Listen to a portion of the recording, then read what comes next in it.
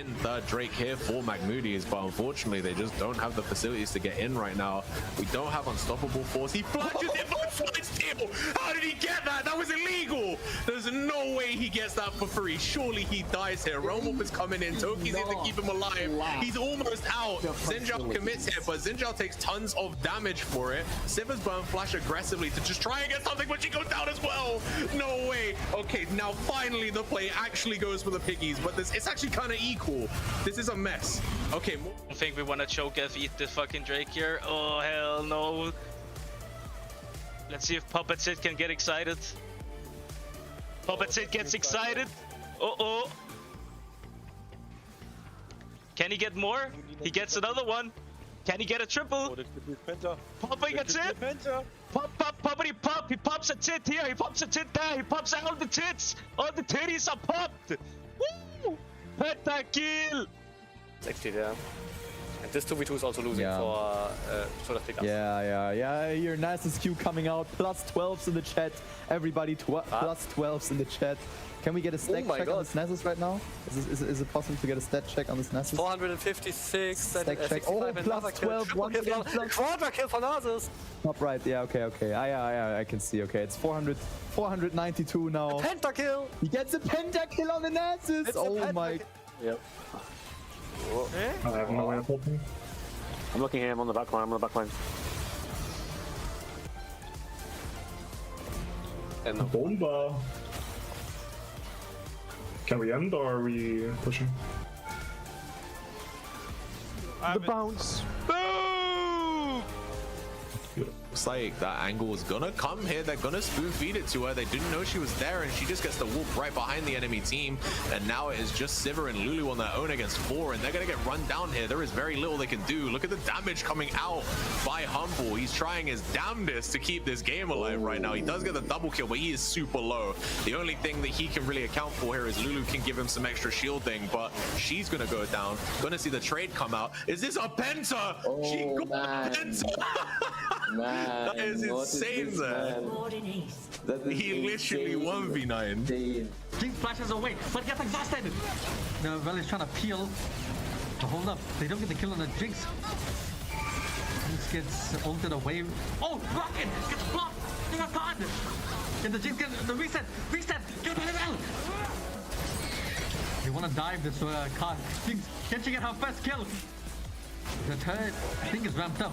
Rakan goes for the ult. W. Jinx. 1 health. Oh, one more auto attack. GG. The barrier didn't go off. It's fine. GG. Okay. Oh, this is way too early. Way too early for Theos. He is gonna definitely die here. Oh, the smite was so bad. It was 1 HP.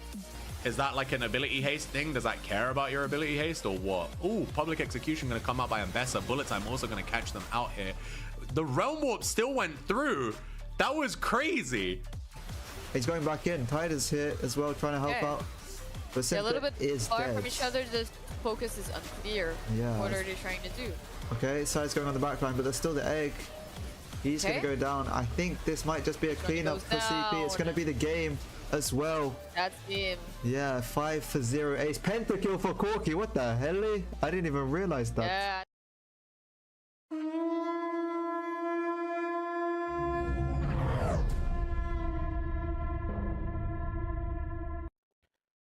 Ladies and gentlemen, welcome back to the MiniLCS Winter Open 2026. Yesterday we had the Sweat Lords bracket, and my god, what a sweaty game that was. We went to game 5. I got to play Silver Scrapes. It was amazing. And something else happened, but you're gonna have to shout it out. But today, of course, it's Weenie Huts. It's the little weenies. It's these shitlords who don't know what they're doing. We have Vicky Mendoza versus Church of Copium Kings, aka Cock. And we all love a bit of cock, don't we, ladies and gentlemen? But enough of me spieling. I'm going to hand it over to our caster desks in the MiniLCS studio, the EU production studio. We have, of course, Day Zero Smites, aka Day Zero Hair, aka I don't know. It's just something. And then with him, we have a newcomer to the MiniLCS. We have Mad Miles. So let's get them in. Welcome, ladies and gentlemen, to the MiniLCS Winter Open 2026. Another routine day here with absolutely nothing different than usual. Big day for everybody in the Weenie Hut community. All of the low elos, all of the piss lows. Just not me anymore, guys, I swear. Just on 6, a perfect night for some League of Legends. Exactly, yeah. 6 p.m. perfect time, apparently, for a best of 5. That if it goes to 5 games, it's gonna be pain, but you know. I can see in the chat problematic. We already know. Yeah, so we're gonna have Vicky Mendoza up against is Church of Copium Kings, aka Cock, and we're gonna have to see which two of these teams is gonna you know try and take this game right now. But absolutely, I mean, what are these people saying in the chat? What am I reading right now? We see these. I'm not playing if you don't show what? Don't show what? I don't know what they're talking about. You tell me. Were they... Oh, hell no!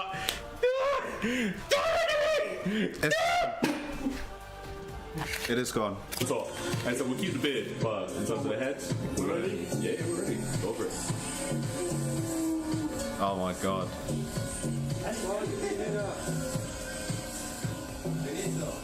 Instant regret? No? Okay. Looks good. We'll see how it feels when it's when we're over.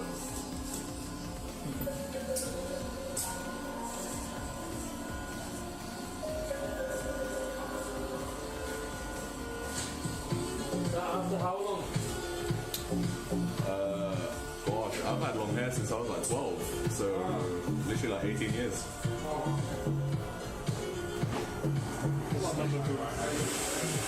Yeah, that's cool.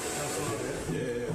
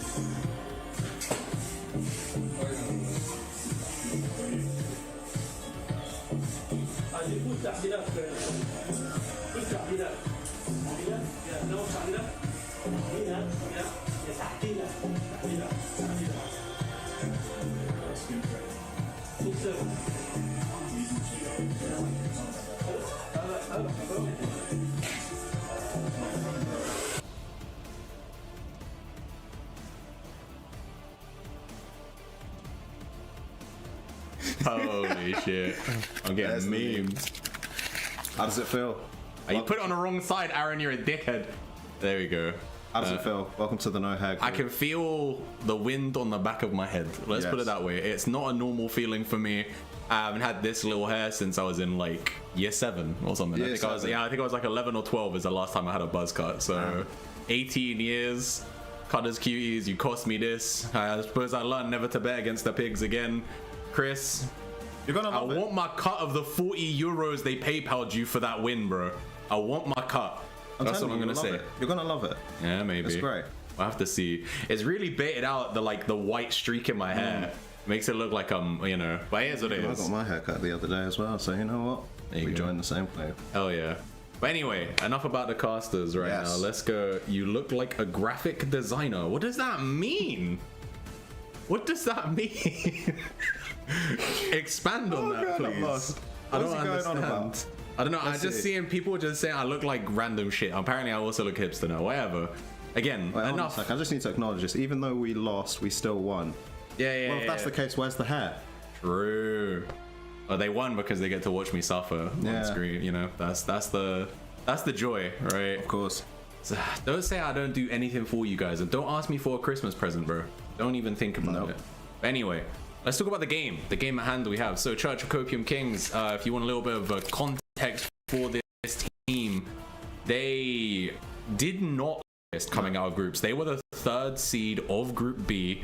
They lost to the Outcasts and to Team Cyberpunk, both of whom fell out before they did. You know, we see obviously Team Cyberpunk lost to Team Zenith in quarters, and Church of Copium Kings got their win back against Outcasts in semifinals. They took them out 3-1 in the best of 5 there. So they have been a team that's ramped up over time. They've had multiple different kind of roster iterations over the tournament. They've been beset by like injuries, kind of team issues, you know, exams and whatnot have kind of taken some of their players out.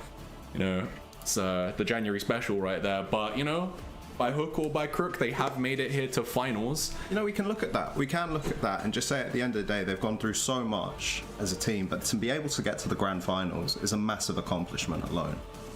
And considering if you just like look at their compositions over the past, which champions that they've been trying to go for, it's been a bit all over the place on their side. But to be able to get this far into a tournament, to be able to get to the grand finals is massive on their side. No, 100%. I agree with you. On the other side, we have a completely different story for Vicky Mendoza. So Vicky Mendoza, in my opinion, bang for buck, even from the beginning of the event, were probably the favorites to win it. Their top side is really strong. They have Mogjon in the top lane, who is typically a weak side laner, but considering how strong he is, he's, you know, the cap for this bracket is low plat, and he has peaked Emerald in prior seasons, but in the last season or 2 he was only low plat. But you know, those fundamentals that come with being someone who's hit Emerald before are definitely still there for him. So much so that if you look at the pool of champions he's used, you know, he's not exclusively playing weak side, which is, if you cast your mind back to Winter 25 when he was playing on Phenomenal, he was mainly playing those weak side champions. He was playing Sion, he was playing Ornn. But here in Weenie Hut bracket, now we have some more balancing. He's playing stuff like the Urgot, stuff like the Garen, the Renekton, Tahm Kench, He doesn't seem to be that afraid to bring out different picks now. And that's the important part with this. So we don't know what to expect going into this game. Will we be seeing any new picks? Will he go back to basics or try and go for the Ornn, play the Urgot, any of these sorts of champions? Or are we going to see some new spice? Well, we are in draft for game 1 here, so we can have a quick look and see what we've got. So Vicky Mendoza did opt for the blue side here. They are the higher seed, so they got side selection, and I am very interested to see these bans, because one of them seems kind of meta. Like that Vladimir ban here is actually against themselves. So they clearly don't want to B1 the pick, because it would obviously tell us where some people are going, but they want that Vladimir pick for later in the game so that they can move their jungler into an off role. We just see the first pick here, and we see Sion. Sion's actually a very safe blind pick. Correct me if I'm wrong, I have seen some mid lane Sion this tournament. Not from Vicky Mendoza, but yes, from Church of Copium Kings. We have seen Sai bring out the Sion twice, or Japati Master in the mid lane here for Church of Copium Kings. He's this brought can that be out rotated, this can go to the mid lane. I mean, it can even go to support, but that is a very, no pun intended, Copium pick. That was the case. But you can see we've gone with the Gwen and the Ashe. Ashe is just always a safe pick ADC, I feel. And considering we're going on with the Sion, there's more options on builds on, do you want to go for a Shred build? Do you want to go for the Blade of the Ruin King? And we're going quick on these picks. Yeah, no, for sure. I think the Aussie Anivia special here is, you know, they left it up. I'm assuming that means Church of Copium Kings have a plan for it. Yeah. They're gonna know that this Anivia is definitely going in support. It's been 100% pick or ban against Vicky Mendoza. Like, it either gets banned in first rotation or Vicky Mendoza pick it in their first 3. It is her kind of signature champion. And it looks like their answer to it is to take the Blitzcrank. So they're like, yeah, cool, take your control mage in the support role. If we hook you or MF, you have no tools to get yourself out. I do really like this as well, this pick. It's quite a safe pick for a support, but partner it with the Ashe and you've got lots of crowd control. You've pretty much got a permanent slow off the auto attacks. You've got the pull in, you've got the knockup. There's so many options here. You've got the silence off the ultimate as well. The silence off the ultimate. Really neuters Anivia. At the same time, it's huge. We see Ambessa and Syndra banned straight away. It's interesting because and these are 2 mid bans here as well from Church of Copium Kings. So Ambessa and Yone are both champions Poseidon has played. I believe he's 1-1 on the Ambessa and he's 1-0 on the Yone. But seeing that they have that kind of heavy set AP in the bot lane from Anivia, and Sion's damage profile is, I believe, AD focused, but you know, he's a tank. He's not really there for the damage. You know, they're gonna try and pinch here some of the AD so that they have to force Uguay to play an AD jungler and put something AP in the mid lane. So we're gonna hover the Ahri here for Chapati. Personal favorite of mine. I mean, this is Ahri's always going to be like one of those really strong safe pick mid laners. You can go up top side and roam, bot side and roam. Are we hovering over the Lilia? Yeah, we are, which means that they would probably want. You could double dip here because of the fact that you have, well, no, you would need some form of physical damage on the team. There has to be, yeah. You can't rely on just MF, I think. If they go AP mid and Lilia jungle here, then I think that the enemy team can start stacking MR and they're gonna have a fine, they're gonna have a fine game. I just want to point out that we are currently playing on 26.5. Lilia received a interesting little buff. She got a small percentage nerf off the Lilting Lullaby, but the cooldown has gone down at the same time. This is really going to be impactful. And the Garen. It's Sion mid and Garen top here. That is very interesting here. Vicky Mendoza taking the Chapati tech Sion mid for themselves here. Again, for the long-time viewers who remember in summer of 25, Poseidon was literally the first team all-pro top laner for Emerald bracket, which is the bracket above Weenie Hut. So he is very proficient on this Sion. It was his champion. They're answering with the Chaos. So this is definitely a jungle Gwen. And I don't know how I feel about that currently on this patch and against Vicky Mendoza. You can see that they have the ability to stack up. Both teams are mega AP heavy. Exactly. Yeah. That's the interesting part. So it's going to be hard to build against the MF and the Ashe. What is going to be their answer? Do you have to focus on the MR or should we go focus on the armor? Both AD carries have really strong late games. Yes, I would say I think if you're this Sion, you should be stacking MR. I think he's going to have a much more easy time considering top, jungle, and mid are all magic damage. Of course. And they're the people he should be seeing for the first 20 minutes of the game. So I'm probably assuming we're going to see like a Hollow Radiance rush from Poseidon. Yep. Maybe Kano Grokan as well as a second item. And then after that, now we're in that 20 to 25 minute mark where you're going to be dealing with Ashe. So now we can maybe build like a Randuin's or something because she's going to be, she's going to stack crit and she's going to stack the crit, but at the same time, she has access to being able to choose to go for something like a Blade of the Ruin King at the same time. Yeah, that's true. Amazing shred item. Ashe has such a flexible build pathing as well. She can look for the Kraken Slayer if she wants to get for that extra shred on top of that. But both ADCs have got great late game. And let's look at the partnership with the Anivia, the Sion, and the MF in a team fight. It's quite nasty. There's lots of slows. You've got the knock up off Decimating Smash. It's so much. Only thing I would say for Vicky Mendoza is I think that they lack that kind of easy go button, right? You don't always want to use the Sion ult as your kind of engage tool. You can use it 100%. It's not a bad usage, but a lot of times Sions will use it as a priority way to get themselves back into the lane. They can use it as an escape tool, for example. It also depends on the stats, the build path that he's going to go for. Is he going to just look for going all tank Sion? Because if that's the case, he can afford to just ult into a team. Yeah, that's true. But again, I think the initiation, you have to look at the fact that we've got the Lilia be having the Lilting Lullaby. Absolutely insane move. Got that nice little buff on this patch at the same time, like I mentioned. So again, a very flexible sort of team fight composition on this case. And so they've kind of just kept it a bit simple. They just want to get the job done with this line of this. Basically just we want to get the job done. No, 100%. I agree. I think that their team fight is maybe a little bit more simple. I think that the red side here, they have more options for picks, right? They have stuff like Spirit Rush into a Charm. They have the Blitz Hook. They have Enchanted Crystalline Arrow. And then their late game insurance is going to be this Gwen and this Kayle. But again, because they're both AP and also because they're both attack speed based, we could see a Frozen Heart built by that Sion. And it would really hurt both of them, even though it doesn't give any MR, just because it will reduce their attack speed, which makes it harder for them to shred.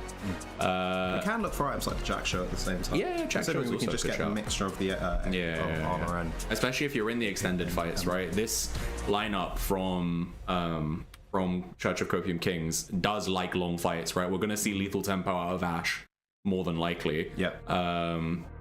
It's probably going to be PTA for Kayle to try and punish the early game, I imagine, of Garen, right? Because that level 1 Kayle all-in is actually pretty dangerous. It is dangerous, but how are they going to answer to the Kayle? They cannot let her get fed in the later game. So are they going to look to shut her down very early? Or are they going to just try and team fight her, get those stats, get her deleted from the game as quick as possible? Ahri here actually does have a lot of work to do, just to mention, because this is going to be a huge pick for roaming if they can get it. If they can get it. It just depends if she can. We haven't really spoke about the individual matchups, and I'll get to them in a second, but we do want to say quickly the predictions are live, you guys. So if you have Stimo coins sitting, you know you've been watching the stream, you collect some coins, you can gamble. Gamble is available to you now. Is currently, I recommend gambling there, man. Unless you live in the Netherlands, gambling is okay apparently. If you live in the Netherlands, you cannot gamble on Twitch. So shout out to all of our Dutch viewers that either just sit there and don't gamble, or use a VPN to get themselves something to use their Stimo coins with. But I am broke after yesterday. Salute. Unlucky, bro. So am I. I'm broke in a different kind of way. But yeah, we currently have, and this is mainly because of me, I put 20k on Vicky Mendoza in this one, and we got 50 on Church of Copium Kings. So whoever put that 50, if they win, it's gonna well, I mean, if they win, they're gonna take what, nearly 25k Stimo coins. So they are having a good time. Massive. And they're looking real happy if they can get it for sure. But hold up, I've just been informed I need to server mute some people. Give me a second. Let me just do that real quick. There we go. Sorted. And but yeah, I mean, okay, let's go regardless of this draft. We probably should have covered this earlier, but we got really quickly into the game. Exactly, very quick. Series predictions. How are we feeling? I'm feeling it's going to be a 3-1. Okay. For who? On behalf of Vicky Mendoza, the way they have been playing this entire tournament has just been remarkable. Pretty much nearly flawless. And with judging by how they've been performing, I think that it can just be a 3-1, depending on the answers from the Copium Kings. But it's going to be more around the draft in for the next game and the game after. Can they take away all these power picks? Next game, we don't have to worry about the Anivia. Yeah. There's just so many different factors. I have a feeling that they can take at least one game. Yeah, no, I agree with you. I've gone for 3-2 here, so I still think Vicky Mendoza take it. I think that this game is going to be really, really scrappy. So if I had to guess, I mean, we can look at this game 1 draft and we can already see that some picks are being taken away, like the Scion, right? Yeah. I think that Vicky Mendoza have already seen, have done their research, have done their homework. They know that this is a thing Church of Copium Kings rely on at times. And secondarily, they also know that Poseidon should be able to beat Chapati Master in mid. If we look at, statistically speaking, both of these players, Poseidon has won almost every lane he's played in mid, and Sai has struggled in a lot of lanes. We have to tend to pick him stuff like the Scion, stuff like the Swain, for him to be able to kind of thrive in those matchups. He needs to get to the point where he has items, and then he can start to do work in the game. But his actual laning, I think, since he's off roll, is not as strong as Poseidon. And so that's the thing, especially on like when in the lower bracket and lower elo, it's all about fundamental play. And the person who's got the better mid lane fundamentals in lower elo will win. The meta doesn't always matter. It's always about the comfort, power picks that they decide to go for, and overall just your fundamental League of Legends. Meta doesn't exist in the ghettos. It just doesn't. See in the Twitch chat, someone's did a copy pasta. If Sai has 1 million fans, then I am one of them. If Sai has 10 fans, then I am one of them. If he has only 1 fan, then that is me. If he has no fans, then I am no longer on Earth. God. What is going on? What is going on there? They're really hoping to see some performance from him on this Ahri, and do you know what? I think it will be the key to breaking this game. That would be my dream here. One, like, my go-to pick is always going to be the Ahri, but it just depends on how he treats the laning phase, Is he going to look for these roams? It's a difficult one. It's a very, very difficult one. He's got a lot of work to do, especially against the Scion. He just doesn't. I don't think it's gonna really die. Laning phase. I agree. I think that he has 0 kill threat on the Scion. Like Poseidon would have to play mega egotistically for him to be at risk of death in this game, especially considering he can't really proxy. You know, like mid lane is a really short lane. You can't really do much in terms of getting behind the turret to do anything. Actually, the gap between T1 and T2 is negligible. Like they might as well, you know, be touching. The questions are as well as what resources do they actually have to get behind to get to that Ashe? Yeah, they don't have a lot of ways to get on top of her outside of the Scion ult, so we could see Soot just literally like power glide this game right now. You know, he could do it. We're gonna have to see though. I mean, you know, they've given away Aussie's most comfortable support here in the Anivia, so she's on mega comfort. MF for Kitran is Vitran. I'm not sure. We haven't seen a lot of promise from Vitran. I think he's done better than their original AD carry. Yeah. But you know, he only joined the team like 2 weeks ago. It was about 2 weeks ago. He's only played 2 series right now. They've kind of, and also he hasn't got a game on the MF as well. He does, yeah, he has, and I think he won it, right? No, he doesn't. I don't. Oh, he doesn't have it? No. Vitran doesn't have a game. Oh, he doesn't. No, yeah, you're right. This is the first time we're going to be seeing the MF. He's done well on the Smolder. He's done well on the Ashe, the Jinx, the Sivir. Jhin was a bit of a ropey game. But Jhin is again one of those champions that's a bit more demanding and has a little bit more execution in comparison. So the MF they've kept it simple. I really do like the team fight potential that Vicky Mendoza has actually gone for here. No, I agree with you. I think that the team fight for Vicky Mendoza is stronger. I also like the fact that they picked a strong side top. So if we look at how Church of Copium Kings tend to win, especially these days, that essentially they tend to have like a safe mid laner. They tend to take something in top lane that they believe they can carry with. So, you know, we've seen a lot of like Aatrox, Zahen from Synthet, and he's had good success on those. We also saw him whip out the Swain, I believe, in a positive matchup for it, and he ended up taking over that game. And so bringing in Garen is such a strong side champion, is such a bully champion. It makes it really hard for whoever it was that Synthet wanted to play he's it. Very punishing, but again, he's going to have to be careful with the wave control. It's very easy for Garen to be able just to push straight into the turret. So he doesn't really want to see that. You just have to see the composition, see how it pans out. But if they do get to that level 11, level 16 power spike for KO, I can see a world where Synthet takes the game over. But we are ready to go into game. So for those of you sitting there waiting, let's get a little drum roll going. Game 1, Weenie Hut Junior Finals. We are ready. Summoner's Rift. Vicky Mendoza versus Church of Copium Kings. See, I got told that Church of Copium Kings were winning loads of scrims at the time where they weren't winning any officials. No. And so I've been lovingly referring to them as Church of Copium scrims for the longest time. But, you know, they made finals somehow, so those scrims have been working out for them. And I'm hoping at the end of the tournament they have like a, you know, remember like the G2 Romain kind of scrim results he does every Worlds, where he drops the spreadsheet, everyone can see how they've done. I'm hoping to see that out of Church of Copium Kings, but we'll see what happens. What's going on here? In what side? Not much here, I don't think. Not much. Not trying to look for any deep wards at the moment. Yeah, with this season, with the way how it is, it's no time anymore. There's not really time to. Oh, sweet. If we look at the runes here, though, let's see. We've got Fleet Footwork here for KO, so she looks to be wanting to take things nice and slow, step by step. Yeah, exactly. She's not going to go for that level 1 kind of try and take the lane by storm. She just wants to scale. She wants to get to, like we said, level 11, level 16, item breakpoints, and then take over the game when she's got the farm. Because the KO click. We clearly know that he knows that he's not going to have a good early game. Let's play it safe. Let's get the Fleet Footwork in. Yari's gone for the Electrocute here. This is actually pretty interesting. I'm not too sure if I'm a big fan of this against this sort of composition. Yeah, I think it's about lane dominance, right? And I don't think you can dominate this. You can't dominate this Scion. Yeah, I don't believe so.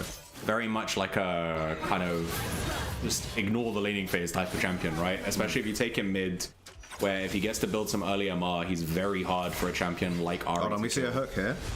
Perfect knock up. We're going to see any summoners. No, we're going down. Ignite has been flashed. Treading down. First blood. Easy on kill. The side of Tide. Yeah. Cock with the first blood. Fuck went in. But yeah, Tide, I wanna say honestly, he's been one of the best additions to Church of Copium Kings, especially since they've been able to move him into the support role. Yeah. I think he's gone from, he wasn't actually a part of the tournament initially.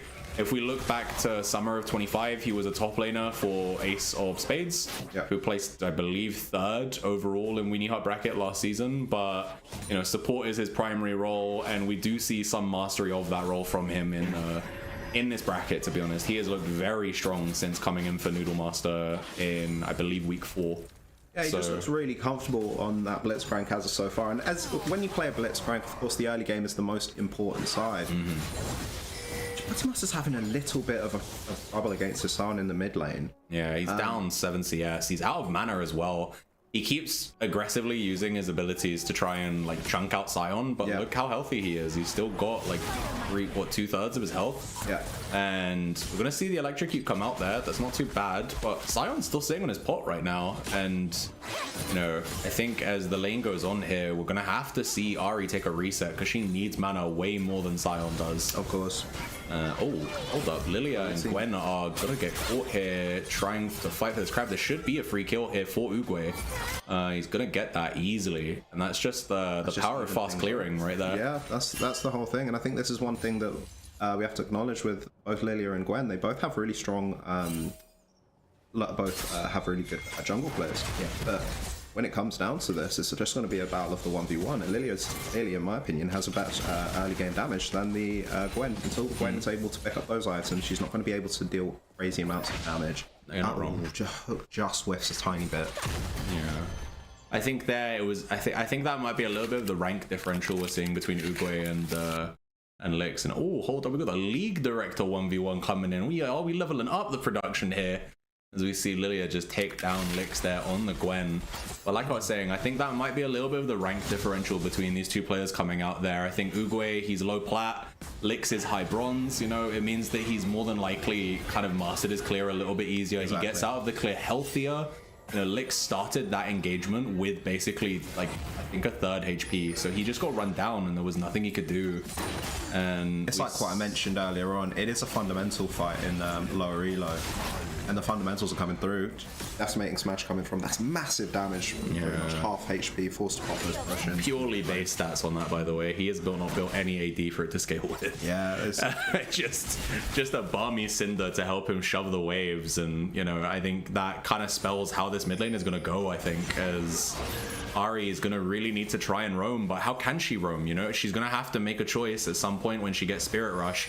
Do I lose waves and lose plates to allow me to roam, or do I stay here and just continue to get shoved in ad infinitum? Because that is the option we have right now.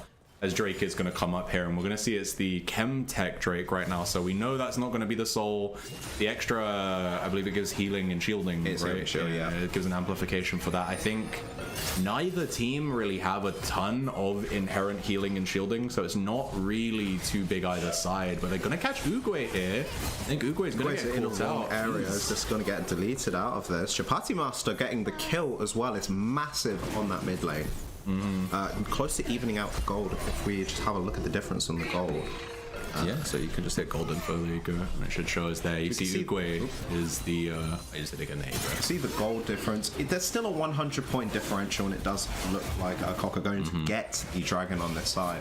But still, it's better to even it out than it is to keep it. It's just such a distance, so it's good that he got the kill on this, but yeah, he's still got a lot of work to do. He's running out of that mana super quickly. Yeah, he didn't get to get a lost chapter when he based as well. No. Which I think would have been a big difference maker for him when like on that initial base, because obviously with the lost chapter, every single time that you level up, you get like a big chunk of your mana back. Yeah. And so it makes it so much easier for you to sustain in lane. It's a great early power spike, right? Because this is a time that he has got it now. Though. He's got that now.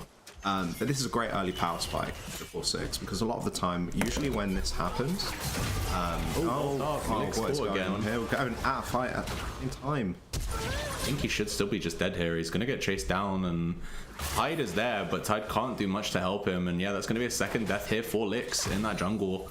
And again, it just looks like he's getting caught. He's mirroring Master Uguay, but unfortunately Uguay is just faster. We can see he's got one camp on him. and he was looking for it as if that. I think they might be tracking him, to be honest. I don't know if they have vision in his jungle right now. But It's about shutting these late game champions down at the same time. Gwen having a really nasty late game, as has Kale, but they're kind of picking their poison at the same time.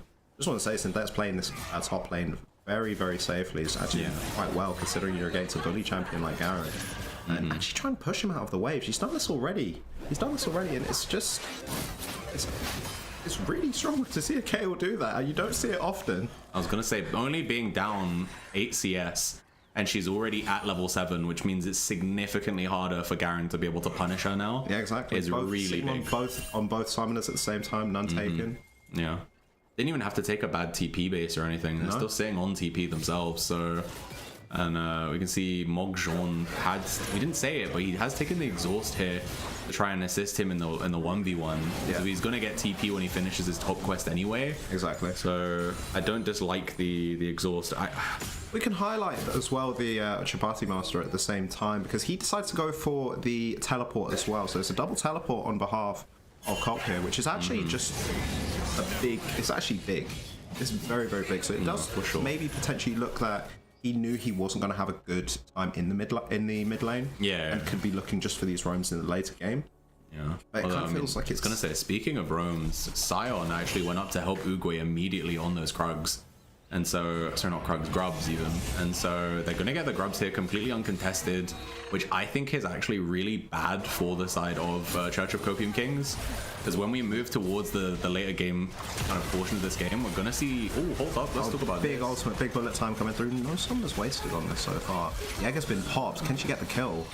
Gonna get out. Oh, and she gets out. Yeah, just about. I think awkwardly, just the positioning there of where the egg had landed after being pulled in by the blitz meant that if they walked too close, they were going to start taking turret aggro. Minions were going to start hitting them, and you know they weren't super healthy to begin with. So, but to highlight, there were no summoners wasted. The egg being popped here is huge.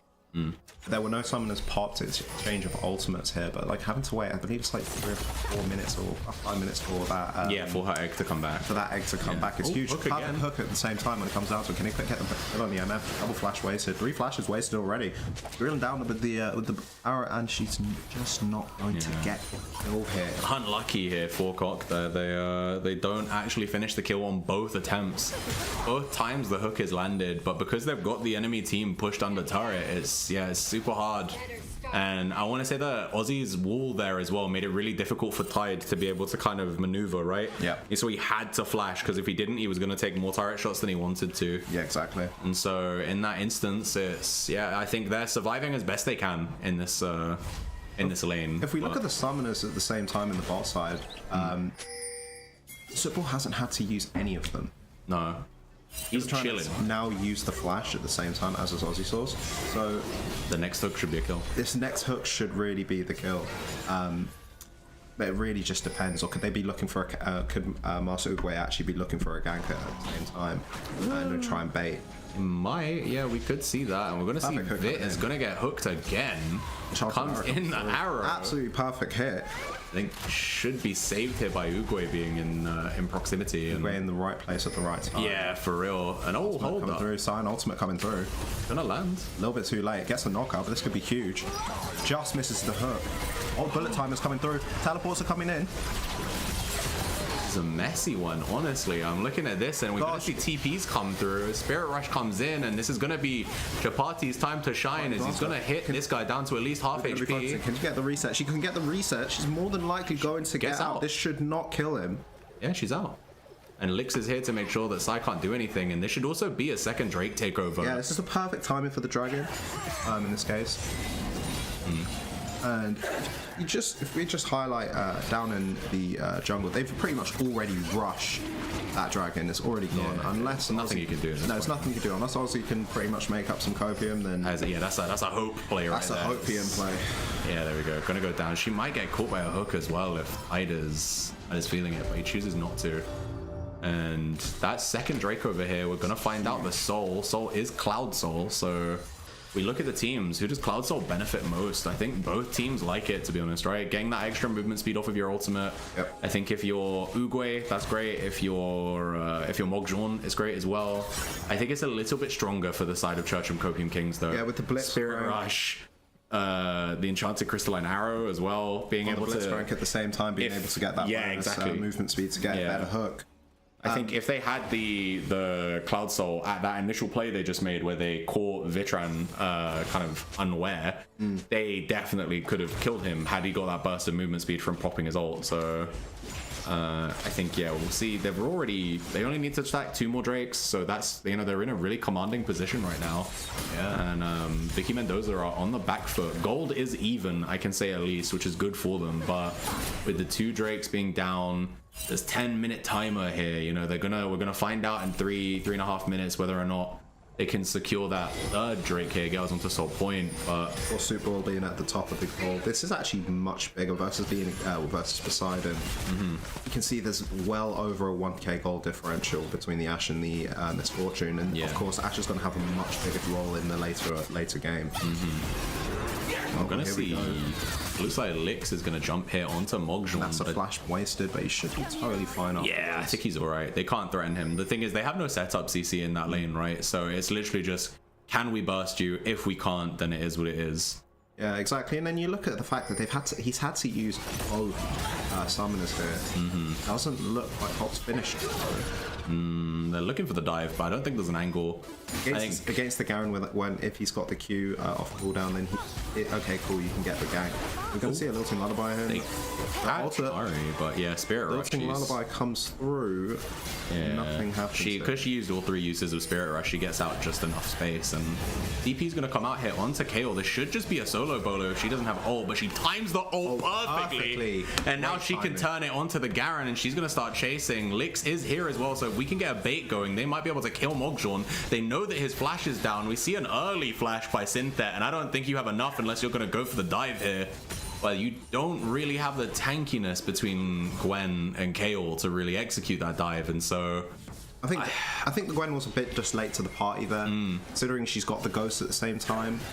They could have tried to maybe dive here, considering the wave was crashing, but they decide not to. Nice dodge there by Synthet, but he's gonna get caught out by the ultimate of Sion, and I think at this point it is curtains for him. He's gonna have to just accept the death. And unfortunate punish there. Really clean maneuver by Poseidon there, using his ultimate as a roaming tool here. We didn't even really talk about that in draft as an option, but it is 100% a good thing they can do here. Hook's gonna land onto Vitran. This should be a kill here. Gonna get that straight over onto Soot, and they should crash the wave as well. So that is really hold up the flash Q by Aussie. She is confident, and she's gonna pop her egg unfortunately instead. And Blitz Hook comes through. The Blitz Hook is gonna make those eggs scrambled, and she gets the kill with her Oh my gosh! Oh my god! If she turns into a double kill, she's actually goated.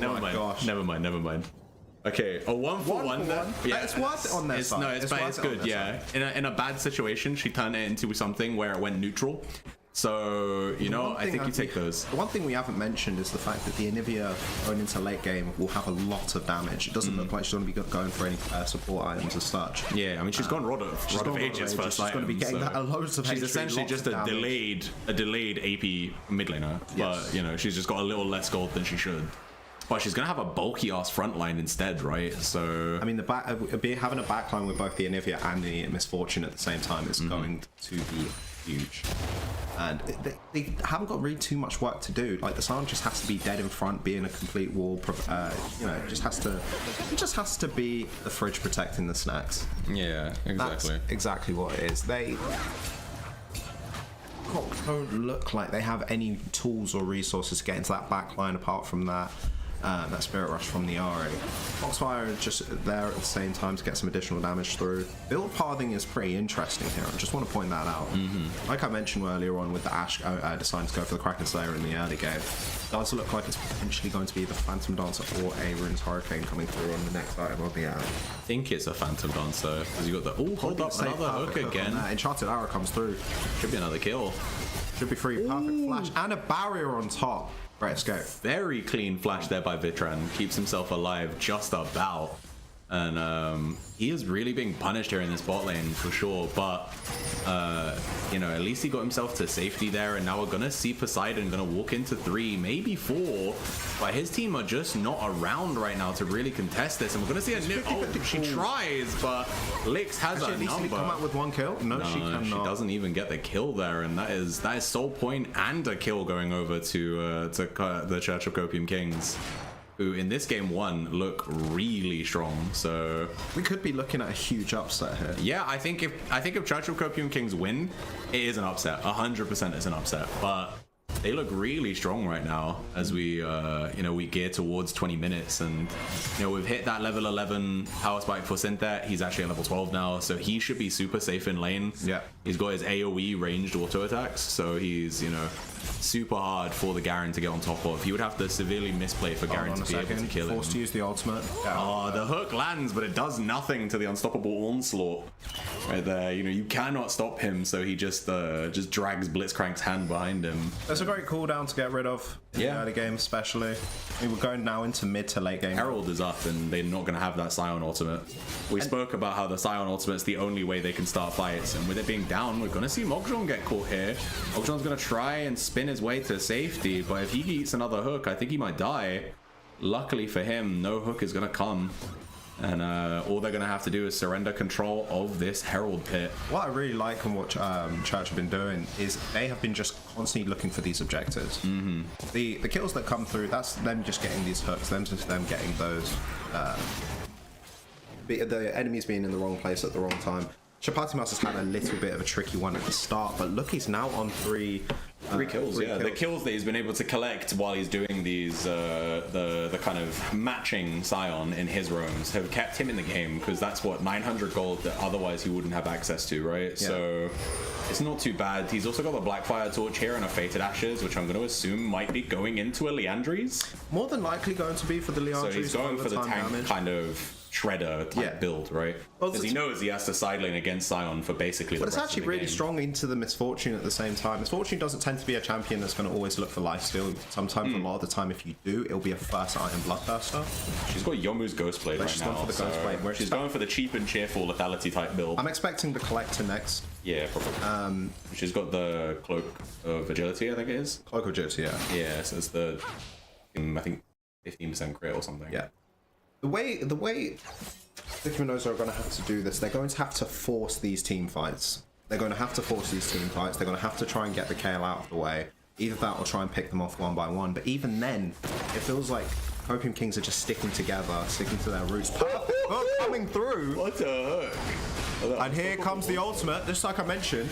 You've got to see that, there's the ultimate. Perfect dodge coming from the Ashe, and he's shredded down. Yeah, layered with the bullet Massive time there. Damage. Means that Blitzcrank didn't stand a chance, and what looked like a good start off play here for Church of Copium Kings. Perfect time flash. Gonna end up being a net loss for them as they lose the flash off of Sootball, and Hyde loses his life, so they get the tier 1 mid as well, which I think is actually really big for this game. Being able to get rid of all of the vision that is given to them from that tier 1 mid means that a team like Vicky Mendoza, who look at the champions they have and tell me they don't have the dirtiest death bush you've ever seen. It just looks horrible. Garen, Scion, and Anivia, bro. All you have to see is that Scion alone. They will sit in a bush around one of the neutral objectives that they have just lost priority over being able to see them because they no longer have tier 1 mid. They'll sit in like the banana brush or something, and someone's gonna walk into it blind, eat a fully charged Scion Q, and get eviscerated by MFO or by the entire Flash has been burned. Scion does not have the 4 members here. 4 members. Are they going to be able to shred him down? They can. They surely can with the KO, 100%. Yeah. They commit everything in the kitchen sink essentially. Kill as well. That is massive. That actually evened out the gold. Vicky Mendoza actually took over the gold. Church of Copium Kings, they're looking for these objectives, so even if they do go down a tiny bit on gold, it doesn't necessarily matter because they've got the dragon advantage. They're on Soul Point right now. They're putting so much pressure now onto Vicky Mendoza to be able to contest the dragon on the next fight. Yeah, no, for sure. I mean, we have 35 seconds until that Drake comes up, and if Vicky Mendoza give it over, they're giving over Cloud Soul. which is a massive advantage. You can ignore the fact that the gold is even if they get Cloud Soul, because statistically, I think Cloud Soul, if you have it, I think it's like a 70% win rate or something. 74. I remember something insane like that during the LPL finals or something. Yeah, so giving that over right now will be a crime. So we know in the next minute or so, once all of the teams are around and ready to go for it, we are definitely going to be fighting for it. I think, honestly, if I was Church of Copium Kings right now, I would trade it. I would say, we wait 5 more minutes because we scale harder. Let's trade that Drake that they have to go to for Baron. Well, yeah, in this case scenario, then you would expect them to rotate up to the top. Rather than stay in the bottom. Well, look, they're there. They want Soul. They do want to contest it.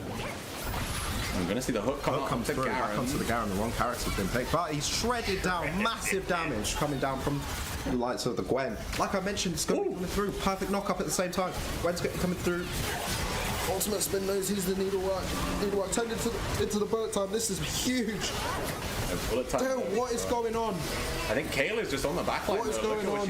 Look at the work she's getting done here. Kitran, he's trying his best. They do kill the Kayle eventually, but it goes. The Ash is still going on, shredding down. It's going to be another kill. This is going. Ooh, and Chapati Master finishes it off. 4-0 on Chapati Master. 4-2 on the Ash. Someone check my man's account. I think he's account sharing right now. This isn't the Chapati Master I know. This isn't the Chapati Tech I came to expect. He is 4-0-3 right now on this Ari. So just look at the gold graph. That's Cloud Soul just passed over to them for free. Genuinely insane. The gold graph at the same time, they've now got the Cloud Soul. In this case, it is. This game is this game feels like it's over. Yeah, this is. I mean, the gold is even. I wouldn't say it's over just yet, but I would say it is now Cox's game to lose, right? I mean, they are in the driving seat. Look at the gold onto Suit Ball as well. This is perfect for absolutely any.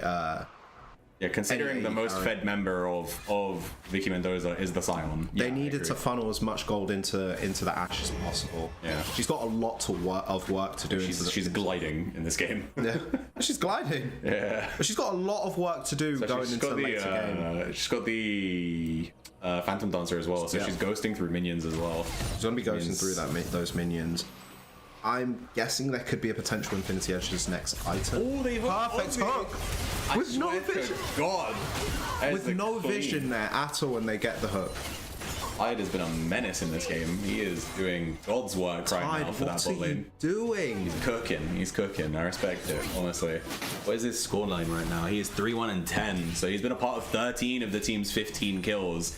He's been enabling the roster so aggressively in this game, and you know, as Vicky Mendoza must be happy that next game that is going to be banned. Yeah, exactly. With the fearless rules, they don't have to worry about this blitzcrank. But losing with your signature champions like the Anivia, like the Scion here for Poseidon as well is also going to be rough, because it means you can't rely on them as the game goes on, right? Although we're going to see maybe Ari get caught here. She gets silenced up. Forced to use the Spirit Rush. As soon as the silence ends, the Spirit Rush out immediately. She gets herself to safety. Hold on. Gwen's coming at the bot side. Oh no. Just run down. This is turning into a 3v2. Counter. 3v3. Counter. Oh, perfect hook coming through here. Can they follow up? In theory, Tide was caught there, but the Anivia wall actually saved him. Wrong. Yeah, the Anivia wall saved him there. Trap him. And hey, I don't know if you heard the pings there. Someone was like, probably like, Anivia alive, Anivia alive, Anivia alive, because she blocked it with the wall. And I think they definitely could have killed Tide there if they, if the wall didn't literally save him. So it's a rough one, but the gold lead has begun to balloon right now. You know, we're nearly at 3K. It's the largest gold lead I think we've had in the game so far for Church of Copium Kings. Yeah. Don't get me wrong, the game has been kept kind of close regardless, but at this point, you know, when they're the scaling team, they are getting to scale. The thing is, the more this game drags on, then the gold difference isn't going to matter anymore. The thing that perfect lilting lullaby coming from, but is it really worth it on the support? Great Ash arrow from there. It does look like he's going to be going down. They do get him, but Ash is now here and she's in range, and there's three members here the cavalry. I think they might be able to get something back, and they do finish off this Garen, who just gets shot down from a distance by the Ash, and now neither team can really do anything with this loss. You know, you lost support for top laner. Not too bad of a trade if you are. I just want to highlight. What's it where that is? This is going the wrong way Vicky Mendoza. Yeah. I mean, considering they just started the fight up top side and they end up going 1-for-1, they lose a turret on the bot side as well. I think things are going very much Church of Copium King's favored right now, and Synthet's got this holding onto the teleport at the same time. Yeah, literally. Like now that they've moved Sion down here, in theory, Copium Kings could just move for a Baron play if they wanted to, right? I think they're strong enough at this point. They have major power spikes where they have level 16 on Kayle, they have 2 items on Gwen, they have 3 items on Ashe, they have 2.5 on Ahri, which, I mean, to be fair, at this point, I think Ahri's job is not really to be the primary damage dealer. You're going to be looking for the charms. When it comes to later game Ahri is always going to be interesting, and it depends on if the enemy team has gone for are very tanky or if they've gone for squishiness. In this case scenario, with the Garen, with the Sion, you can definitely tell that the MF and the Anivia are going to be at the back line, more than likely, same as the Lilia into the late game. You're going to be just looking for those charms. Oh, back hook! What the coming fuck? Through! Oh. Soup Ball and Tide have been outstanding this game. Disgusting in this game. I don't know what he ate this morning, but he is doing God's work on this Blitzcrank. Some of these hooks have been genuinely monstrous, and I think we might see another one come out here. It doesn't quite land, but in goes Chapati.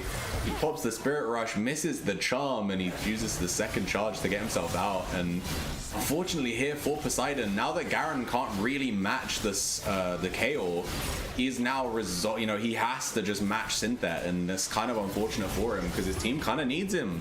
But he can't be there, and now we're seeing he can at least win the one. There are a few champions in this game you cannot leave to free farm in any way, shape, or form.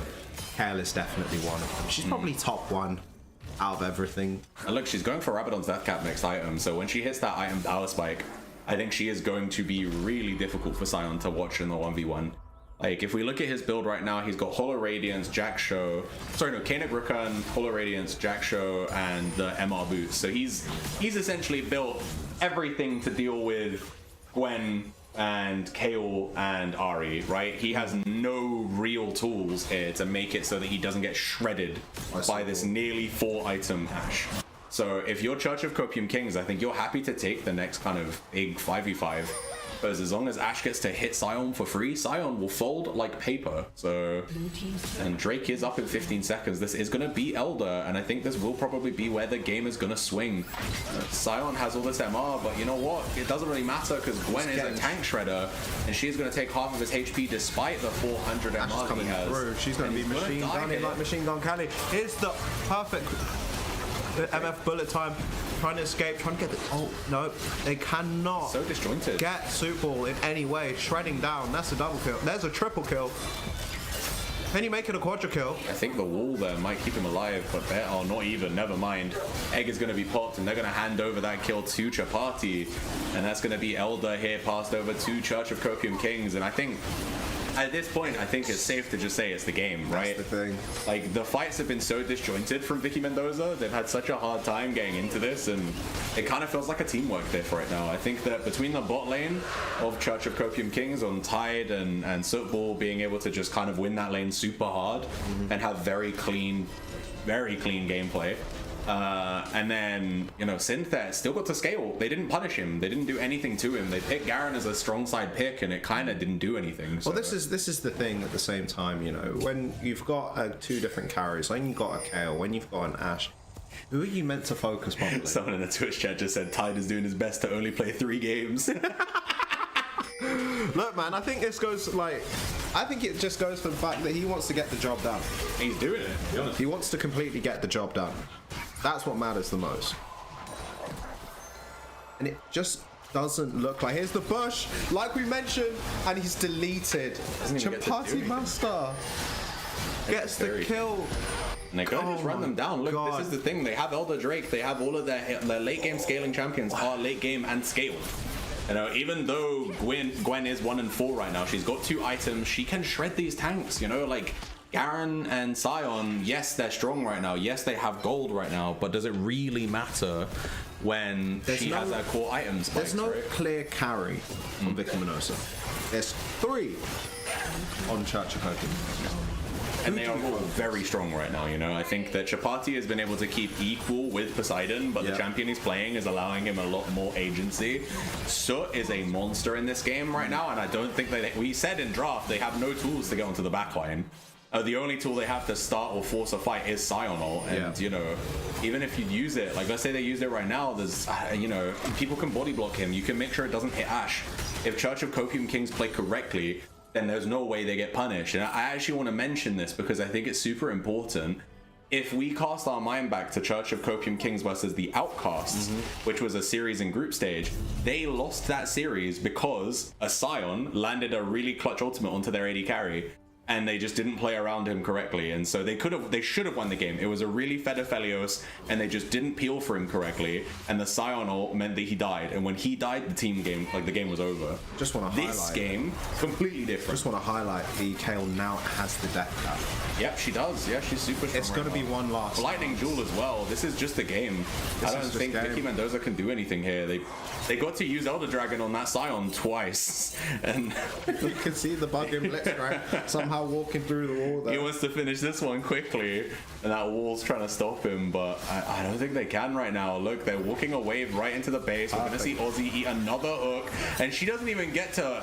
I didn't even get to know if she had the egg there. The egg was gone before we could do anything, and that is going to be the game, as game one is going to go over to the Church of Copium Kings. They've got a lot of questions to be asking. For sure. I think it came down to that draft pick. That draft pick is where they definitely were losing that game. You can see on behalf of the of Church of the Copium Kings, they've got the late game. They had the damage, but what Vicky Mendoza didn't have is any way to counter it.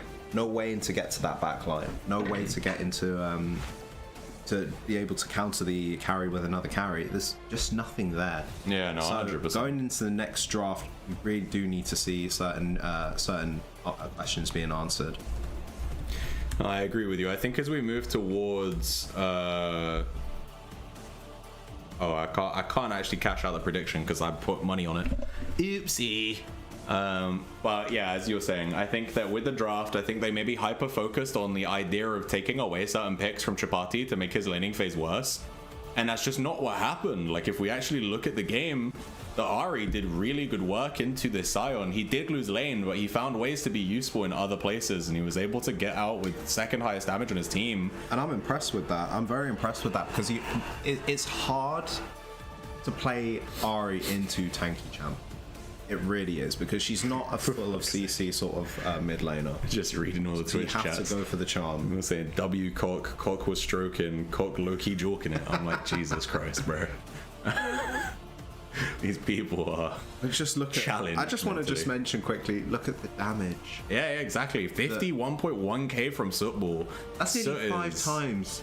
4 times. That's about nearly 4 times as much as the MF. Yeah, literally, yeah. The MF had such a... I mean, she was invisible for most of the game because of the fact that if she ever got within range to deal damage, she was within range of just eating shit from a Tide Hook. Like, you know, the Blitzcrank was such a threat in this game, and he made it so difficult. I mean, look, the Blitzcrank did more damage than Garen, Gwen, MF, and Anivia. Yeah. And Anivia is supposed to be the mage bot lane, right? Like, he's just supposed to be a hook champ. He's just like a bruisery type kind of engage support, right? But Tide he put on a clinic in this game. I think Tide for me takes the MVP of game 1. I agree. I think it has to be. Like, I genuinely a godlike. I couldn't tell you how many hooks there were, but it felt like it was like an 80% hit rate. Like, he hit more times than he missed. I saw maybe 1 or 2 misses. Those hooks were completely godlike. Yeah. He gets everything, setting up the entire team. It's not just setting up football, but he's setting up the whole team to pretty much get any of these carries out of the way and turn any fight into a 5v4. No, agreed. I think Tide put on a masterclass on the Blitz and showed partially why you maybe don't want to pick these kind of mage bot lanes, right? You don't want to pick someone who, if they can get caught by a hook, you just get punished, right? Especially on blue side, you don't have the R5 pick. You can't make sure that you're countering. Like, they, correct me if I'm wrong, they did R4 for the Blitzcrank, right? They did R4, yeah. So it was like they B3'd the Anivia so that it didn't get banned in stage 2 bans, and then they get to counter it, and they just made it look so rough. And so, you know, I mean, we knew that going into this, that bot lane would be a sore point for Vicky Mendoza, but he kind of got abused more so than I thought they would. Yeah. And we didn't see Leeds build anywhere else on the map. So, you know, I think moving into game 2, we need to get Poseidon off of the tanks. We need him on a carry. And we need to see something more from Uguay as well, because I think in this instance, they intentionally, sorry, not Uguay, Mogjon, because we saw them draft strong side early for him, and he couldn't actually eke anything out against Synthet. And for my money, they're the 2 best top laners in this bracket. Of course. And after game 1, I have to say Synthet's looking like the best. I think he's... Synthet looked really comfortable on the KO. And against a bully champion like the Garen, for example, it can be usually be a very ropey sort of scenario, but there were certain times during that game where Synthet was pushing the Garen out of the lane and forcing a reset. When theoretically you'd expect that to be vice versa, right? Garen being such a good early game champion, great sustain, perfect for low elo. I mean, I would have been where else but Weenie Jr., honestly. But yeah, I think we are gonna get ourselves quickly to a break here, so we will be back in about 5 minutes, give or take, with hopefully a little bit of game 2 draft. So we will see you all in 5 minutes. Stay seated, stay hydrated. Says the same bottle from yesterday. Be Volvic squad. Yeah, the Volvic. Yeah, sponsor us, Volvic, please. Ignore this label that's on there. You can't read what it says because it's not in focus, and that is intentional. But yeah, be back in 5.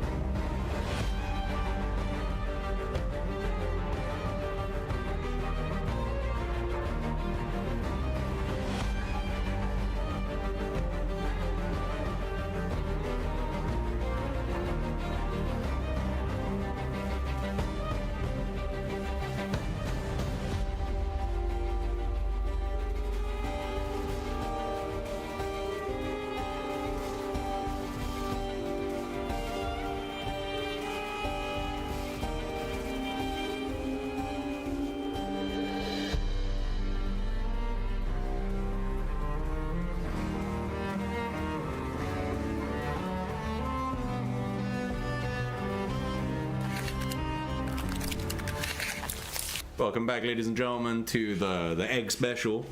We are. that was off the dome. Sorry, I'm not old enough to do dad jokes yet. It comes weirdly normal to me though. Give it 10. Oh, we just got 5 gifted. Huge. Oh, Jan, you missed last. What was it? Yesterday we said if someone did 50 gifted, then we would shave the beard as well. But no one did it. They're not as generous as you are, clearly. You know, my goat right there. Thank you for the 5 gifted subs. We appreciate you. Huh? Yeah. Nah. I need it. I was gonna, if we had to, I'd have just come on stream and been like, I'm a thumb. But unfortunately not. We did not hit that 50 gifted, so it's all good though. I got to keep some of my dignity. You know? No, that 50 gifted is massive. Yeah, that would have been huge, but we appreciate the. I did trim the beard, yes, because I went to the barber anyway, so I was like, might as well, you know what I mean? Like that, getting the top off, might as well get the bottom off, you know what I'm saying? But before we continue, we do have a big shout out for, again, another long-standing member of the community. This one is not a charity like yesterday, though. This one is, this is another event that someone else is running, so for all of the people of you guys from League of Friends, you'll remember League of Friends Fearless, obviously. Unfortunately has been kind of what's the word I'm looking for here when something ends, you know, when they like moonlight it, you know. But in the wake of Fearless, we do now have a new event coming courtesy of exclusively Tuba. He will have pure ownership of this thing. It's going to be his own thing. He's going to do maybe not the whole thing himself. I believe he's got a group of people working with him. It's going to be all of the best bits of Fearless, or with a couple new spicy kind of, you know, bits and pieces. We're talking about maybe doing an auction draft. We're trying to talk about doing. It's gonna have a really cool theme, which we have a promo video for you. Which when Aaron is ready, promo video sport.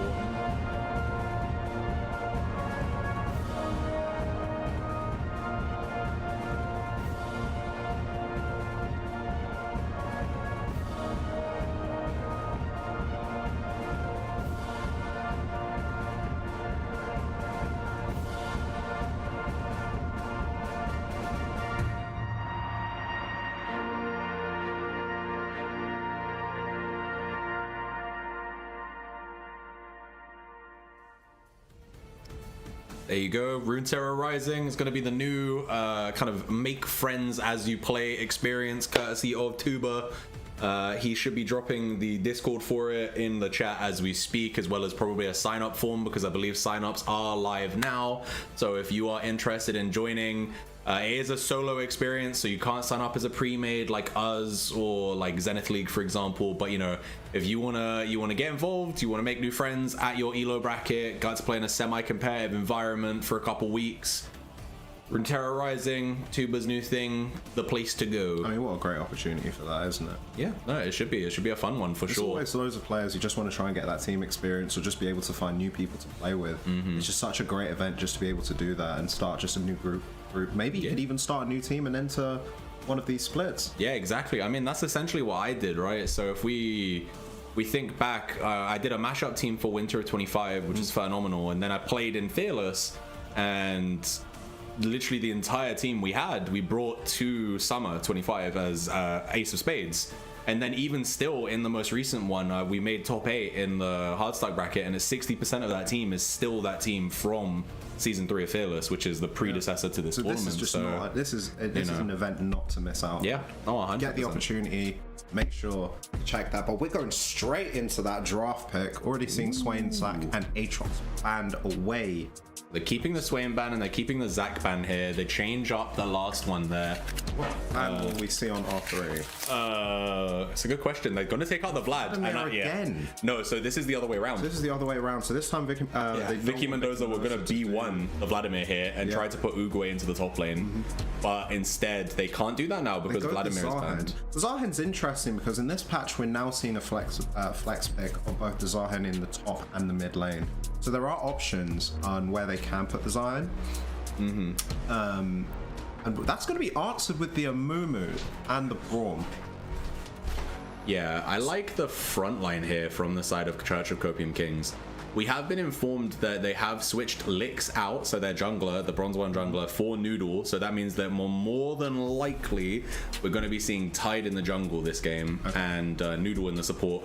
Braum has been one of her strongest picks. She is 0-1 with it in the Winter Open, but she has won with it historically, and I do like it just as a blind here. It's going to make it quite hard for Vicky Mendoza in the bot lane to really punish whatever they pick for Soot, and locking in that Jinx gives Soot that kind of really hard 1v9 hyper carry potential here. So with the comp that they've got here, you know, they've got a lot of really good lockdown options between Amumu, between Braum, and they have a very stable DPS in the Jinx. So what are Copium Kings going to do here? Are they, because I can see the Yone ban come through, so are they going to try and force Vicky Mendoza to put the Smolder in the mid lane? Or are they going to try and flex it and put it into the bot lane themselves? Well, Vicky Mendoza have played Smolder in mid and in bot, so they could change things around either way if they wanted to. You're 100% right. So Vicky Mendoza took the right option, in my opinion, getting 2 flex picks there. CDM Bessa now taken away, along with the Pantheon. 2 flex picks there, but of course in this case you would expect the Pantheon more than likely to either go into the bot, to the mid or top lane, depending on what they would want to do on behalf of Open Kings. And there's the Mordekaiser ban coming through at the same time. So on R4... So yeah, I was going to say, from here we can see Vicky Mendoza are pinching top pool. They're taking away Pantheon, which I believe Synthet is 1-1 on, and they're taking the Mordekaiser away, which he's 1-0 on. Meanwhile, Church of Copium Kings are saying, we know that Smolder is for Vitran. You guys are definitely putting the Smolder mid here. Sorry, the Smolder bot here. So we're going to take away AD mid laners from you. We're going to take away Yone. We're going to take away Ambassa. We've already taken out the Ryze. We've already taken out the Veigar. They are heavy punishing Poseidon here as we get to game 2. Well, let's talk about the Galio as well, because the Galio is going to get put into the mid lane more than likely. Will Vicky Mendoza want to answer that and put the Smolder in the mid lane? They could, 100%. So you see Diana hovering over. This is definitely going to be a Diana jungle, more than likely. Yeah, it will be. I don't think we've ever seen. We've never seen Poseidon play Diana mid, and also Diana mid opting into a Galio matchup seems really bad. It's really risky. Yeah, so this is gonna lock in. It's Zahen in the top lane, Diana in the jungle. We're hovering here for this mid lane pickup, which should be AD if I think about it. Diana there is enough AP, I think, on this team. So. And also, if you pick AP, it's Zahen jungle. I think it must be Diana mid. I don't think you throw Ornn into the mid lane, so I think it's going to be Zahen. Yeah, it's not season 7 anymore. You can't really do that anymore. Yeah. So it does look like the Zahen will more than likely go to the jungle. What will we see actually? Because this is mind games. This is mind games from Vicky Mendoza. I'm impressed with these 5 picks. And they're going to play it safe. They're going to go for the Volibear. Church of Copium Kings, they're going to try and funnel as much gold as they can into that Jinx. There's a lot of work to do on their side, but they have tons of protective tools for her. Exactly. The only thing I'll say is that if she can't live, if this Diana can get on top of her and kill her, or if Zahen can get on top of her and kill her, they have no damage. Like, Volibear is very vulnerable if you can lock him up, and they have loads of tools to do so, right? We have the ultimate from Diana, we have Call of the Forge God, we have E onto any form of terrain from Ornn to knock him up, and then we got the Zahen hook as well to pull him in. The thing is as well, Volibear did receive a small buff on this patch. At the same time, it was on his E, I believe. Yeah.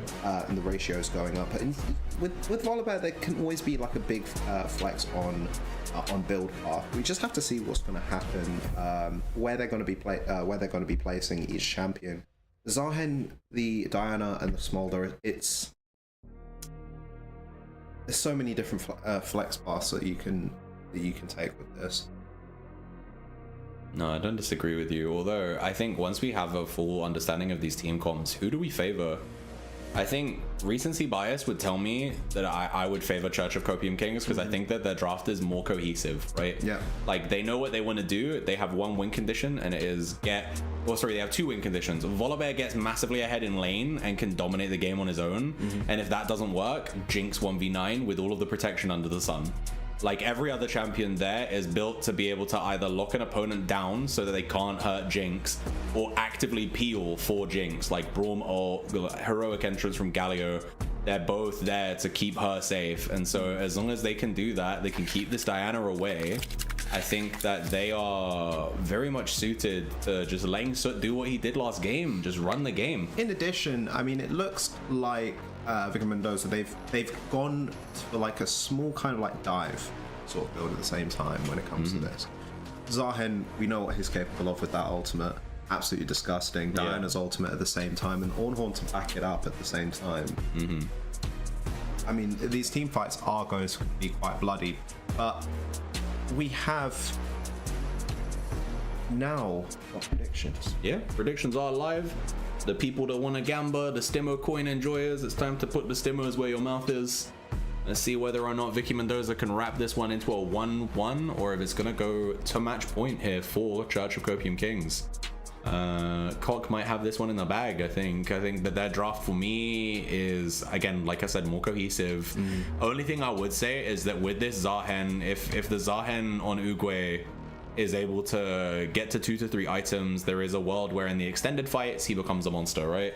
If Jinx cannot shred him before his passive triggers, then in theory he can actually take over the fights, and they have tools to get on top of Jinx as well this time. Notable difference from game 1, right? Game 1 it was like, oh, we have no way to kill Ashe, but we have like tons of frontline. This game it's like, oh well, Zahen can get on top of her with his ultimate, Diana can jump onto her with E, Ornn can get onto her with Call of the Forge God and knock her up, like, you know. And once we get to that point, now I think Diana has enough damage to one-shot her. Smolder will eventually be able to one-shot her. After he gets those stacks. After Smolder gets those stacks. Church of Copium Kings, they have to look at completely shutting down the Smolder as early as possible. They cannot afford those stacks to be going up, because out of everything, the main competition that's going to be happening here is the Jinx and the Smolder. They are the two main carries on both teams. Zahen can solo carry games. I mean, his passive against tanks on his ultimate, being able to get that bonus armor penetration literally for free, will really help shred down this Mumu, Braum, and Volibear. I'm not expecting tank items to be built on the Galio, considering the fact that there is only Diana as the main AP source. Yes, Ornn scales mainly off of AP, but you're not going to build items that are AP. You're only going to be going for those stats as beefy as possible. I was gonna say his W scales really well as well, even without damage. Like, it still hurts for a ton because I believe it's percentage health damage. So all right, yeah. I'll double check, but I'm almost certain that it is. Let's have a look. But both teams have got champions that are really strong on this patch. But I'm really looking forward to seeing what Vicky Mendoza are going to be doing with that Zahen and that Smolder, because that's going to be determined on whether or not they can actually take over the game. Can they protect that Smolder? Can Zahen win the early game in that top lane or jungle? Actually, to be fair, it's still inevitable on what's going on. It's clearly obvious. It does max health. That's why it's so strong. That Smolder. Damn, I'm getting flamed for leaning for. Getting hit with a flare. You do the thunderbolts that Undertaker does on WWE. Oh shit, maybe. Yeah, but with my head, just fucking blast people with the. I was gonna call it a splashback, but that's not the right word. Reflection, you know, straight off the head. But yeah, no, I personally am leaning towards the Church of Copium Kings draft here, but the coinage is saying, the bets are saying they want a 1-1 here. They think that the Vicky Mendoza draft is better. We have 10,000 points dropped on the Vicky Mendoza draft here. So. It's a difficult one, really, because I think Church of Copium Kings, they've just got a lot to do. They've got a lot to do to keep this Jinx alive, to get that main DPS, because if it turns into a 4v5 and that Jinx is down, they're gonna lose the fight. They've got the Vicky Mendoza, they've got the sustain, they've got the Zahen, they've got the Smolder. Milio on this patch is actually very, very strong. It's about getting to that backline, but it's about using those ultimates, and to be able to use Diana ultimate will cause a massive problem. Partner that with the Zahen. They've got a good dive, both teams. But Vicky Mendoza, they've got a lot of work to do. Amumu, Braum, amazing amount of CC, and Amumu's got a flexible build path at the same time. Are we going to be looking at going full tank Amumu? Are we going to be making a more of a bruiser one, look for something like a Leandri's early? Or do we just go all out glass cannon?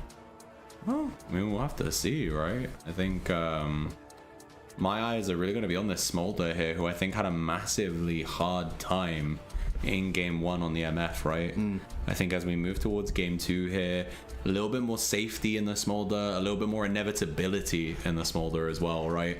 Once you get that 2-2-5 stacks, you are significantly stronger than most champions because you have that execute. So I think that, you know, that level, as long as he can keep his farm up, as long as he can get his stacks in consistently, then I think we're not going to have too much of a problem here for the side of Vicky Mendoza. They'll have consistent damage.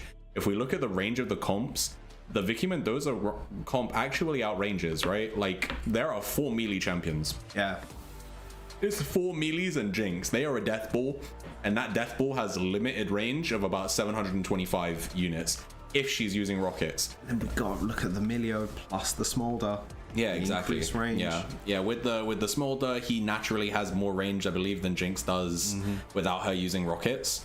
So, as well as when he uses the Snot Ball, that thing has massive range, considering it's quite a slow projectile as it gets towards the end of its trajectory, but it is quite long range. Also, with his ultimate, he can shoot that from like halfway across the screen and it will still hit. Yeah. You know, their ability to dash onto targets as well means that the effective range of the melee champions in the Vicky Mendoza draft is higher. Yeah. Diana, yes, she's melee, but her attack range is essentially as far as her E can take her, because of it being near enough an instant dash. Same with Ornn, his E will allow him to get to people a lot closer. It gives him a lot more like effective range. Zahen can also use his ultimate to do that as well as pulling people in. So, you know, his this is going to be quite a good. fight of fundamentals altogether. I'm trying to question what summoners the Smolder's going to be taking. I imagine it's going to be Barrier and Flash, and then they'll probably get Heal and Flash on Milio. We could even look at get that. the most effective HP as they can for the lane. At the same time. Cleanse wouldn't be a bad option. Wouldn't be a bad option considering how they've got the Amumu. The Amumu's got the stun, but then they've got the chain CC at the same time. Yeah. And it's a very difficult one here because I don't actually know who's going to win. Yeah, it's an interesting one. I mean, if we looked at the Gamba, they think that Vicky Mendoza are taking this one. I would be interested to see if we've seen any under the table role swaps here. So, because I think that might change the game. I was saying I have never seen Poseidon play Diana. And so we're sitting on this understanding that it is probably him on the Diana. But what if it's not? What if they have moved Poseidon onto the Smolder? Because if he's playing bot lane, they've done this before, but they've put him on Ashe. And if they maybe didn't want to bait out, obviously Ashe was taken in game 1. Yeah, they can't use it. They can't use the Ashe. So and it was able to win Church of Copium Kings a free game. So if they've moved Poseidon here into the AD carry position, they've got Ozzy on someone who can enchant for him, someone that can peel for him, keep him as safe as possible. Yeah. Maybe that's the win con here, and then Diana being in the mid lane is just kind of, maybe it's just as Vitran's comfort, right? If it's just a champion he's good on, but he's not, you know, they're not going to expect him to win lane against Chapati. Yeah. It's just more of a job of trying to stem the bleeding bot side, right? Yeah. And considering we've had roster changes for Church of Copium Kings, they brought in a less dominant support and moved their jungler around for Tide. So Tide is now on the Amumu in the jungle, and it's going to be Noodle on the Braum. So it's, you know, we can expect to be a little bit weaker in the bot lane from Church of Copium Kings. And if what I think is happening, and it's actually Poseidon on the Smolder, it's going to be a much stronger Vicky Mendoza bot lane as well. But we are in game, so we're about to see. We are heading over to Summoner's Rift. We're now going into game 2. Vicky Mendoza versus Church of Copium Kings. I want to point out the fact that Vicky Mendoza opted for blue side this second time as well. So they clearly don't seem to worry too much here about the idea of, you know, trying to get counterpick. They're just kind of, they believe that the priority picks that they want are what they need, and that's it, right? This is what I was trying to emphasize earlier on. They're going for comfort. And a lot of the time, comfort is what you just need in lower elo. If you are going to be playing around base fundamentals. You have to stick to your guns, what you know best. Oh, they didn't change it around. It's actually Zahen in the mid lane.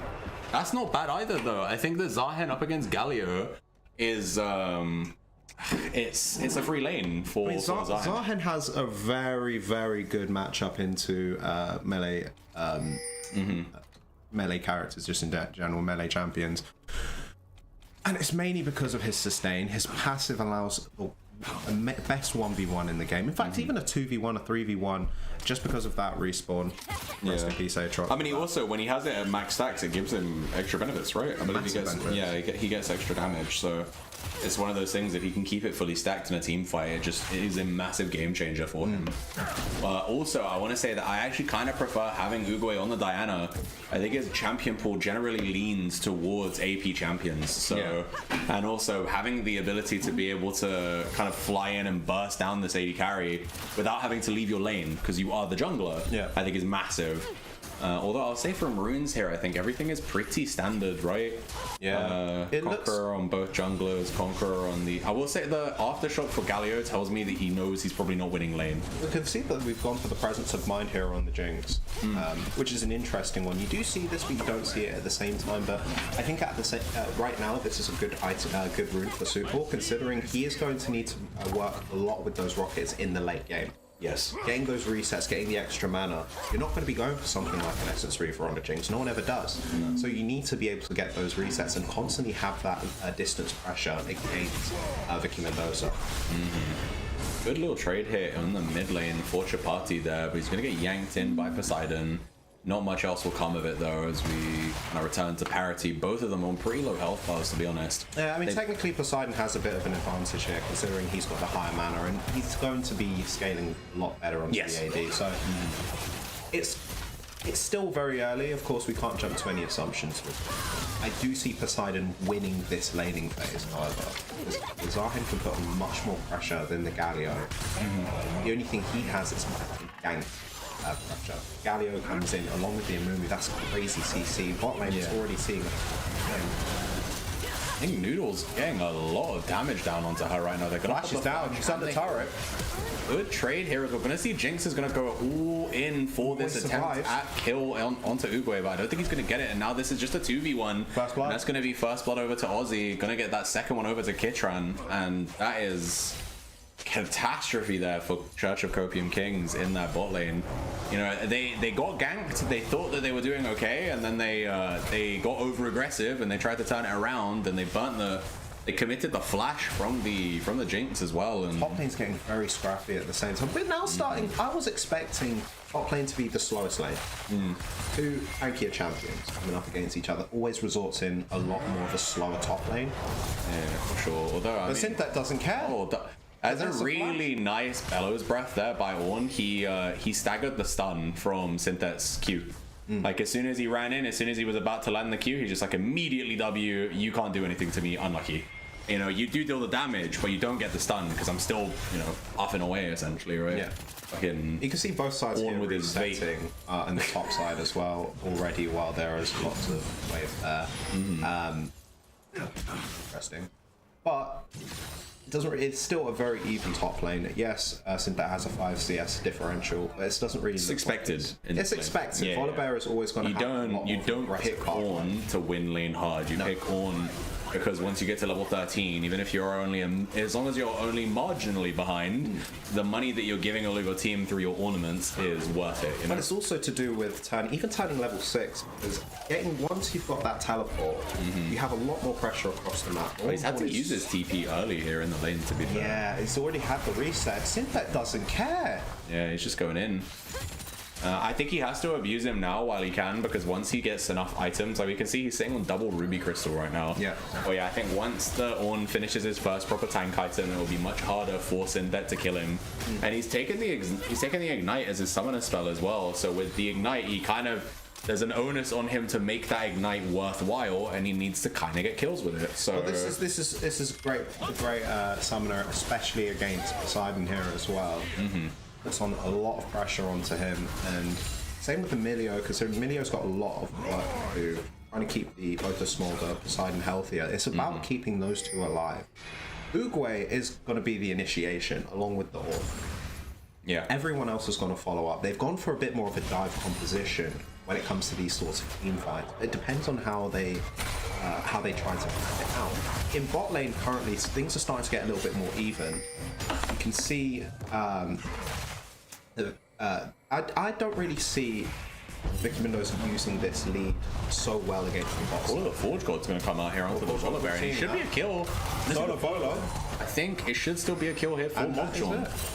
And with the Ignite ticking there, that is really rough for Synthet as he just gets caught with his pants down a little bit. And now it looks like the same thing's going to happen to Chapati Master. He's going to go in with his W. He does land a taunt onto Tide is also here, but I don't think you can do much. Bit too late on the... Yeah, the Poseidon's still going to take this one cleanly. And with the rest of Vicky Mendoza coming in, that's going to be 2 quick kills for Vicky Mendoza. And they're happy to build a 2k gold lead for themselves and take this first Drake as well. And this is a stark difference between game 1. This lead is already building. This was the kind of Vicky Mendoza gameplay I was expecting to see in game 1. Yeah. But now here in game 2, they've got leads in bot lane, which is honestly, that is like miracle Christmas land scenario for them. The fact that Vitran is 2-0 right now and has a gold lead up on Soot. And then across the map, they're still being punished. You know, we've got 0-0-4 right now on the Diana. She's had great impact, 80% kill participation. Mid lane is a wash because they just outdrafted them for it. Yeah. And then bot lane is where they should really be getting advantages, and they're not because they've changed up the roster a little bit here. And I think that the Braum and Jinx is just a little bit more passive. Going to allow this Smolder to scale. And well, they have to play it slow. When you play with the Braum, when you play with the Jinx, Braum's not necessarily the most aggressive support. He has the ability with the ulti, but that's about it. Yeah, well, it's passive. I think in the early game you can be super aggressive with him because if you land concussive blows, yeah, you know, that stun is really meaningful in the early game. But that's the if, because you're against the Milio at the same time. Yeah, exactly. And it also looks like there is pressure going up lane. Again, just not playing a little bit too aggressively here. You can see Uruguay at the reds on the top side of jungle right now. There could be a potential gank coming through, but there has been a ping. Of course, Orn has spotted that Molly is not in lane, but he's still chilling there. I think Diana might just go straight for the grubs here. I don't think she's going to get contested. As we can see, Amumu is on the other side of the map. So Diana's one of those champions, because of her passive, every third auto attack is AoE and does increase damage. Yeah. She can shred the grubs really quickly. Honestly, both champions here, both junglers can, but Amumu is just not in place. And with Milio here on a roam timer, they are going to try and aggress onto Chapati Master. They push him out of lane here. He's on half HP, and they're going to get the Void Grubs completely uncontested. As Amumu is hovering bot lane for something, but I don't think there's anything to get right now. This Smolder is playing super behind. Reset Moonfall comes through, and it's too easy. This is there's a bit of a problem up in top lane right now. It feels just way too aggressive, and you're still going for an aggressive build. He's looking to go for the Cosmic Drive first item. No, he's going Dusk and Dawn. Dusk and Dawn. Yeah. Go for the Dusk and Dawn for the first item. Then what do you do afterwards? Are you going to just be looking to go for this the MR, or are you going to be looking for the armor? I think he probably, the traditional build at the moment for the Volibear is to go Dusk and Dawn, Navori Flicker Blades, and then tank items. So that's probably what he's looking to do, but he's so behind right now in terms of, like, Spectre's Cowl is doing a lot of work for Mogjon right now, keeping the Ornn healthy, making it hard for Volibear to really trade with him easily. And so, you know, staying on the Sheen and the Blasting Wand, it looks like he's doing okay, but we're gonna see it's actually gonna be a Negatron Cloak picked up here for Mogjon as well. And so now he is under zero threat, right? I think there's no way in hell Volibear can kill him 1v1. And even if Tide comes up, Tide's also AP. So is Chapati. We have 3 AP on the top side. So, like, all of this MR is going to be a really good look thing. At the gold difference here at the same time.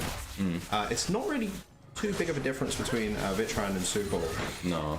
But look at the rest of them. Everybody else is right up top. Yeah. That is quite scary. And we are sitting on nearly a 2k gold lead. There's lots going on, lots of fighting. Jesus Christ. Here comes the Chew. And it does come in. I don't think they're going to get anything though. All they get is sums. Yeah, we saw heal used and 2 flashes there for flash off of Diana. So it's not a bad gank by any means, but they don't get to walk out with any gold off of it. They just take those summoners, and we're going to wait it out for the next time when Diana has cooldowns and probably try to make something happen from there. But Vitran's in the driver's seat here up in the bot lane. Yeah. Both teams, but like Vicky Mendoza, I mean, he is still down 25 CS, but the 2 kills that he has is making their gold equal. The 2 kills, but it's also the summoners. Flashes are down. Yeah. The heal is down on the floor. This is only left with the ghost. Yeah, it's not enough to protect him. Still going up. The Call of the Forge God comes here. Can you get the knockout? It's going up in the bot lane now. All of a sudden, Zahen caught out. Zahen's caught out. Kill goes to Soup Ball as well. This is massive. Yeah, that's really big there for the Jinx, getting that money into his back pocket. I think it was a shutdown as well, because he grew his lead to like 700 just of that 1 kill, and we're gonna see here Uguay go top, punish Synthet yet again, 3rd death of the game here for the Volibear. And, you know, I think at least now that they have that little bit of a lead here on Jinx, you know, they can still play to their win condition.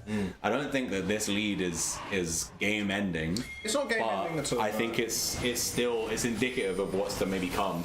I think that we're gonna have to see team fights played perfectly by the side of Seeing a 1v1 currently going on. Here comes the cavalry, coming with the Galio. Taunts gonna come through. 2 man. Here comes the knockup. Big ultimate coming from the side of Vicky Mendoza. Big ultimate again. It's really messy. Look at so many people from Nobody is able to get back to Soup Ball. Soup Ball is free to do whatever how he wants. Hey, he's going to be going down. Triple kill going down for the Poseidon. Poseidon doesn't get a 4, but it goes to Mogsean. Yeah, that was really messy. Insane. But like what I mentioned with that Zahen ult, with that Diana ultimate. If they can get on top of the primary carry here, then it's just super hard for Soup Ball to play. Yeah. You know, he does have a lead. Yes, he is on his first major item, so that's great for him. But Diana is really expedited right now. You know, she's really, really strong. And Zahen is really, really strong. He's got a 2k gold lead in the mid lane right now, and he hasn't spent most of it. He didn't even have Triforce in that fight. Imagine if he did.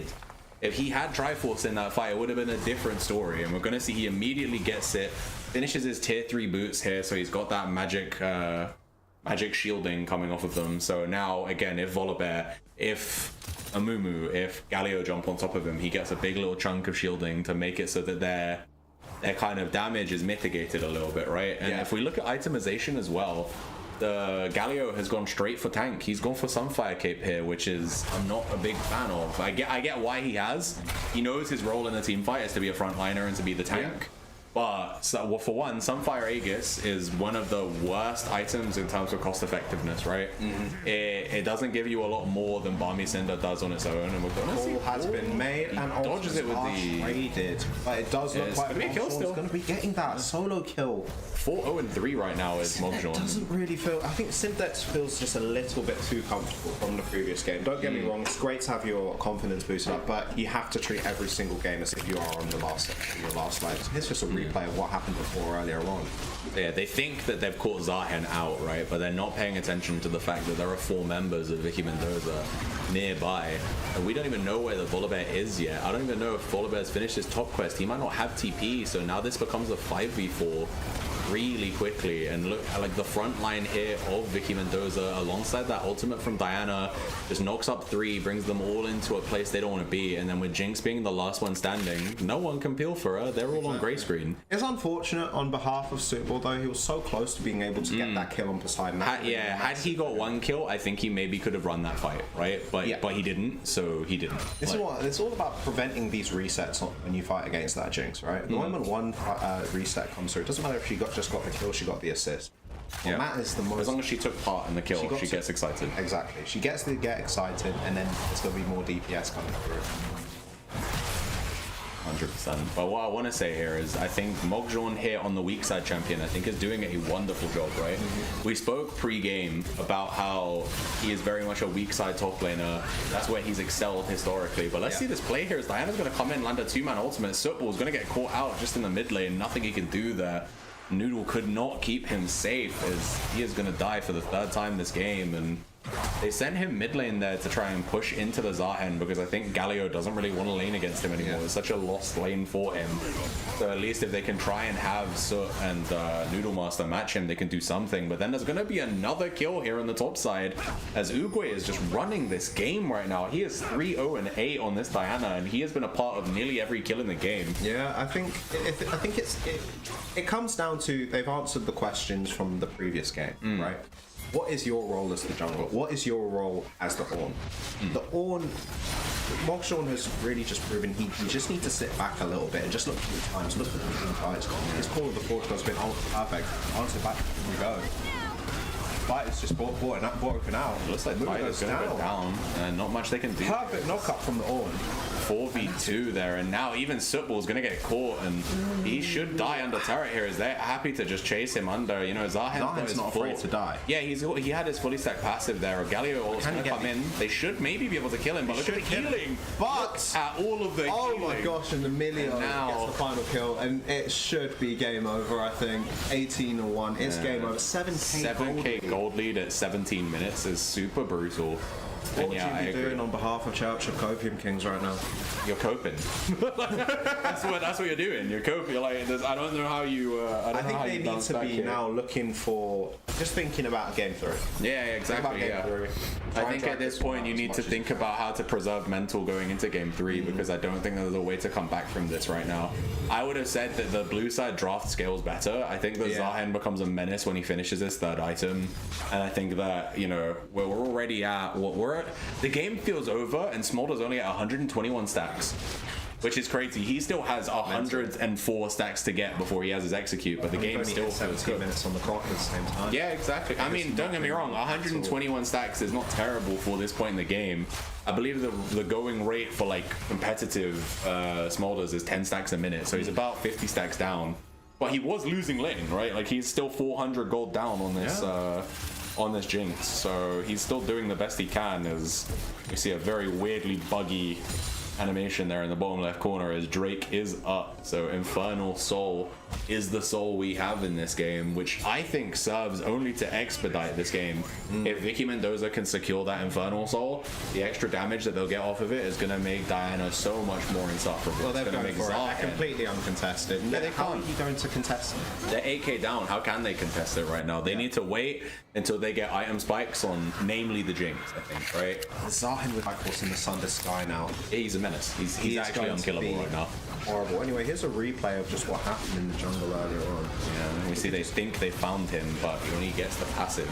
And the healing again that comes through Milio. Milio hits the ult, he hits the W. His consistent healing here onto the Zahen just makes him genuinely Thanos. Yeah. And when he lands that Q there onto Jinx, Jinx is forfeit as well. And we see the extended chase here. Awkwardly, Milio and Ornn can't quite keep up with Zahen and Diana.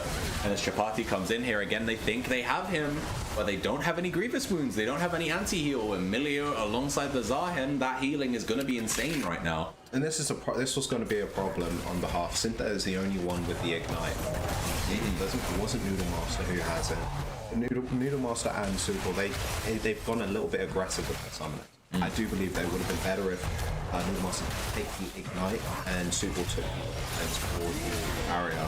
Which again, it kind of counters what I said when it comes to having left more of a safe one, but here we go again. Yeah, just caught out again. He has to use the... Again, Call of the Forge Gods coming. I think he should still die here. I don't think he gets out. He should be dead. Yeah.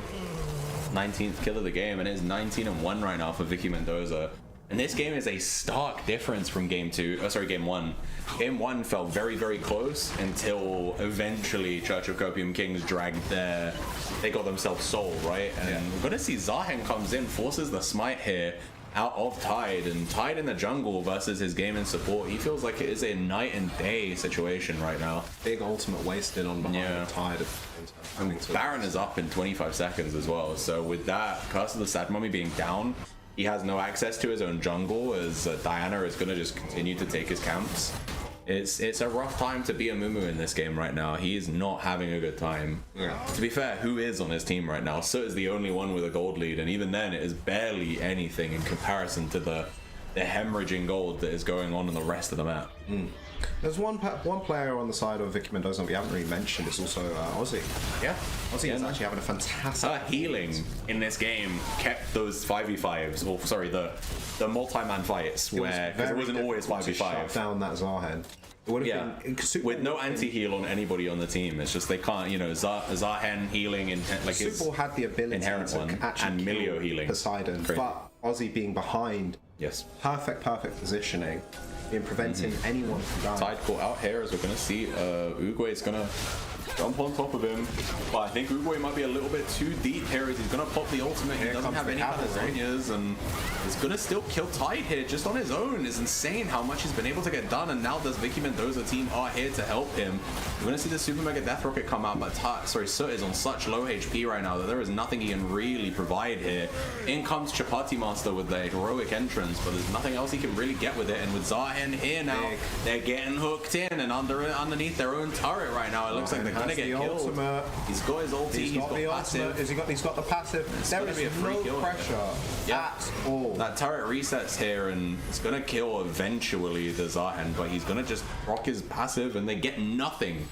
They literally get nothing for the enemy team being 2 turrets deep inside of them right there. They're just making it look too easy. That's the whole thing. Cock is getting dicked down right now. They're getting dicked down, but at the same time, there is a lot of work there that Uguay actually did. Pretty much it's just buying the time for the rest of the team just to come in and put on that pressure. They think that they've got him out of the equation. They haven't. The question now is, when are they going to take that Baron? You have an 11k gold lead.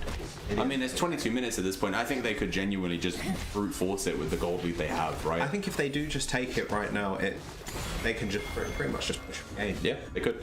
And the only thing you run the risk of is if you choose to do the Baron now without killing someone beforehand, there is the opportunity the enemy team feel confident enough to try and steal it, right? Yeah.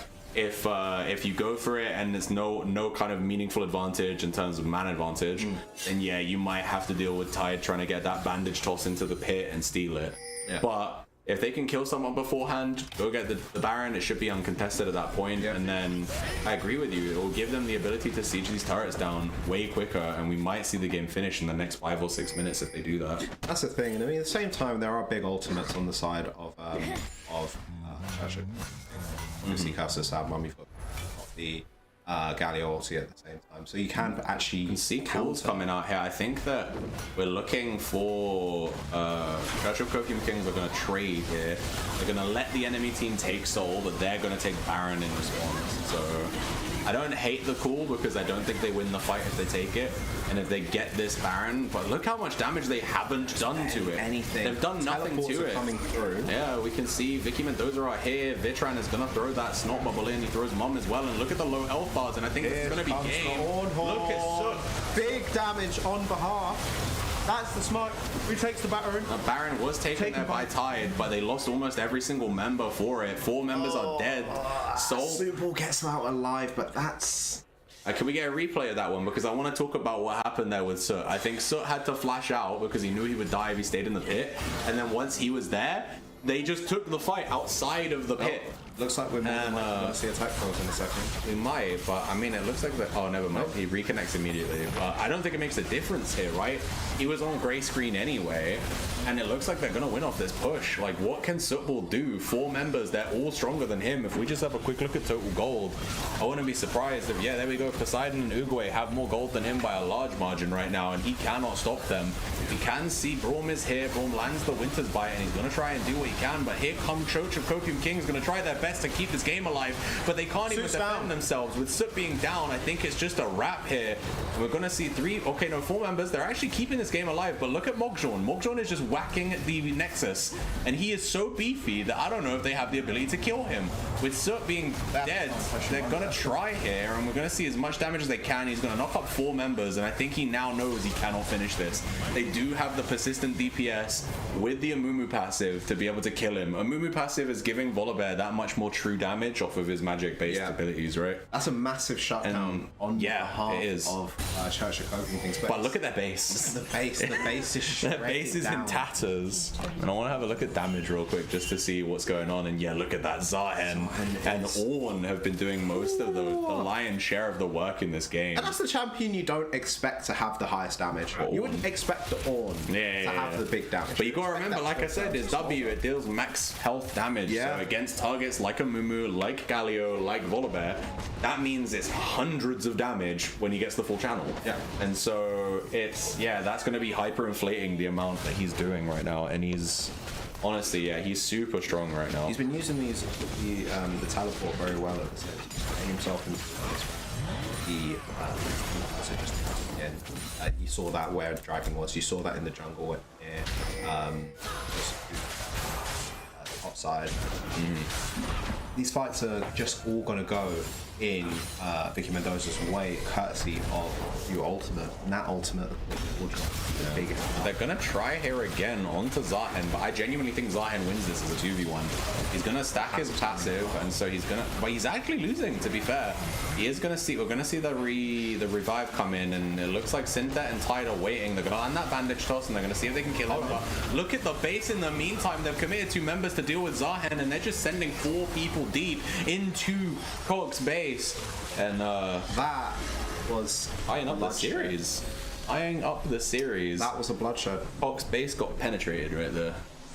Unfortunately. That was absolute bloodshed from the likes of Vicky Mendoza. I think that that was a night and day series in comparison to game 1. What they brought to us in game 2 was, it was a stark difference, and that was much more what I anticipated to see from them, right? But it's like what I mentioned. It's a risky, very, very risky style of drafting. When you have just the Jinx as your main DPS source, you have to be pretty much grouped up as a team at all times. Yeah. What you have when you have Vicky Mendoza in that case, it's like, okay, sure, you have that. We'll send the Zahen going onto side lane. Ornn is going to be at the top side with that teleport, right place at the right time. Diana's got that early to mid game pressure, but her late game 1v1 potential against any form of squishy, she'll just delete them.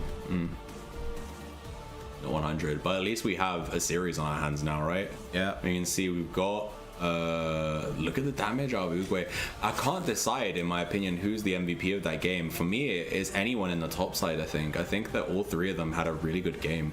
Mogjon back on the comfort champions, back on that weak side. He was able to, like, Volibear is a strong side champion, and he was able to not only wade through the storm, but also he won in the storm. Like, it was even despite Uguay's interruptions, right? Uguay came in and found a couple really good ganks that really put Volibear in the dirt. But prior to those, he was able to win out in the 1v1, and we're gonna see here at this point, this was the Diana being pulled kind of out. But look at Milio as well. Milio's there to keep him alive. That was a person who I wanted to highlight. Ozzy, this round, she was fantastic. Yeah, I agree. The Milio was clean. That was very clean. The positioning, outstanding. Keeping Poseidon alive at all times, because we saw that Poseidon was getting those kills.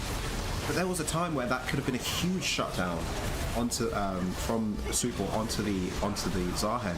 But Ozzy just being there, keeping him alive, keeping the team shielded, using that. I mean, look in this replay right now. She's not even getting any passive damage onto her until any turret damage onto her until she's the final one under the turret. Yeah. Great positioning. This is where things started getting a bit scrappy at the end of the game, but it was kind of obvious that what was going to happen. But it just proved as well how dangerous and how tanky that Ornn is. How long did it take? How long? Yeah, look at him. He's wailing on it, and he's chilling. I want to say, this reminds me a little bit of, if we go back to Winter 2025, Mogjon on a Scion was actually able to backdoor a series where it was gifted Inters versus Phenomenal, and he won the series off of a Scion backdoor. And so obviously it didn't work out for him in this game, but it reminds me a lot of it. And so we see here. Look at his damage as well. I mean, if I had to give MVP to anyone, I kind of have to give it to Uguay, I think. I think Uguay was able to enable every single lane, as well as himself, right? We saw him gank. Having nearly maximum kill participation in the same, What is there to say about what Uguay did? Uguay was outstanding. I think he was outstanding in the game. Yeah, even in instances where I thought he was making mistakes because they were so ahead, they didn't look like mistakes. No, like he got caught in that top side, and it looked like he was going to die, but his team gets kills out of it, and they didn't die. Yeah, because of him and because of, again, I think honorable mention to Aussie because her healing was insane in this game. I don't know if we can get her healing as a stat up, but she genuinely kept the team alive with such a heavy melee focused comp as well, right? You know, Zahen, Diana, and Ornn into Volibear, Amumu, Galio, and Braum, right? Like you're dealing with 8 melees. You're dealing with all-in champions, like ones that have got really perfect for a dive composition against tons and tons and tons of CC. That's what you're dealing with whenever you have a dive composition like this. So she's got a lot of work to do to keep these carries alive, and she did it perfectly. Uguay, absolutely amazing game. And we cannot forget about Poseidon on that Zahen. No, I think he did insanely good on nearly the end of the game, nearly getting that 2v1. Yeah, exactly. Unbelievable. Yeah, this was, I think the game was probably over before this, but the fact that they did so little damage to that Baron, I liked the initial call, but I guess without the Volibear there to start the Baron with them, they just didn't have the damage, and you know, they got caught out there on that Baron and getting aced there near enough. You know, we saw Soot jump over the wall with his flash to try and keep himself safe, and he was the sole survivor of the fight, but... And only having one carry, you're not going to take a Baron down. It wasn't the right call to go for. You should have just let them take the Drake and then, okay, cool, now we just need to look at the mid lane and let's look at the top lane and see what we can do to these turrets. Yeah. Can we push? Or... Where are we going? What can we get? Can we get anything? Can we get absolutely anything? The game was rough for them nonetheless. But they should have just left it and maybe either tried to start a fight around Baron, or just not gone for it altogether. I agree with you. But either way, we've got the rest of the series to get to, ladies and gentlemen. So keep yourself seated. We will be back in 5 minutes for game 3. Get yourself some Volvic. Exactly. Get yourself a coconut Red Bull. Whatever that one is as well. Well, we're not sponsored. We can't be saying these things. Anyway. An RB. Oh, yeah, an RB. A taurine-infused drink. Which doesn't mean Taurus piss, by the way. I thought it was Taurus and urine connected, but I'm wrong. Apparently understanding English makes you the bad guy. You tell people when they drink Red Bull or Monster, they're drinking bull piss. So it's a problem. Premium Emerge. Yeah. Premium. But either way, we'll be back in 5 minutes. We'll see you all as soon as we can with some Game 3 draft action. Enjoy the dome. The dome. Be back in 5.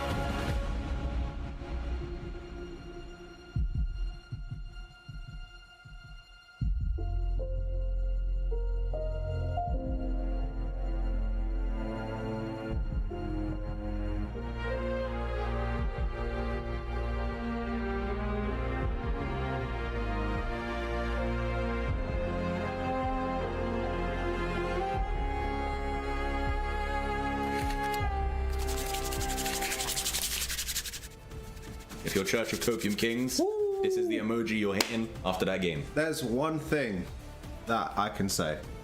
We've got a series. We do have a series. We've got a series. We do indeed. And we're also going to have more roster changes coming in here for Church of Copium Kings. They are flexing that 6-man roster here. So Lix is back in. Tide is going to be going back down to the support role. Noodle is going to be out. We're going to have... Saw someone refer to them as the dress-up bot lane because it's Soot and Tide. Kind of like suit and tie. I think it's quite cute. So suit and tie. Exactly, yeah. I don't want to get hit by the Justin Timberlake copyright squad. So Just anyone in the chat called Justin. True. JT. But I tell you what, on that behalf, I do think it's better that Tide goes down into that support role. Yeah, having the dominant bot lane really worked for them in game 1. It really did. And in game 2, having it be kind of weak side was not great. Yeah, and there have been some power supports that Tide could even go for that suited his game 1 potential. Seeing that champions like Leona, Thresh potentially were all uncontested, left open. Yeah, we could see him on these pick champions. I would say the Milio pinch from. I mean, I think Ozzy played really well on the Milio, but it is also a champion that Tide is known for, as well as the Nami as well. I mean, his name is literally Tide or Tide Caller, like based off of her name. So that's a champion that he's also played in previous games. We've seen the Zac ban has been a targeted ban at him every single game thus far, although I'm not too sure if it's something they're actually going to pull out, even if it gets through the bans here, because while it is a champion he's really good at, it's very difficult to find the correct draft for it. Yeah. But before we get into draft for game 3, we do have a little something we have to shout out again. This time we're promoting our own stuff this time. Fuck YouTuber. We have side events coming up soon, real soon in fact. You know, this is why we hired the minions, we hired the mods to come and run some events for us. I say that like it's not going to be Eunice running one of the events, but you know, ignore me. Let me get the form up for you so I can actually send you guys the link for it. But we are going to have on Saturday the 14th of March a TFT Lore and Legends event. Thank you for covering our face with our beautiful thing. You know, our little promo here for you, courtesy of anyone. It was courtesy of me. I made it. No, I mean, to be fair, I mean, this is just, again, one of those great opportunities, especially TFT. There's loads of people who have just skipped playing on normal league, normal draft decks, normal ranked, and just gone straight over to TFT and forgotten about league. If you're one of those players who doesn't really play, this is a place to sign up for. For sure, I agree. But yeah, we have this going from 3 p.m. GMT, Saturday the 14th of March. Sign-ups are open now. We just dropped the link for it in the Twitch chat. So if this is something you think you would enjoy taking part in, feel free to join. You sign up on there, you put your Discord name in, your ID in, and we will see all of you on Saturday the 14th for some TFT action, courtesy of Misco is going to be running it. So that'll be a fun one for all of you. I hope. We hope. You know, we had enough people bugging us to run this event. If you're doing nothing on that night and you're a TFT player, there's no excuse not to join in. It's a great opportunity. Gotta see what they can do. But let's get back to the series here. What kind of stuff are we expecting to see from game 3? It's interesting, really. I think now is going to be the time that Copium Kings are going to really need to step up a little bit. That game 2, probably one of the worst performances I've seen throughout this entire tournament. I saw where they were going with it, but like, the execution was non-existent. So, out of everything, it looks like the first ban is going to be the Rise, and the Swain taken away on Vicky Mendoza's side.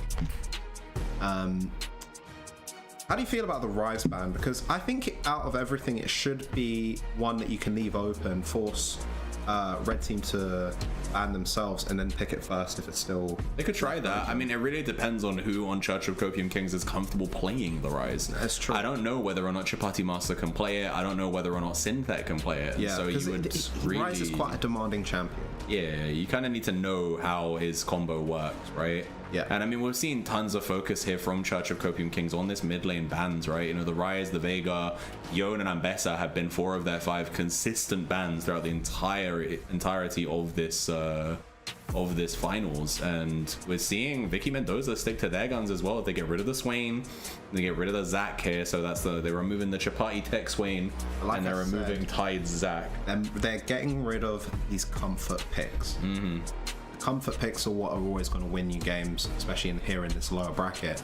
Final ban is going to come through, and again we're seeing the Vladimir. Yeah, I mean, I think they know that if they don't intend to pick it, they Vicky Mendoza can flex it at this point, right? And so taking that out, we also see the Aatrox get taken away by Vicky Mendoza here as well in that third ban. So when they picked the Mundo for the first pick, I like this pick on the behalf of Church Copium, because again, this is a flex pick for both top and jungle. So by keeping this keeping that as a flex pick, I would expect them only to go for the pick on jungle, maybe on B4 or B5. Yeah. So we get an option, because then Vicky Mendoza get too much information. They don't want to give away too much. What do? This is one thing that I've highlighted for a long time. So the Xayah here pick is really interesting, and they've left Rakan. So now Copium Kings are in a bit of a pick. Yep, they're going for the Rakan. They have to go for the Rakan. Yeah, I think Xayah Rakan is a very strong bot lane, and getting Rakan specifically again for Tide, I think, is not a bad call here. It's something that he has played before.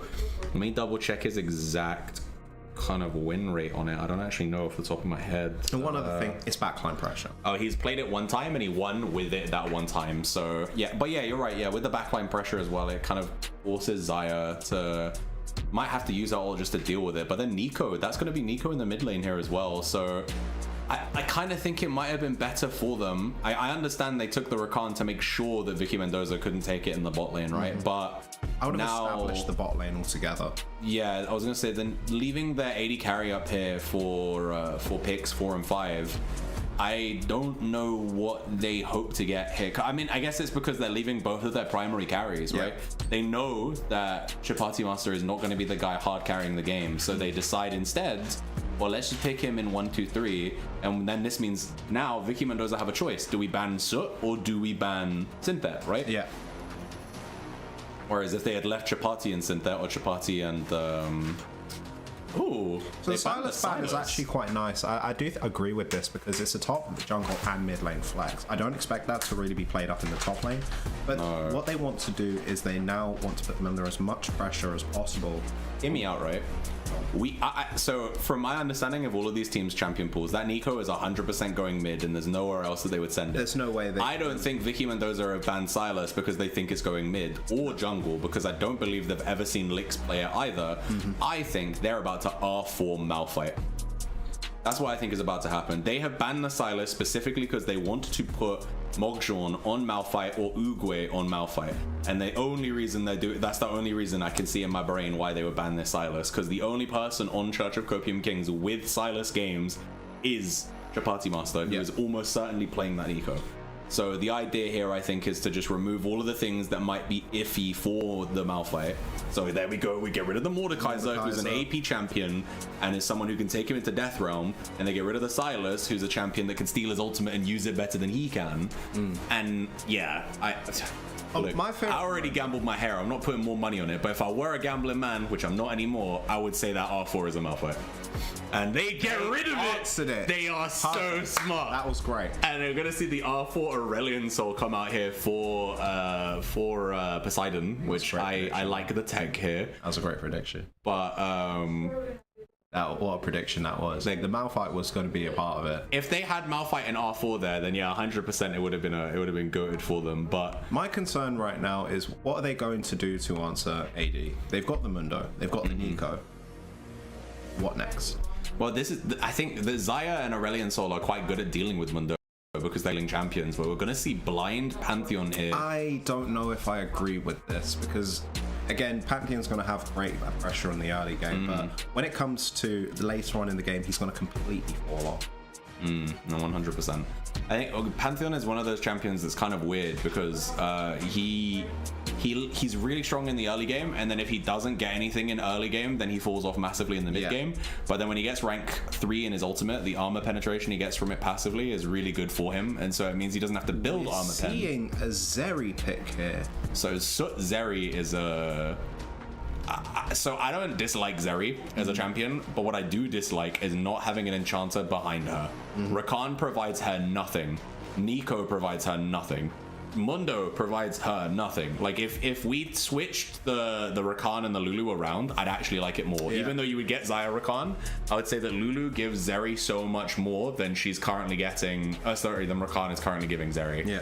So it's going to be a lot of heavy lifting here for Soot on this Zeri to see what he can do. And the R5 is going to go to a cannon. So well, this is interesting at the same time, because it looks like, again, we've got a little bit of a dive composition coming through with the J4 and the cannon to make sure the Cataclysm comes through along with the cannon ultimate.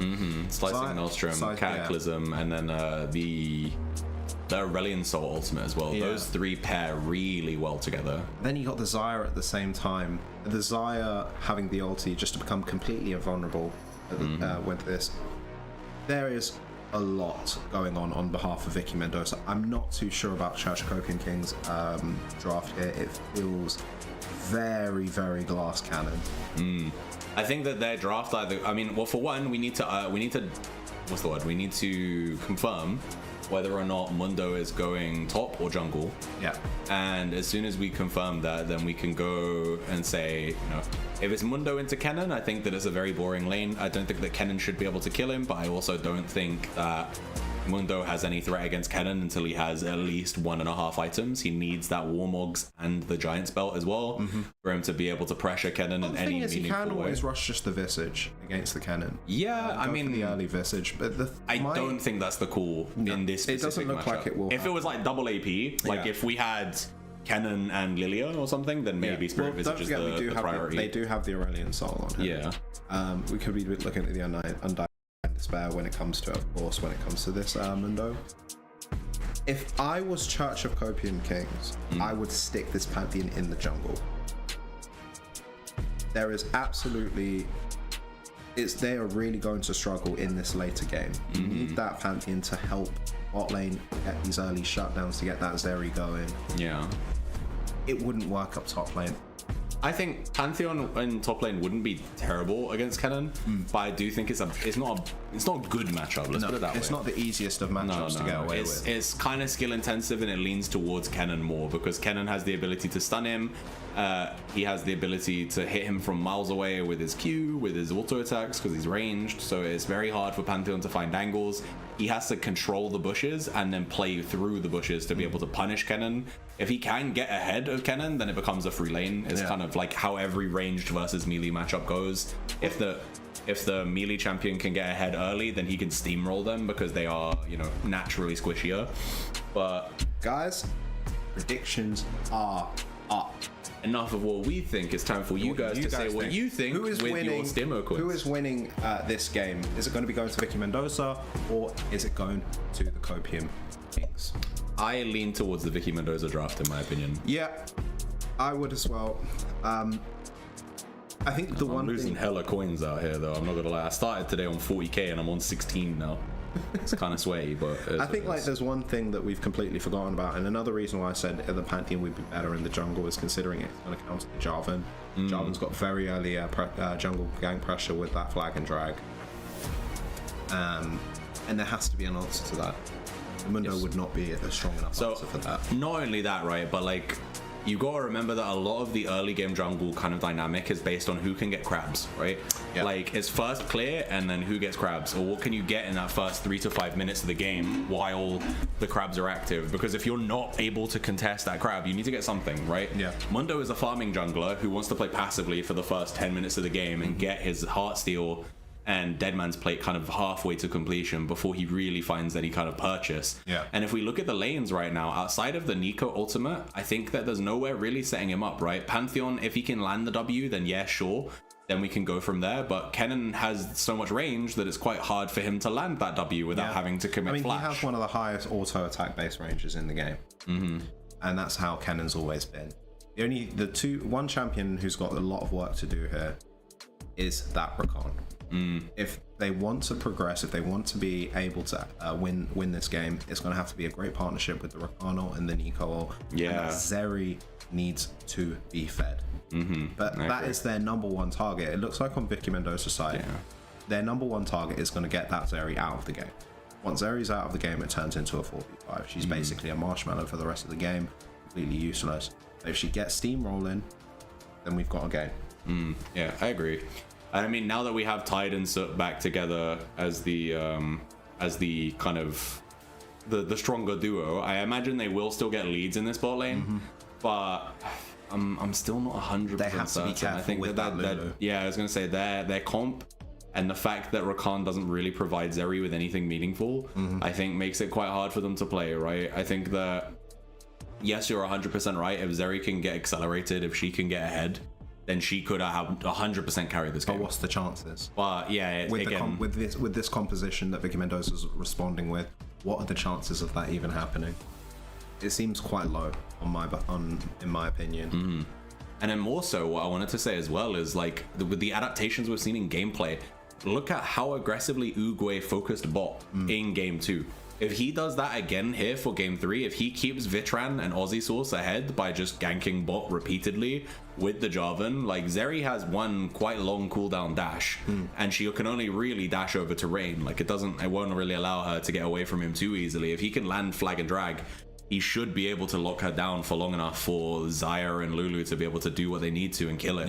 And again, Rakan won't be able to do much to really peel him. He has Grand Entrance, he has the quickening when he gets level 6, but it's, I don't know, he's more so there for that kind of engage tool in the smaller skirmishes, you know, the 2v2s or the 3v3s where he can land multi-man ults and land multi-man Ws. And then I think Mundo might really be the kind of equalizer here, where if he can become like, you know, super beefy before we hit major power spikes on Xayah and on Aurelion Sol, then he could allow a lot more space for his team to be able to kind of take the game over. But that would require him to get ahead, and like we said, he doesn't have any early game prowess.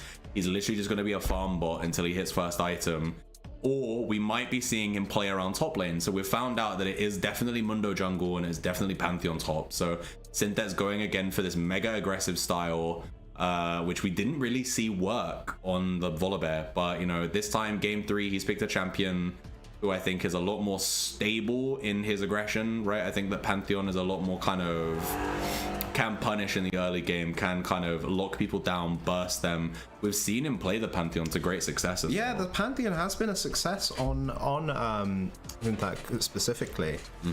So it's not like he is a bad pick in this game. Like I mentioned, comfort is always going to be one of the most important factors, especially in lower elo. The problem is, however, is this the right answer into a team with so much pressure just in general with CC, with the Cataclysm? You do have the Grand Starfall, but that's not enough. And only a single targeted stun. I just want to highlight the Aurelion Sol as well here, because the Aurelion Sol is going to have to focus on those stacks as well, getting that Stardust as much as possible. Because that's going to determine how much damage he's going to be able to do, the execution sort of level. But the roaming, it's also to do with the roaming here. The Aurelion Sol is so good at roaming different lanes, just considering his ability to just fly over terrain is so underrated. It's very, very broken. But the Nico to answer the Aurelion Sol, it's going to be a difficult matchup. It's going to be a very difficult matchup. No, I agree entirely. I think Nico into Aurelion Sol is going to be Aurelion Sol favored. I don't see, again, with there being no meaningful setup CC from Mundo, Aurelion Sol is going to have to position really aggressively for Nico to be able to catch him with her ultimate, right? Especially with her being a mid laner. I think like when she's a support, it's a little bit easier to forget when she's maybe coming into lane as a minion, or, you know, trying to sneak in with some kind of like jungle camp nonsense. But as the mid laner, that's someone with a lot of gold on their team that's going to be really annoying to deal with, and they're going to be a little bit more on edge, a little bit more kind of focused. Although we just also had confirmation, it is not actually Poseidon on the Aurelion Sol. They have switched.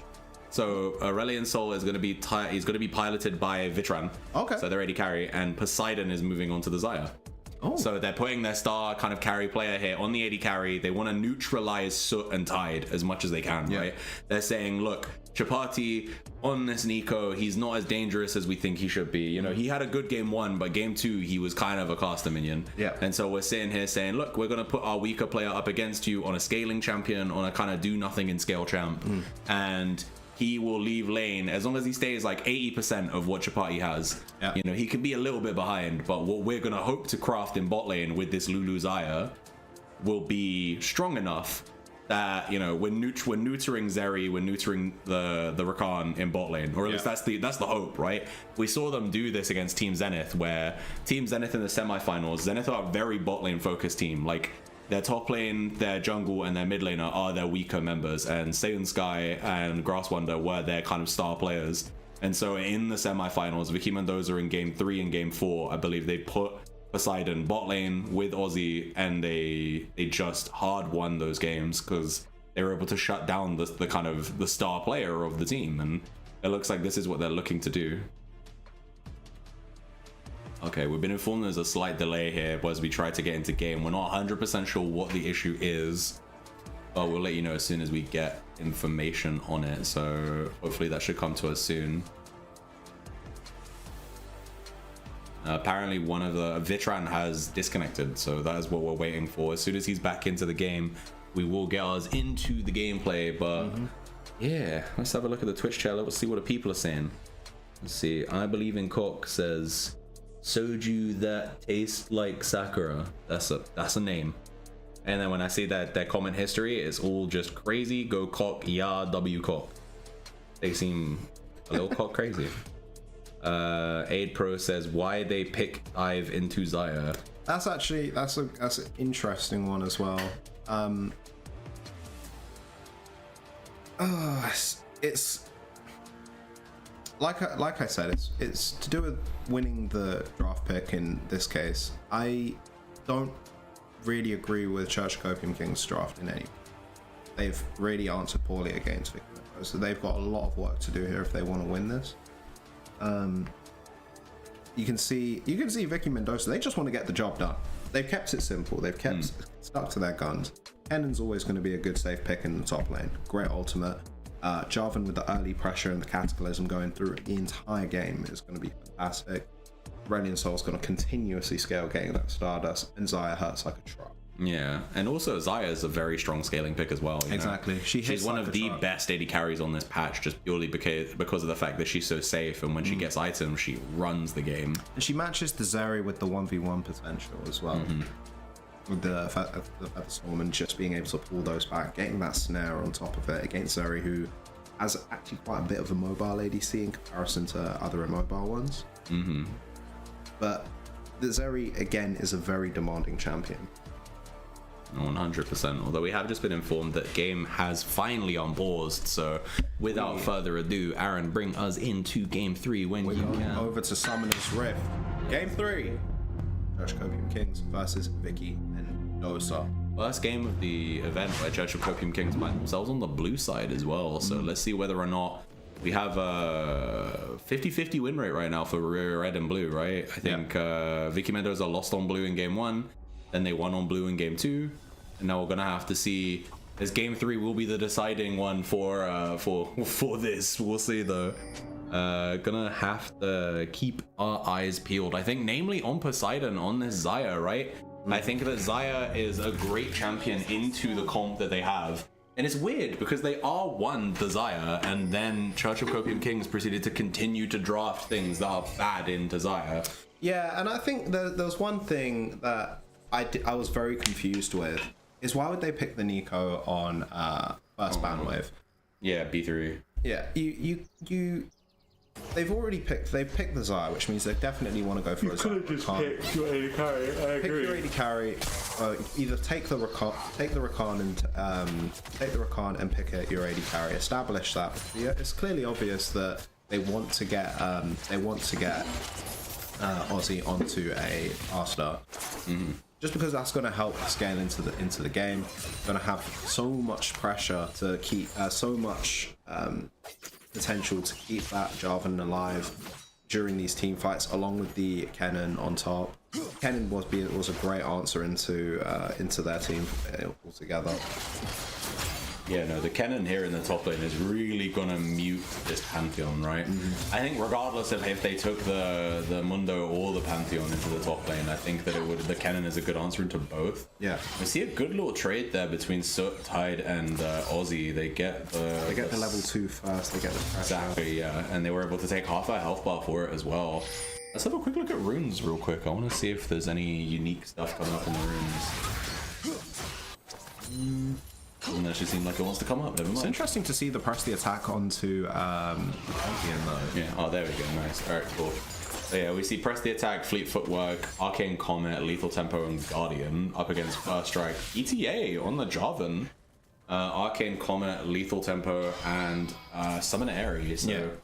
The two unique ones there are the two usages of PTA, right? So PTA and Pantheon top, I like. PTA on Jarvan, I don't like. No. So I'll explain why. So PTA on the Pantheon, he's in a ranged versus melee matchup, which means that if he took like Grasp of the Undying, for example, he's never going to proc it.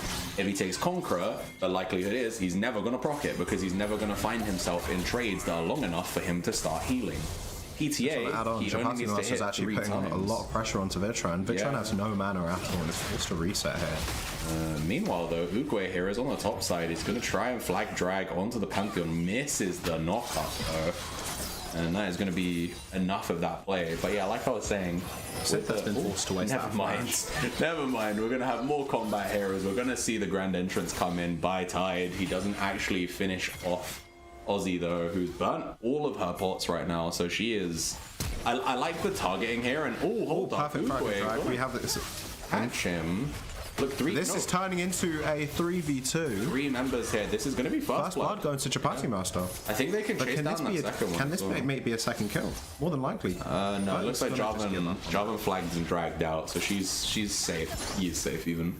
Yeah. But no, that's really good by Church of Copium Kings there to be able to turn what looked like a net negative play there for Synthet into a positive. They get the kill on the Kennen, who just didn't respect that he was kind of squishy, and it's all together not too bad, and they got sums from both targets as well. Both Kennen and Jarvan pop flash, so just catching I think really good roam by Chapati there, being able to keep his lane pushed in and impact other lanes, right? Got himself that first. I think that's what he thinks he needs to do, and I personally would agree with that. You have to get moving onto these other lanes. The fact that you're able to just transform and look like anything. Is he actually still looking for these roams? It did look like he was about to try and roam to bot. Right now, he's just shoving the wave in. He's just going to shove the wave in, and if he's going to just continue to shove waves in, is he going to shove waves in and just look for roams, or is he going to is this what Vicky Mendoza wants? So Uguay can then come in for the flag and drag. I think that if Vicky Mendoza play around it correctly, then it's not too bad for them, right? Because yeah, they could. You're right. Nico can get caught on the roam. Like in transition, she is very punishable. She has no meaningful mobility. If you see her use clone, it's very obvious which one is the clone. Yeah, and so you can punish her really easily. And with a champion like Jarvan and a champion like Vitran's Aurelion Soul, who can fly across lane to just get to wherever it is she went and help with the fight. Yeah, if you can find her, if you can track her and find her, then sweet, we're doing that. But unlike game 1 and unlike game 2, where Poseidon kept Chapati Master locked in lane for as long as he could, this game we have Aurelion Soul who can't really lock her in lane. It's also being piloted by Vitran, who's one of the weaker members of Vicky Mendoza, meaning he also, even if he had the ability to lock him down by somehow getting the shove, it's still hard to do so. And so, because, you know, just from a mechanical perspective, we've got again a plat mid laner up against a bronze mid laner.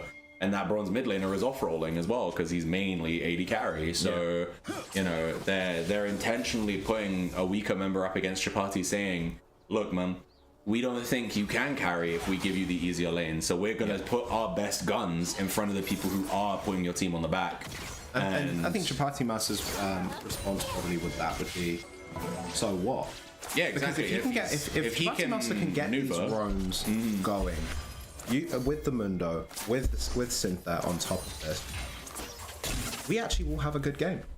There is a chance, but they have to be able to get these shutdowns as early as possible. We've seen the Nico from Chapati before, and I believe he has won games with it, so... Hold on a second as well. Not a bad pick for him. He's got a lot of damage on his back. Yeah, he is 2-0 on the Nico right now. Hasn't lost a game yet, and we're going to see here. Going to be the first Dragon. Perfect ultimate. Pop Blossom does well.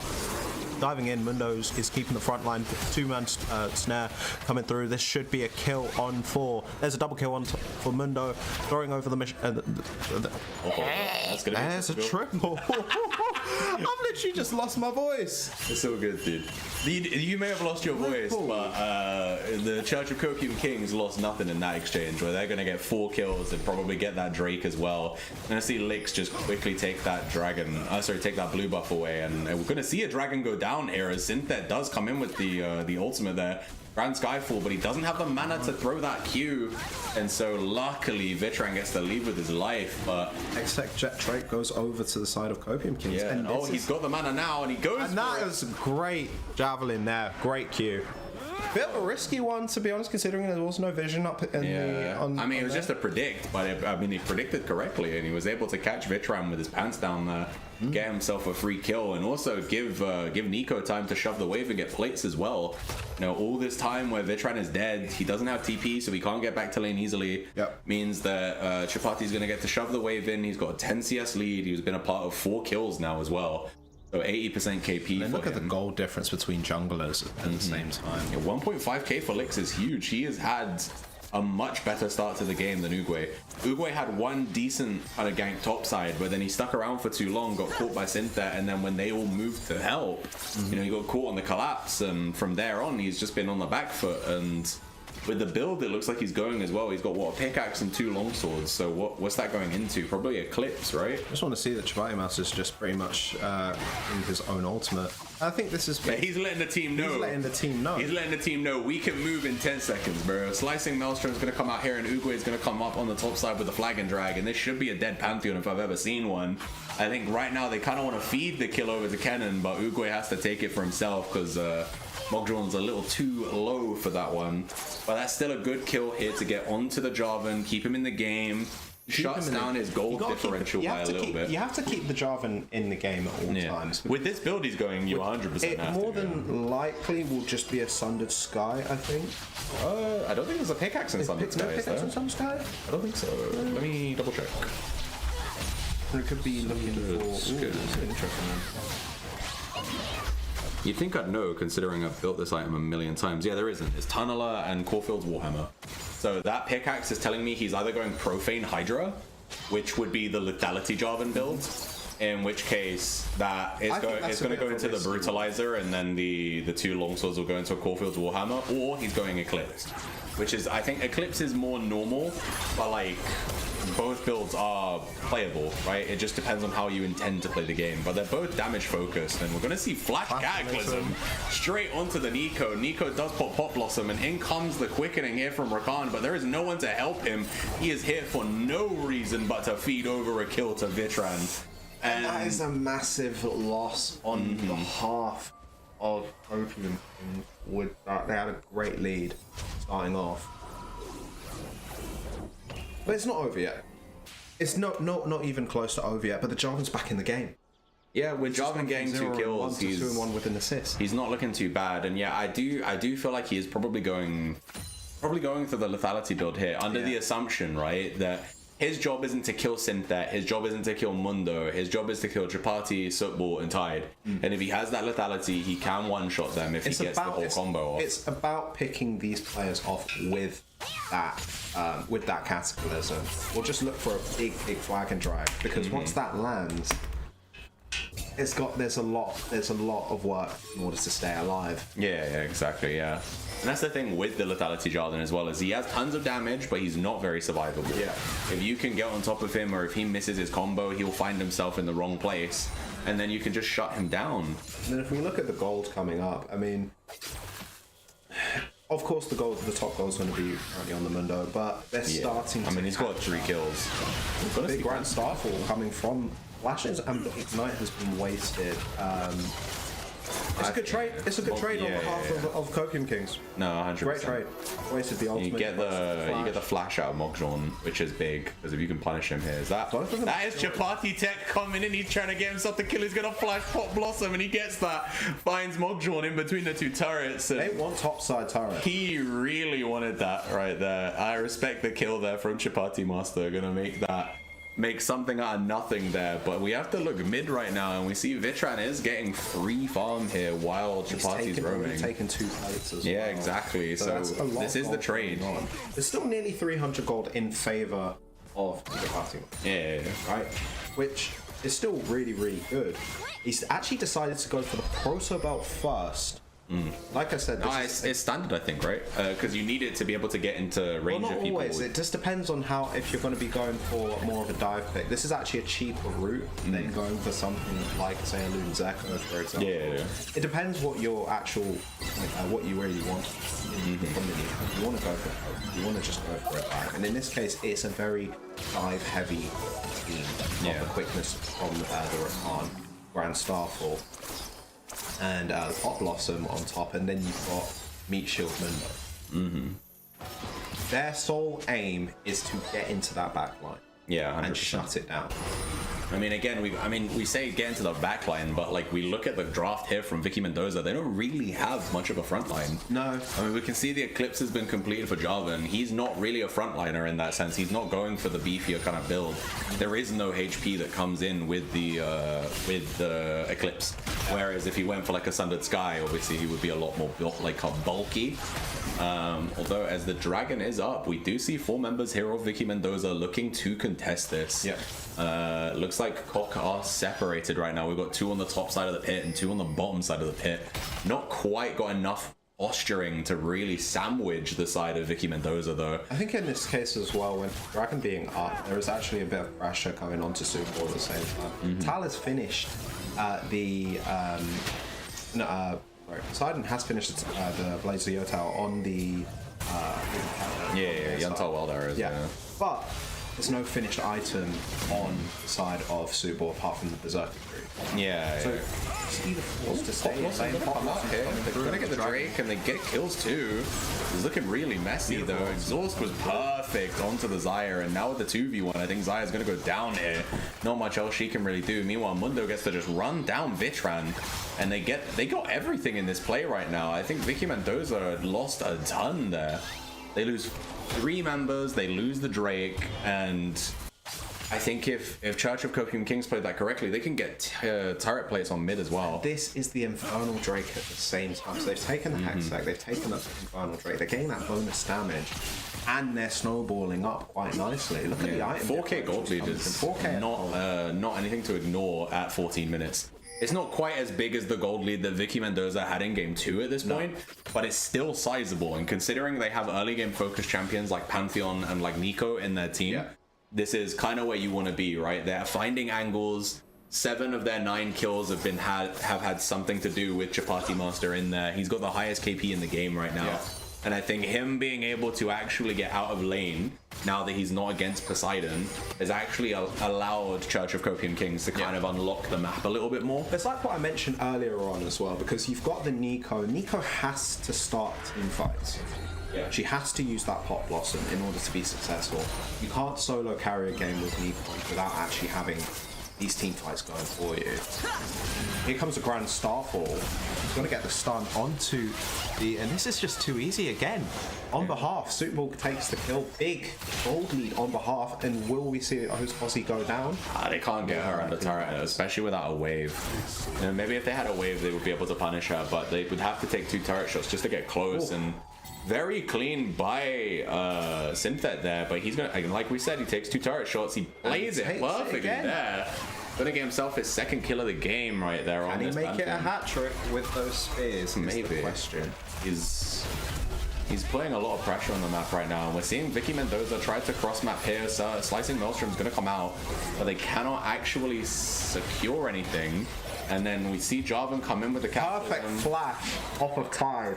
He got himself to safety there on what? Literally maybe 50 HP. I don't know if an observer can tell us exactly how much HP Tide got out with, but this is looking really rough for Vicky Mendoza right now. They are being played on them across the map. Need to highlight as well, I think Soot is having a stellar performance right now because we sat there and said, oh, they've moved their big guns from mid lane to bot lane because he's going to completely neuter Soot and Tide. Well, Soot is 2-0-5 with a 2.4k gold lead right now. He is an entire item up on this AD carry right now.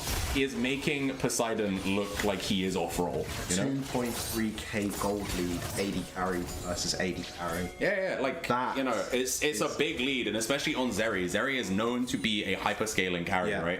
Her early game is her weak point, so if they couldn't shut her down in that early game, it's gonna be really hard to keep Soot down going forward. They don't have that point and click CC like Cock do, right? Like they have this Pantheon W, they have Pop Blossom comes through, massive damage off that. Disgusting.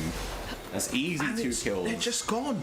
And they hand it straight over. They hand it straight over to Soot, right? Soot gets the 2 kills. Chapati Master is playing this game literally perfectly, in my opinion. He is 6-1-6. And you can see the pings there from the team being like, oh, Nico used Flash, Nico used Pop Blossom. They've dropped the Rift Herald in the mid lane at the same time. 100%. They get that free tier 1 there, and I think now they'll be able to crack that into the tier 2 if they so choose. Looks like they're taking their time. There we go. Yeah, they're gonna get it. They're going to be answered back. Uruguay's not going to be able to. Are they going to back off? Yeah, they have to leave it. They have to back off now. Yeah. There's nothing else to get without being in danger of dying. Listen, sometimes when you're in low, you know, it's one of those things you don't leave. Hey, just go till you die, bro. Man, let's break down this play here, see what happens. So we can see they started the Drake, the Herald. Immediately the quickening is going to come out and lands onto the Kennen, so Kennen can't go anywhere. Last ditch effort, he tries to Slicing Maelstrom to see if he can stun some people and walk out, but he just doesn't have the damage. And then, yeah, with Tide getting himself to safety, J4 had already committed the flag, so he couldn't go anywhere. And he's just stuck between a rock and a hard place there. Mundo and Chapati there on the Nico just take him out. And then again, another secret minion Chapati tech Pop Blossom right there.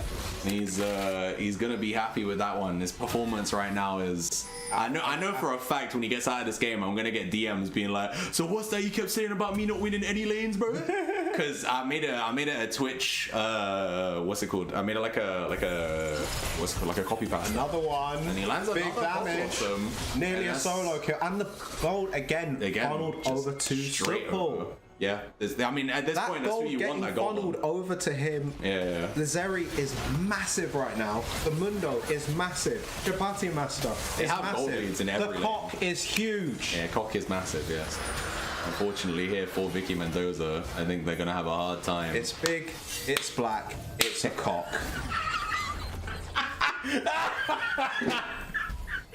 Yeah, somebody clip that. Somebody clip that. Clip that. I'm like 99% sure that nobody on the side of Church of Copium Kings is black, but that's beside the point right now. The gold lead is 9. Is that 1,000 gold or inches? I don't know, but they're doing something right. Let's have a look at the gold graph. Yeah, look at the gold graph. Look at that, it's going to be power. That is insane. And that is almost exclusively off of what the Nico has been able to do by just catching people unaware. They're just not respecting. Going over to a 9k gold lead. This is you have to respect the amount of minions that are coming towards you. You know, like this is I think 3 or 4 of his Pop Blossom like solo kills have been. Nobody counts the minions. It's mind games. And he just gets mind games. It's mind games, but in lower brackets, it's much easier to fall for these mind games. Grand Starfall comes down to answer the Aurelian Soul. Massive damage. They're supposed to flash the ignites from there. Gonna see that last Q coming. Commit to tower dive. And he's gone. Yeah, just easy. And was it a mistake? I want to see damage graph as well. Was a mistake flexing that with Poseidon and Vitran moving? I think so, if I'm being honest. And hold up, as they do catch Poseidon there. Slicing Maelstrom comes out, but it is a zoning ult right there, as it doesn't really land on anybody. And with the exhaust on him immediately, he didn't really achieve anything. And we can see here, I want to say, I think I think Synthet here has done a really good job on this Pantheon, there we go.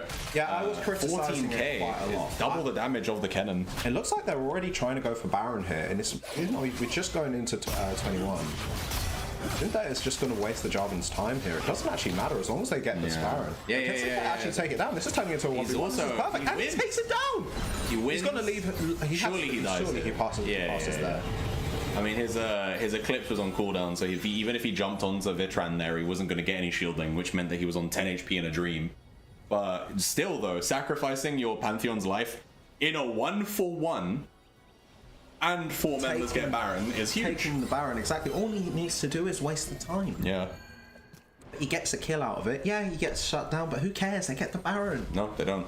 That's all care. And look at that map. Like, look at the gold. Gold advantage. We're going past 11k. Literally every single member apart from Tide is sitting there with tons of gold right now, you know? Yeah. And even then, Tide has 1.3k gold up on his opponent. Aussie is down there at 4.7 right now, so it is really hard for Vicky Mendoza to really kind of find some purchase in this game. And in the same way we said about game 2, for Vicky Mendoza, do you just sit here and say, well, how do we change for game 4? Because we're going to see another pop blossom. Should be another kill. Wild Growth's going to come out, but Chapati is going to finish it. He does have to pop the Zhonya's here, as he is kind of stuck between 3. Gets the flash out as well, and Vitran's breathing on nothing here, as there is no targets left for him to hit. And you know, Zeri is so unlocked right now. She's got 3 items. She's got the IE completed. Every single one of those Qs that lands. You can clearly see Sootball's really enjoying himself. Right? Oh, yeah. He's having a great game. He's having a great game. Same with Chapati Master, who, in my opinion, has been absolutely outstanding so far this game. And Sootball's just not afraid. He's showing absolutely no fear. Full of confidence. And just run around himself. Look, he's just chilling in the mid lane. Not having to worry about it, but we're getting a replay now on what's going on. So as you can see, the Pop Blossom just got there. Wild Growth comes out from the loop, but it's too late. Fire's already down. Yeah, it's a messy one here for them. It was a very scrappy one. As soon as the Nico gets the flash out, it's like there's nothing for you to gain here. And yeah, when we come back to this, I'm gonna see Synthet just 1v1 Uguay, and it's just because look, he's 2 levels up on him. He's just stronger. He just managed to get the stun at the end. Yeah. The stun was the difference maker. Had he not landed it, that last auto would have killed him. No, he would have been dead. Yeah, and then here we see Lander. It doesn't even matter that the Pop Blossom is only on one person, because as long as the team are there to burst them, they get a man advantage. Yeah. Nico gets to immediately Zhonya's, and then she flashes out, and she's not in danger. So. It's one thing I just want to point out as well on behalf of Chapati Master, the cooldown reduction that he's receiving, he's got right now. He's gone Storm Surge second item, by the way, which is hubristic as fuck. He's out here like, I'm 7-1-8, bro. I'm one-shotting someone, bro. Give me the torch. I mean, let's just remember that does have that just does give penetration. Yeah, it does. It's a cheap item. Yeah. Well, is it cheap? 29. 29 is okay. For a mid lane. In my brain, when I think of 2900 being cheap, I'm like, nah. For me, Zeke's Convergence is cheap. For a mid lane item. 4-man Pop Blossom. So rough, and then Lix just gets the Drake completely uncontested. It's going to be Soul. They get to run the enemy team down, and that's 25-4 right now. Gonna be an ace on the board. Gosh. And, well, at this point, I think the game is a formality, right? 13.5k is the gold lead. /FF. Yeah, right now, I mean, I don't know if they can win off of this push per se, but they are very They can take an inhib. Yeah, they can at least take this inhib, and if they're feeling themselves, they can go for the game, I think. They have Uguay and Poseidon up in 5. Aussie's up in 10, and then the rest of the team are up in about 10 seconds after her, so... Yeah, they take the inhib and they play the measured game here. They say, no, don't push it. Let's just take what we can get. We leave. People are up. We're going to rip through Uguay's jungle on the way out. So he has nothing to farm. Which, speaking of, by the way, he is 55 CS down or something at this point. And they're looking for angles here to try and fight them in the jungle right now. And... yeah, for Vicky Mendoza right now, this game is very dire. You can see all the pings coming through of both the Flash and Flashes on behalf of that's the Cannon and the... Oh, hold up. They caught one member here. They're gonna catch Zeri, and it looks like Zeri might die here. She has to burn the flash. Awkward on the blast cone there by Poseidon. I think Poseidon's tilted. There's no way he did that intentionally. If he got over that wall, he was getting 1,000 gold just for killing that Zeri. But Zeri gets to walk away. Master actually did a good job with that. He actually camoed himself into Mundo, and there's no vision around where the Mundo is. Yeah, and when you see Mundo, you're gonna more than likely say, hell no, we ain't taking that fight, bro. Yeah, exactly. Yeah, or if it's the Nico, you think you can probably fight her, but when it's the Mundo, it's like, damn, this guy's got about 4,000 HP right now. We can't shred him even if we wanted to. So yeah, 100% well done there by Chapati to be able to intimidate the enemy team away. But again, dire straits here. Poseidon 0-7 right now on the Zaya. He's only on 2 items to Zeri's 4. Zeri has finished that LDR game this match. I think I'd like to say even Vitran has done better in mid than I anticipated, but yeah, the AD carry switch over here for Poseidon has looked dire. And there we go again. I'm gonna see immediately Zeri comes in and and her health is gone. Pop Blossom, and TP into the death. And, immediate death. And they have a wave coming into the mid lane right now. I think they can just go through mid and end. Like that's the game. It looks like that's the strategy. Yeah, they're gonna TP in. Grand Starfall's gonna come in as well. Clear that wave, and yeah, the game is over here. We're gonna see Church of Copium Kings take this to match point. We saw a bloodbath. Oh, hold on, flash W onto the Zaya. She's gonna try her best to get out. She does recall the feathers and lock up 2 people, and she's gonna get a shutdown here onto Pantheon, but I don't think it's gonna make a difference. Her team are still dead for like 10 seconds. Ozzy's here as well, but look, Zeri is still alive, and Zeri can shred this Nexus if she wants to. They are choosing to take the fight to the enemies instead. Basically saying, don't worry, that's not your base now. You can see Poseidon's here throwing out autos, but I swear to God, they look like love taps right now. They're barely hurting, as we're gonna see Game 3 go to Church of Copium Kings. 2 bloodsheds in there. Yeah, it went from close game, stomp, stomp. Like, this is so crazy. Oh God. But either way, that is match point here, locked in for Church of Copium Kings. Vicky Mendoza back against the wall right now. Mendoza very quiet this game. That game was a rough one for them. And if they lose this, it will be the first series they will have lost, right? And I think for a lot of the players in their team, you know, Vitran, well, no, actually, for 40% of their team, their bot lane essentially. Let's just have a quick look at the damage dealt to champions quickly. The fact that Poseidon, sorry, not Poseidon, but the fact that Pantheon, you know, Synthet, actually has the top damage, even though we said, oh, this lane is a hard lane for him, this is going to be difficult for him, he was still able to do that, which is insane. It feels like to me, I mean, if it really shows strong execution on all 3 of them, the Zeri, the Nico, and the Pantheon. Look how equal the damage is amongst each other. The teamwork was there, the strategy was clean. Dive in with that Nico, get those stuns, and just shut them down. The moment that Pop Blossoms done is I would have expected something like the cleanse coming from Desire against the Pop. When it comes down to having to play against someone like a Nico, the Pantheon with the stun, the cleanse would have been a better option if that was to go for an earlier QSS. Yeah, I mean, did Ozzy build the Mikaels in that game? I couldn't tell you. I didn't see sure. I actually didn't check her build, to be fair to know. But yeah, I think you kind of need Mikael's Crucible there to be able to play that. Look at the damage off of the massive damage. You don't really know Zeri's ult to be like high damage. You just know it because of like, you know, the extra damage it gives after the fact. Like, you know, it gives that extra movement speed, extra damage, extra mobility. But she exploded them, and yeah, we just got confirmation that there was no Mikael's Crucible built by Ozzy in the support there, so there was literally no way for them to play through it. They were literally just sitting there saying, well, Zaya ult counters it, but you can only counter 1 engage with Zaya. You can't counter Pop Blossom plus the Pantheon W, and it's a high plus the Grand Entrance and the Quickening. Like, you know, there's so many ways for Church of Copium Kings in this draft to lock one person down. And yeah, I think Zaya had a really rough game there, and yeah, we're gonna just highlight this, the minion that could right there, as Mogjon wasn't paying attention to a random minion pathing to him weirdly, and just ends up getting caught by another Pop Blossom. I think he might have just been having like a sip of water or something. Yeah, it might have been window shopping. Yeah. But either way, he got caught. And I have to say, for my money, I think that was an MVP game for Chapati. Yeah, I think that Nico, not only is it mean now for the rest of this tournament, Chapati has a 100% win rate on Nico. He went 3-0 on it throughout the entire tournament. That one specific game, in my opinion, was his best performance on the champion. That was incredible. And he unlocked the map for his entire team that game. But it's like I mentioned, we had to go for those roams. No, yeah, when he was finally able to roam, you know, on the Nico, I mean, he roamed a little bit on Ari as well, but it was more about matching Sion than it was about finding his own roams.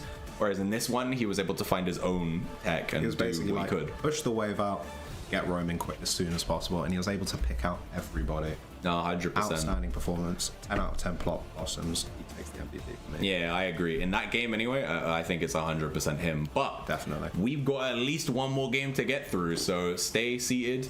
We will see you all in 5 minutes. Get yourself some Volvic. Yeah, water again. Don't forget to be a hydro homie for the next 5 minutes while we wait for the next game to come up. Don't go anywhere.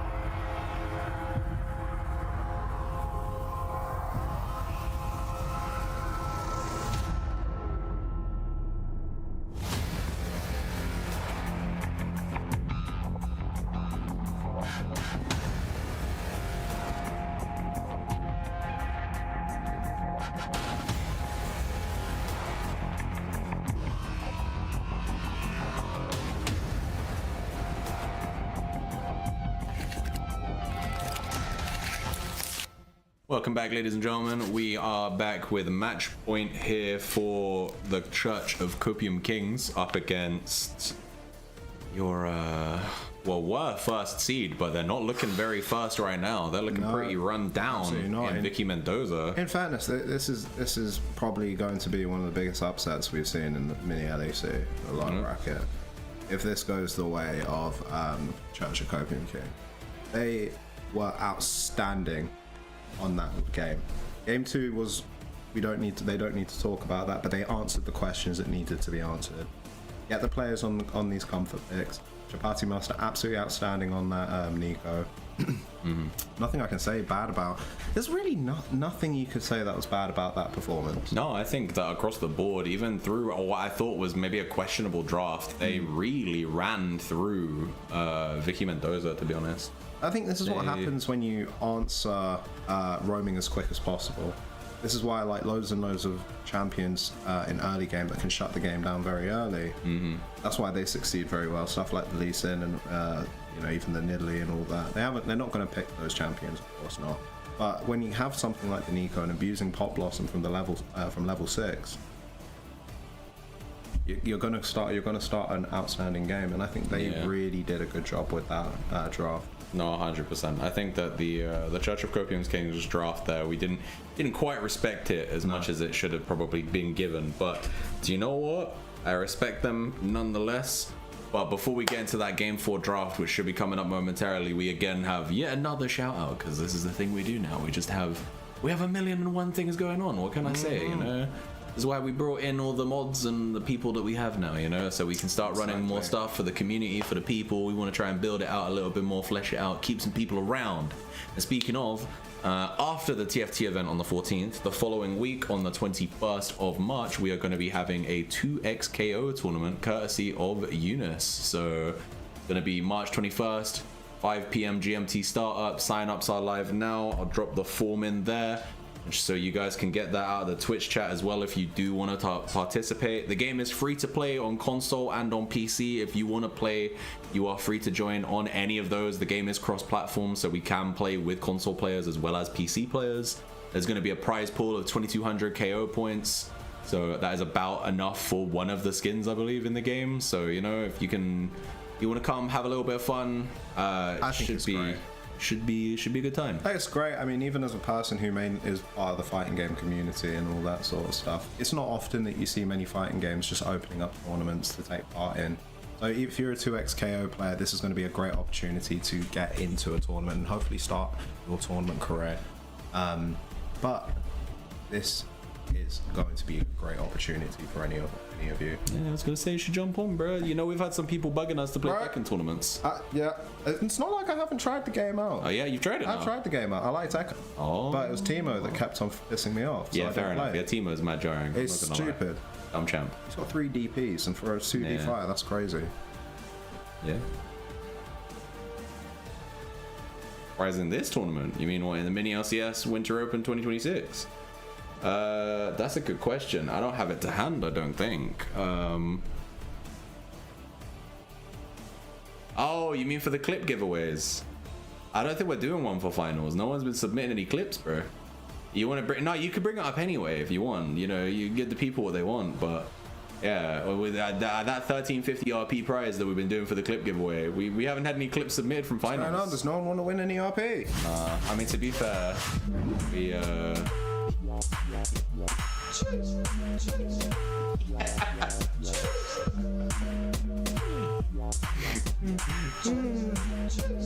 This is Eunice's finest work, by the way. I took the backing track from Man's on Road.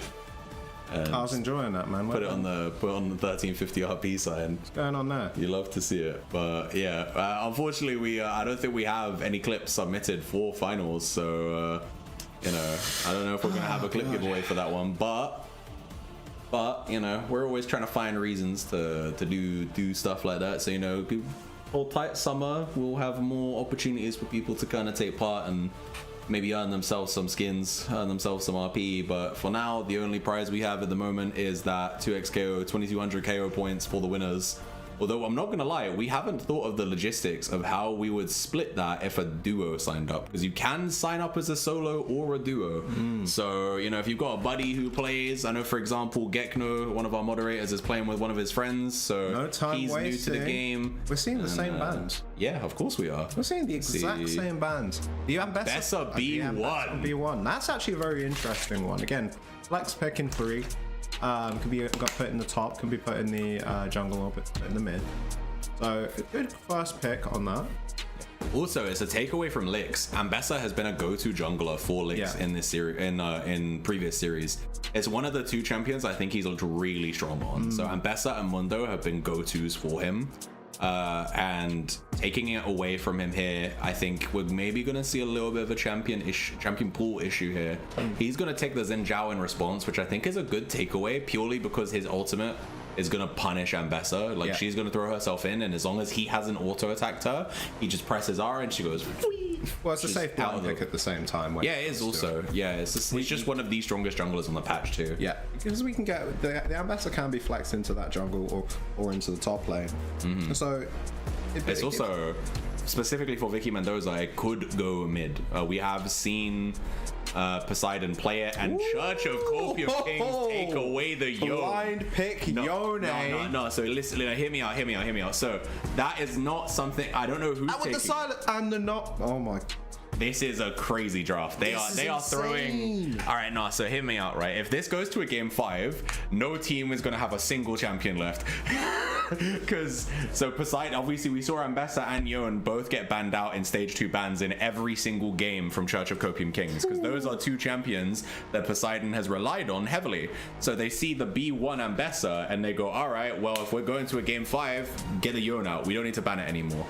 And in response, Vicky Mendoza say, all right, take our Yone, we'll take your Silas. So now if we go to a game 5, Chapati Master won't have his Silas. And then on the red side, they take away the Mordekaiser here, which again, this is a blind pick for Synthet. And I like it though, because on R3, you take him, you ban his best counters. Well, this is where it's going to get a bit interesting actually, because there's no AD carries have been established as of yet. This is true, yeah. Will they start banning these ADCs? I was gonna say, no support pickup for Church of Copium Kings as well. I imagine. I think Vicky Mendoza will look to pinch the support pool here and see if they can mitigate Tide. This is a great ban on behalf of Copium Kings, because Vicky Mendoza was seen using the Poppy, and they were doing very, very well with it. So again, one of those, also a flex pick at the same time. It's also really good into Yone. Yeah, in general. And the Leona ban here, try and prevent as much targeted AoE CC on the support role, and you're taking away one of the best tanky supports. You took away the Urgot as well here, one of the champions that Vicky Mendoza have used to blind pick top lane, just as something that can really hard win lane early. It's been something that Mogjon has used a couple times. I believe he's 1-1 on it all time right now, and so it's been something that relied on a lot when they do have to play blue side. Obviously they could still move the Ambessa into the top lane or into the jungle. It's really hard to say right now where Ambessa or Silas are going.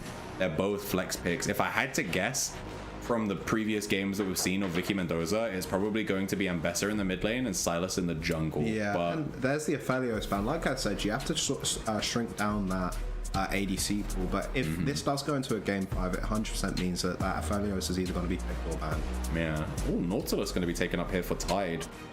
I don't dislike. I think up against Nami, he's someone who can really punish her. Yeah. My only question would be, I don't think I've seen many games of Nautilus. I don't know how I feel on the Rel. Oh, Rel instead. I like Rel. I think that they have a bit of a wombo combo going on here, right? The problem though is with the Rel pick is now they're going to be lacking on range. The Jinx is been taken. Caitlyn is still available, as is Tristana. They're both open. So they could look to leaning towards these range champions. And we are going to see potential lock-in on the Jhin.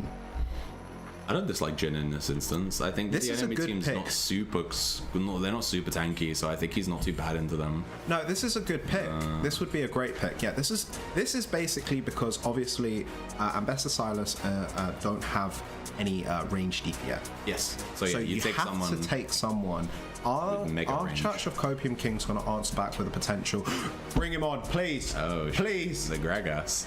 Please. The game 4 match point Gragas here. Vicky Mendoza hovering. Oh my god, please. Lock it in. I mean, they do need AP. Lock in one of my favorite champions.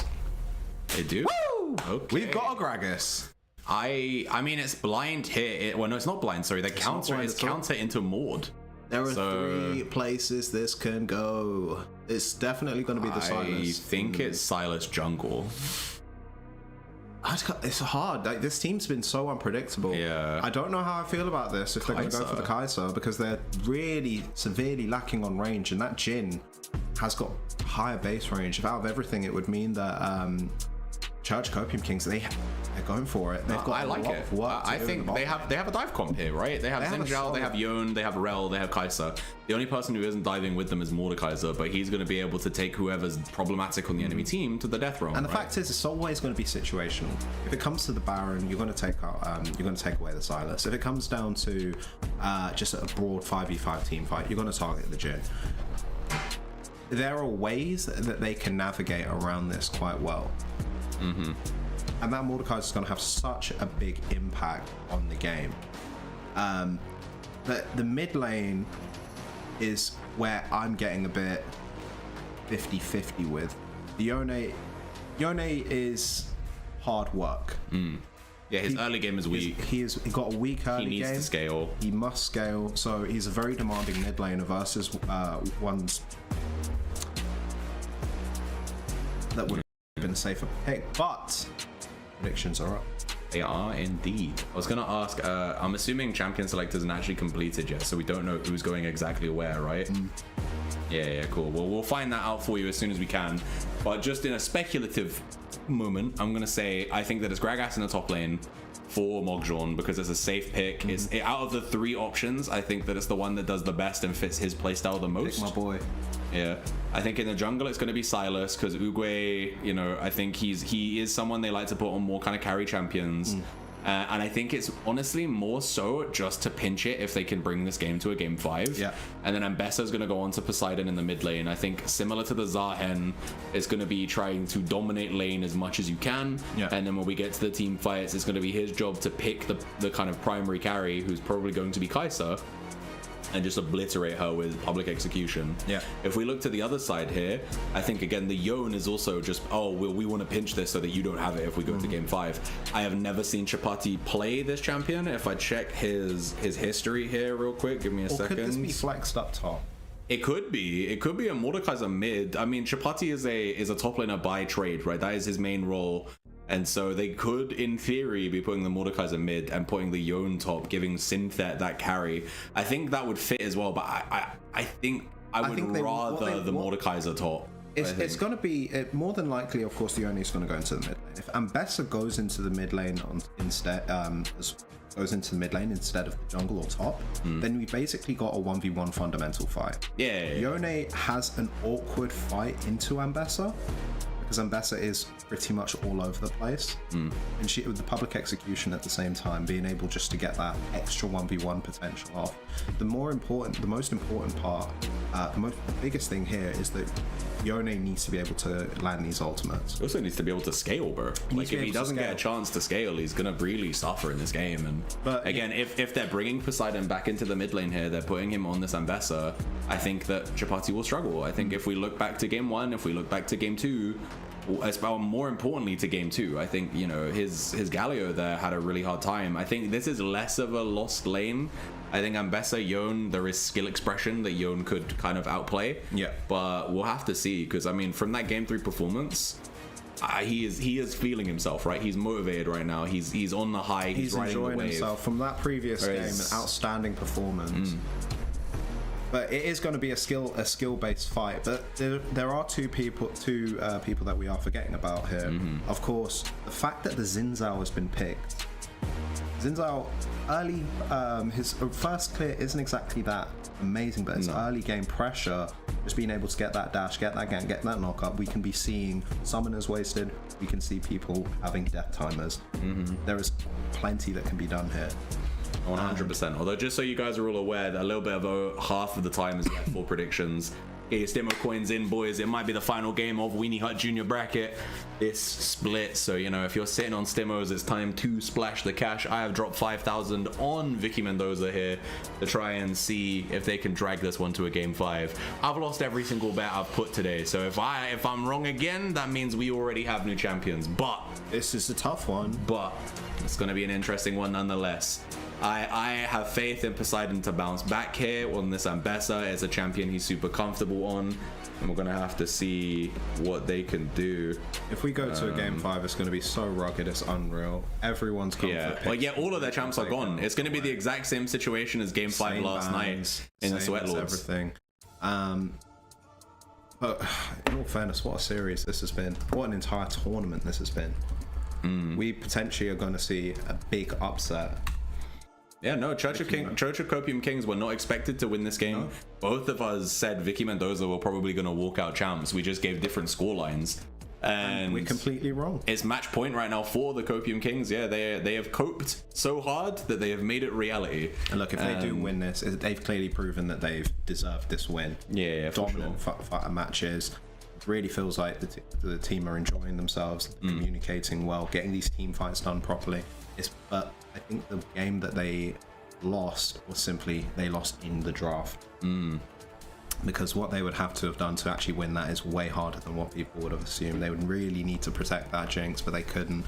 But this matchup is going to be pretty hostile. Yeah, no, I agree. I think that this game is going to be mega scrappy, and I think whichever team is going to win it will probably be the one that just, like you said, fundamentals, right? I think whoever's going to, it's going to be a win lane, win game kind of game, right? I think the top lane, Mordekaiser versus Gragas, I would probably give it to the Mord. If we're going to go for the mid lane, I'm giving it to the Ambessa, because again, despite how the momentum is for Yone right now, or sorry, for Chapati right now, because he just played a masterful game on the Nico. Yeah. I can't say I've ever seen him play the Yone, and I don't know if he's got it in him. It might be, and a I think pick. it might be, but you know, if he pulls out a good performance right now and they win this game, he is by far and away my MVP of the entire series. Absolutely. If that's the case, right? But we'll have to see if he can actually do it. And then if we look at the bot lane here, I think Jin Nami into Rel Kai'Sa. Like, if Nami and Jin can play it correctly, they can poke out Rel so much so that she cannot get any good engages, right? She'll have to take any engage she gets at a 3rd HP. And that makes it so hard. I'll say this as well, just on behalf of Church, right? They've been going through a lot of stuff. They've gone through a lot of members over this split. It's just been a lot going on with the team. To be able to get on to match point against one of the favorites to win. Yeah. You can't not be impressed.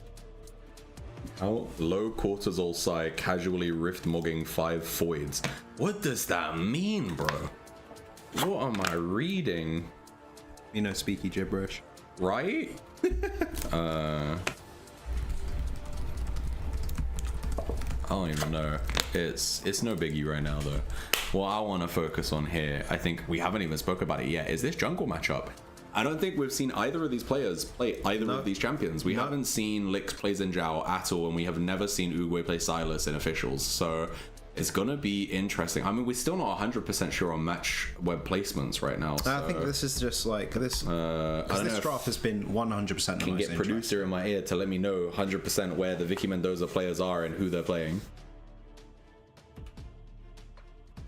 Oh yeah, cool. We called it. Yeah, it is. Yeah. It's Ambessa mid, it is Gragas top, and it is Silas jungle. So all of the speculation that I just put through, 100% accurate. So I think, yeah, early game here, Gragas should lose out to Mord, but he's at least a safe champion, right? Well, he's someone he can... He's got probably one of the most impactful ultimates. Yeah. The casket is super strong. Exploding casket and the Q having the sustain for lane at the same time. It's not really going to be about fighting and trying to get the kills onto the Mordekaiser. What it's going to be about is surviving the lane. Yeah. Gragas is again one of these champions that has a very flexible build path. You can look to full tank Gragas. We just got informed. It is not Yone in the mid lane. It is Synthet Yone and Chapati Mord mid lane.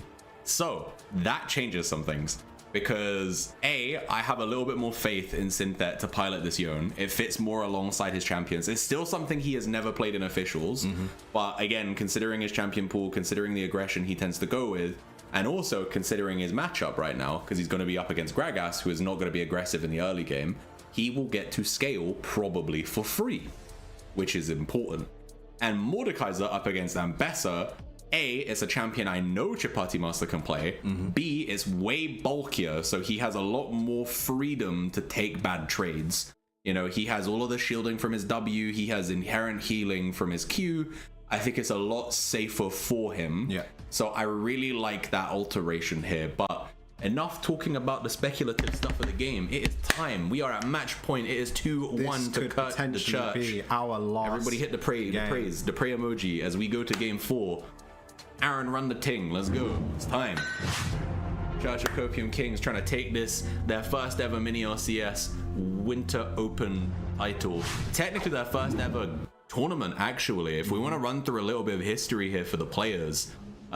Noodle, everyone apart from Lix, in fact, has been in a MiniLCS before, if I remember correctly. So we have Tide, the support. He played in Ace of Spades, placed 3rd in the previous tournament in summer of 25. Funny fact, there was also on my team. He was my top laner. I never ganked him once. Then we have Soot, who played in Airfryer Esports, and they placed, I believe, 7th and 8th in that tournament. They literally lost every game and went out. He was in a team where well, Loki, he was kind of gulagged. Like, he tried his hardest, but the rest of the map was really difficult for him to play through. Then if we look to the mid lane, this is Chapati's first ever MiniLCS, now that I say that. So Chapati and Lix, if they can win this, their rookie split in MiniLCS, they actually come out as champions, which is massive for them. And out of everything against a team that has been dominated. Yeah, exactly, yeah. What a major Vicky Mendoza upset. were like the team to beat in this tournament. Exactly. And for them to be able to bring it to match point alone is already commendable. But yeah, and if we just run through the rest of the players, Synthet played in 7 Schizos in Winter of 2025, where he was arguably, like, I think the 2nd worst player on their team, and they also went 0-2 straight out of the tournament. The only thing notable about 7 Schizos was their jungler, who's become a community meme in Hyper Freaky, because he did. I don't know if you've seen the community memes. I have seen but some. There's this thing, people with feet. Oh wait, Aaron, do me a solid. Just drop the Freaky Flash thing. I beg you. I know no one's paid for it, but like, just drop it on stream for me so we can see it real quick. I need Miles to see it. And so basically, this guy, his name was Hyper Freaky, and he was like a bronze jungler. And in the middle of his first ever official game, he's clearing. And he flashes the wall between Red Buff and Gronk. Red Buff and Krugs on Sejuani when he has Q up. Like, he chooses not to use the Q. He just flashed over the wall. Why would you flash though? Tempo flash. I don't know, bro. He was just, and it got clipped to fuck. It was like one of the biggest copy pasta things in our server at that kind of time. God. And we still have. I mean, Aaron hasn't shown it up for us yet because he's slacking. I don't know what he's doing, but it's part of MiniLCS lore. And so that is kind of the one thing associated with Synthet being a part of that team.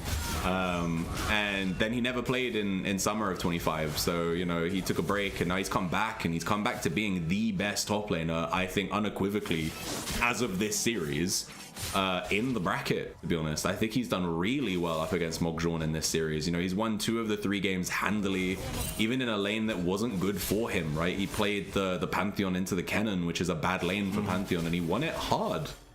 I will just mention quickly, if we look at the runes for a second, Mogjon's opted for Phase Rush, and I was hoping for this, because this actually gives the Gragas a little bit more 1v1 potential, being able to get hard trades, and then just being able just to wander off, because Yone won't have any gap closers, unless the Q is available. Yeah, if he has Q3, but you know, you have to set that. You have to stack that. Yeah. And a lot of the time, people who play against Yone quite often, or Yasuo, do not fight when they've got. Hold up, though. We're going to see Xin Zhao come in here. They're going to get the flash immediately. In comes Silas to defend him. I don't think that's a bad thing. I think if he landed that chain, I think that Vicky Mendoza lose that fight. They would have lost the fight still, but out of everything, it may have been a chance to actually. It was a warning sign fly. It was a zoning homing chain. And they're going to try and contest here for this crab, but they don't quite land it. He's going to throw the chains again, not land anything there. And that works out extremely well for the side of Church of Copium Kings. Exactly. Ambessa's flash is down until about 8 minutes in game. Uguay is down a camp as he doesn't get the crab, and Xin Zhao getting double crab is going to speed him up to getting to level 6 first. So he's going to be expedited here, and we see Ambessa go for the fight here. But it's not a fight you win at that health total. And Mordekaiser, she's had to burn the Ignite at the same time. I don't really know what Poseidon's trying to do there. 100%. I think I don't want to what's the word I'm looking for here, like I don't want to project, but again, if we want to talk a little bit about the history of some of these players, Poseidon in last tournament, he made it all the way to the finals of Emerald Bracket with Mexigods as their top laner. Yeah. And they got 3-0'd in finals. And I don't want to suggest a narrative here, but maybe there's a bit of a choke situation going on here, you know? Like, the first couple games maybe didn't go the way he wanted them to, and now we find ourselves at a point where the pressure is at its highest, and he hasn't won a finals before, so we're gonna have to see if he can lock in and change this up, as we're gonna see multiple suns burn in this bot lane. You see Jin... Tide doesn't want to give up. Oh, he's going for it. He got that double Q there, and I think they the barrier. First blood over to the Soup Ball, but we're not even done. Look at top lane. I think that's really good there, and honestly really domineering play there from Tide to be able to find that. And we see the flash hit from Uguay, but another miss of the chains. I think Uguay is having a hard time here as well, as just not landing the abilities. It's not just that, but you have to respect the fact that you're going to be at your enemy teams ahead now.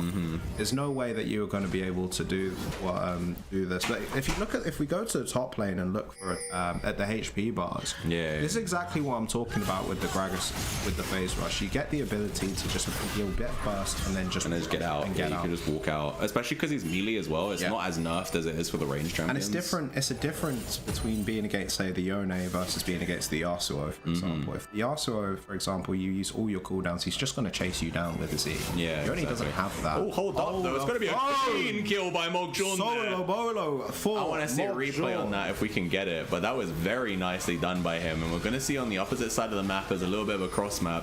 But note that no one here from the side of Vicky Mendoza has committed top. It was just a 1v1. Information is there. I know, but yeah, I think, again, Silas is just a little behind right now. Uguay making the right decision in not trying to get onto the other side. I mean, we saw in the Sweatlord one, I think it was game 4 and game 5, the jungler for... Oh, never mind. Let's talk about this play. Okay, the flash there from Chapati is going to get rid of the public execution, and now Lix is able to just run down Ambessa. But in comes Silas, and Uguay is finally going to have something land in this game as he gets himself his first kill of the game. Still behind on the CS front, but it's going to equal him out in gold with Xin Zhao. So not too bad for him there, as he's able to keep Poseidon alive. Just want to highlight the fact that Death Realm was available the whole time during that fight. I think it would have been a good idea to use that. Yeah, for sure. He could have 100%. He could have done it onto the Ambessa and caused a bit more of a problem, but they were going into the replay. We'll see this top lane. Very getting clean. Perfect flash for the Gragas to go over the Q. Yeah, he dodges Q3, still lands the knockback of his belly toss.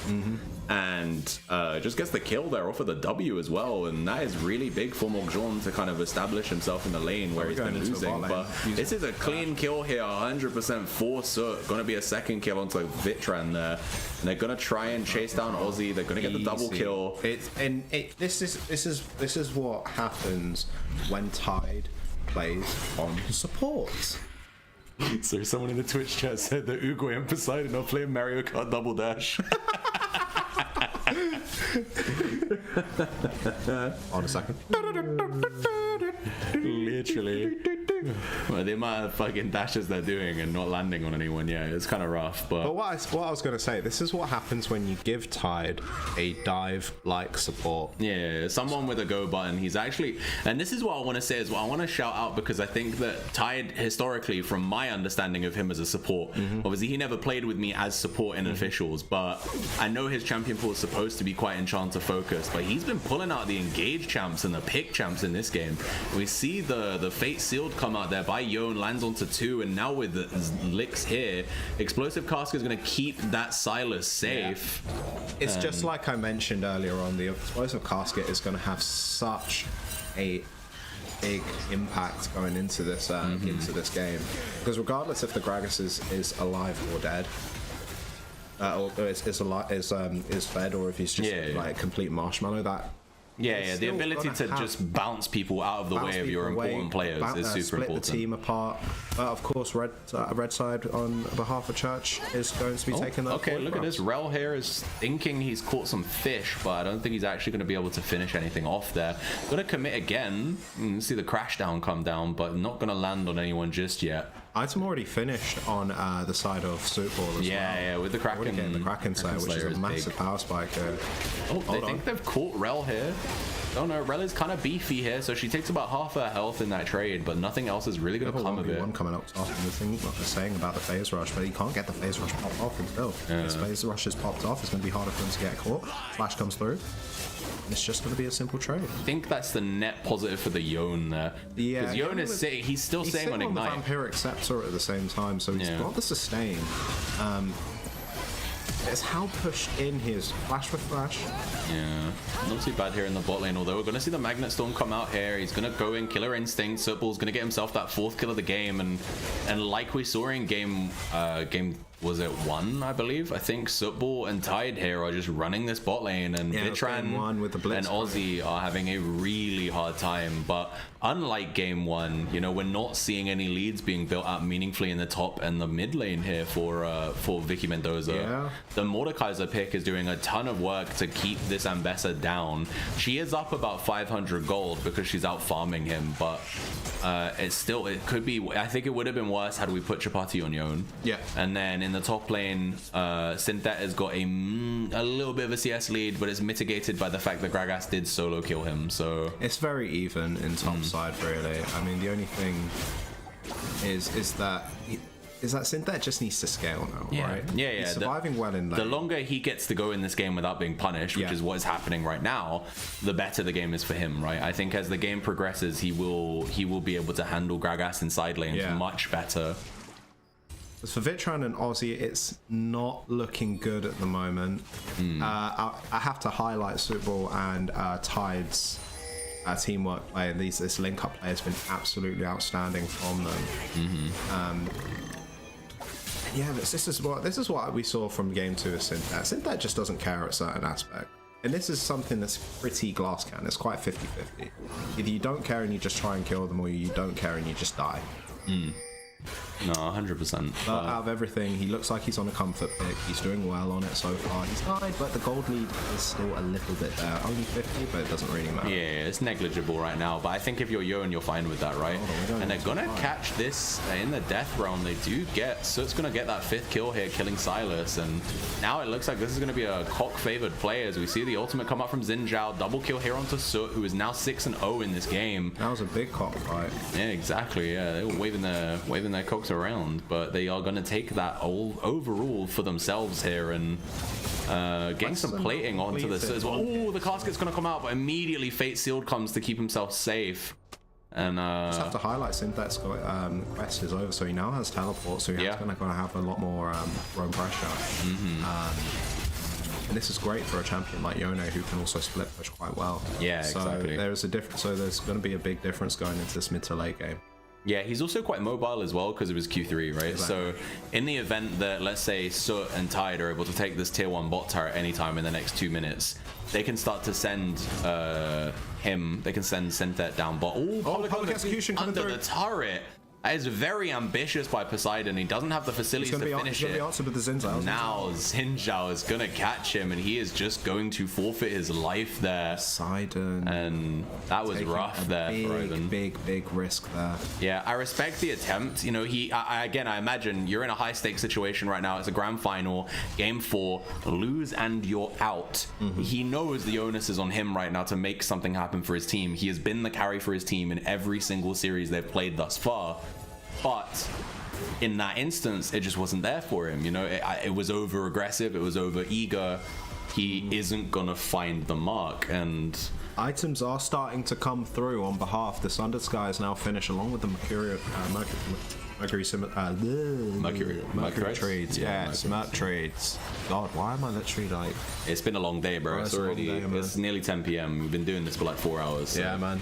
You get used to it eventually. I've been doing it. I did it all day yesterday. We went 5 hours deep. Today, 4 hours in. Tomorrow, God knows how long. We'll find out. But yeah, items are finished. Blade of the Rune King now finished on the Yone. And that's a big power spike, especially against a champion like Gragas. Yeah, it's good against the beefier kind of champs. Although I would say there's not really a major front line here for the side of Vicky Mendoza for him to really shred with that ball. Well, it's not necessarily just to do with the fact that he needs to shred. It's the fact he gets the attack speed from that, so for lower cooldowns. He doesn't have a 3-hit passive as well, right? Yeah. Yeah, it's not too bad for him. Oh, it looks like Tide has found an angle here. He's going to land Q onto 2 straight. The pulling is perfect. Here comes the Magnet Storm. Yeah, I think it should be at least 1 kill here. They're going to kill Ozzy. Chapati's going to get that one. First kill. What's going up in top lane? Silas used Fate Sealed, but he missed. And now it looks like a positive play for Synthet here. You're going to see he used the Soul Unbound, and he's going to get that kill onto Uguay. And now he's going to start going on to Mogjuan. And they're going to try to kill him here. Look, Tide has gone straight under the turret, and they're going to flash out of the Q from Rel. And Rel is going to keep chasing. She really wants it. And she changes her mind though. Out of everything is pushing him out of the lane so they can take the top side turret. Yeah, exactly. And they're going to get more plates here onto Yone.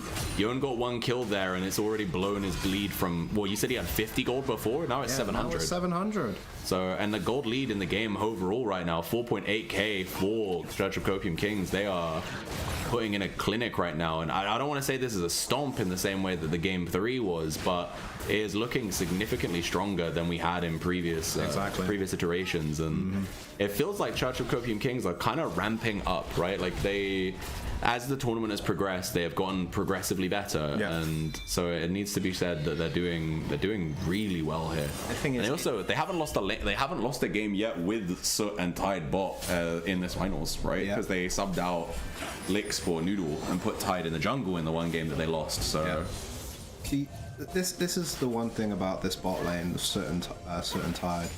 They have been absolutely outstanding, just being able to work together, and it doesn't feel like Vitran and Ozzy are able to match that in any way. You've got Tide who feels so comfortable being able to, here we go, we have another fight going on. No one can take down this Mordekaiser. Soot gets another 370 up in top side. Synthet finally taken down. Yeah, and I think we haven't really spoke about it too much here because it's kind of been an understood thing, but Soot has been insanely strong in nearly every game. Like in all 3 games that they have been winning, he has been the main person picking up kills. The team are doing a really good job to feed him those kills as well, don't get me wrong. Like that's the second time this game alone we've seen Chapati get someone low and then Kai'Sa just comes in and takes it with W or takes it with Killer Instinct. And, you know, she's very close to getting 3 items. She's on the Gwynsu, she's on the Kraken Slayer, she's probably going Dusk and Dawn as her 3rd item. And that is going to be majorly difficult for them to deal with. So many options on what you can go for when it comes down to Kai'Sa, being such a flexible champion in general, being able to go for that AD. We're going to potentially see a Zhonya's later on in the game because that's a very common item. There's also a lot of times people will go for that more kind of AP hybrid-y build where you get Zhonya's, you get Dusk and Dawn, you can get like a Rabadon's Death Cap as well. I mean, in this case, I don't really think it would be the idea to. No, because you've already got Chapati on You've got AP Chapati as well. on him. And there's no tanks that are scary enough on their side, on the side of Vicky Mendoza. The only thing that is tanky on their side as of yet is just a Bramble Vest on the Gragas. So a very, very small tanky tank item. And it's mainly only to be targeted at the Yone and the Mordekaiser, right? It doesn't really matter about it on the Kai'Sa as such. No, 100%. And I want to say as well that the lead for Yone here is only beginning to grow as, you know, the lane was super even in the beginning, but now that he has got that Blade of the Rune King, he's got the tier 2 boots, he is actually in control of the lane. They got that tier 1 top turret as well. It's the only turret taken in the game. We're gonna see Fate Sealed come out there, but it doesn't quite land, but he is in position to try and kill. You see Sootball's gonna go legendary here as he takes that kill there onto the Nami. Silas, however, did catch Rel on the side, and we're gonna see the ultimate come out here. The curtain call from Jin doesn't land a single shot though, as Synthet is just gonna weave out, and then even the Fate Sealed is gonna whiff, and they finally kill him, but after a genuine ambulance of accidents just came there. That was a... How difficult that was. That was really rough. Although, Explosive Cask is gonna come out here, and they're gonna start the fight on Chapati. I think, look how healthy he is though. He hit Death Realm once again. He just walks out. He walks out. He's eating into people. Oh my god, here comes Sootball as well. Yeah. With Kai'Sa here. Kai'Sa, if she has Killer Instinct, she can continue this fight, and she might be able to thread. Sadly, unfortunately, that move is on cooldown at the moment. And let's just see how this play broke down here. On just what happened here. Yeah, so I think, yeah, we see the Fate Seal just jumping over the Fate Seal, right? You can see Nami basically trying to get away with Kai'Sa actually using the Killer Instinct to get the pot. So this is where Soot knows she needs to just get out, right? Yeah. And Synthet's basically just gonna die here. The fact he's missing all of the bullets here, and just so many misfires here from Vicky Mendoza, who I have to believe at this point are feeling the pressure of the series. Soot knows he's in a state right now where he cannot afford to die. Oh yeah, if he dies, he gives 1,000 gold over to whoever kills him. 1,000 gold. Massive bounty. Oh, we have some beef going on in bot lane. Yeah, and Bessa here, she's the only person on our team with a gold lead, but she's not that strong right now. Fate Seal is going to come out and land onto Ozzy. It looks like Synthet's almost going to get out, but look at the commitment from this Vicky Mendoza side.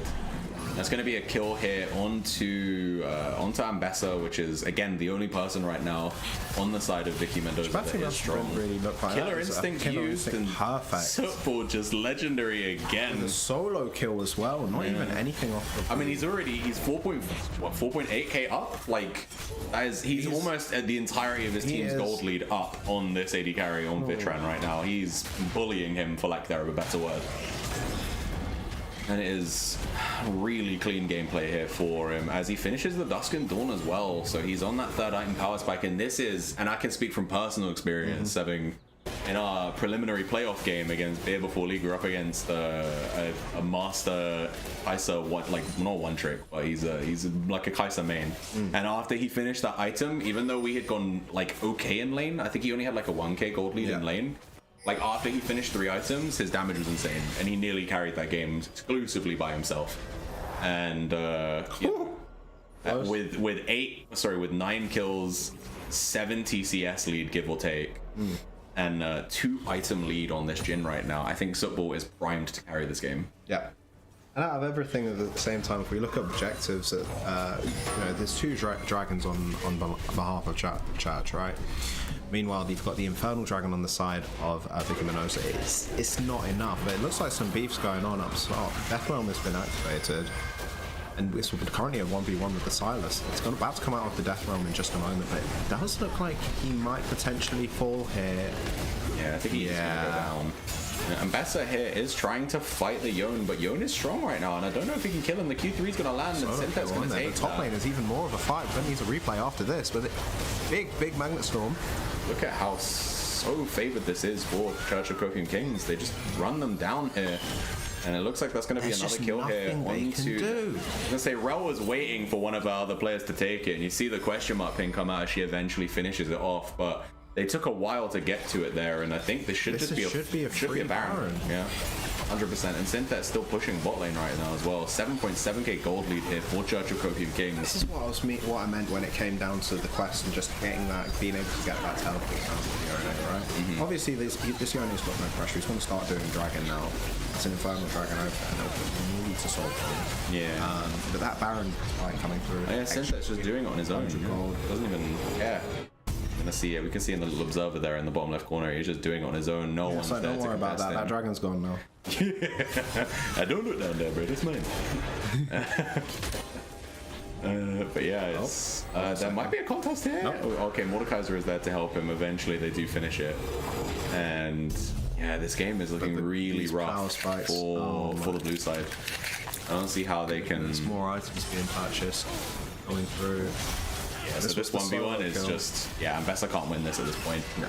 She's equal in levels, but down in gold. The cooldowns as well. Gets run down as Yone well. doesn't. Yone has low cooldown with his Q, and it's just. Yes. But this was outstanding.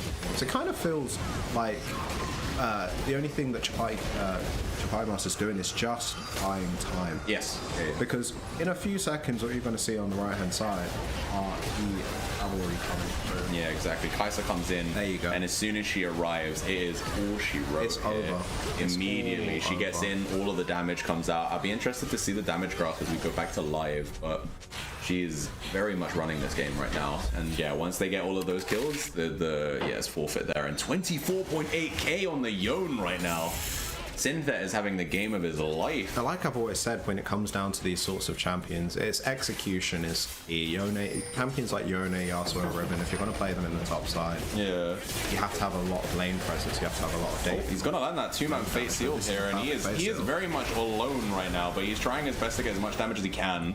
Uguay is going to find him, though. That's going to be the fourth kill there for Uguay on this Silas, who, again, I think has maybe been left a little bit to be desired in this jungle right now. I think Lix has had a much better performance. It's one of these things. That's okay. It's okay to die there because out of everything, you've taken the turret, you've got... Yeah. I don't think he had a shutdown on him either. You need to realize he's only 2 and 4 at that point, so he's not someone that needs to be worried about dying. No. Realistically, it's the Kai'Sa that needs to worry about. The Kai'Sa is the #1 protecting target. Yeah, exactly. Flawless execution so far on this Kai'Sa, and I was very skeptical with the pick in general. I felt like Kai'Sa was going to have a massive lack of range against the Jhin. Fatima as well. Alongside, they're going to jump on here, and I don't know how I feel about this. As you can see, Silas has the Xinjiao on him. Alright, will go down. I think Poseidon's caught out here, but he has to flash out immediately. We see Nami comes in a little too close, in my opinion. They missed the route there from the Jhin. And okay, the Magnet Storm comes in, and this is probably going to be it. If they win this team fight, they win the tournament right now. Massive Gragas ultimate. And look, Supple Legendary. He's going to get that 11th kill on the board for him, but they go in, they get the kill on Kai'Sa. Jin's going to kill Rel, and they're trying to bring the fight back here, and I think they might be able to a little bit. We're going to see more engage here, but Chapati Master pops Finn, and Xinjiao is going to kill the Gragas. And wait, I just realized sorry, that's an alternative. Like, I was looking at the camera down there to see who it is that was watching right now, but it is just an alternative angle of this fight that has gone on for way too long right now. And now Ozzy is the only one left alive. Luckily for her, there's only 2 people left alive on the side of Hawk, but Synthet is one of them, and he is happily taking turrets on that side right there. And I want to see if he has the most gold in the game right now, because he doesn't have the most gold, but he is up there, top 3 right now, because he's been just side laning this entire time, picking up plates. This is the thing that I was saying.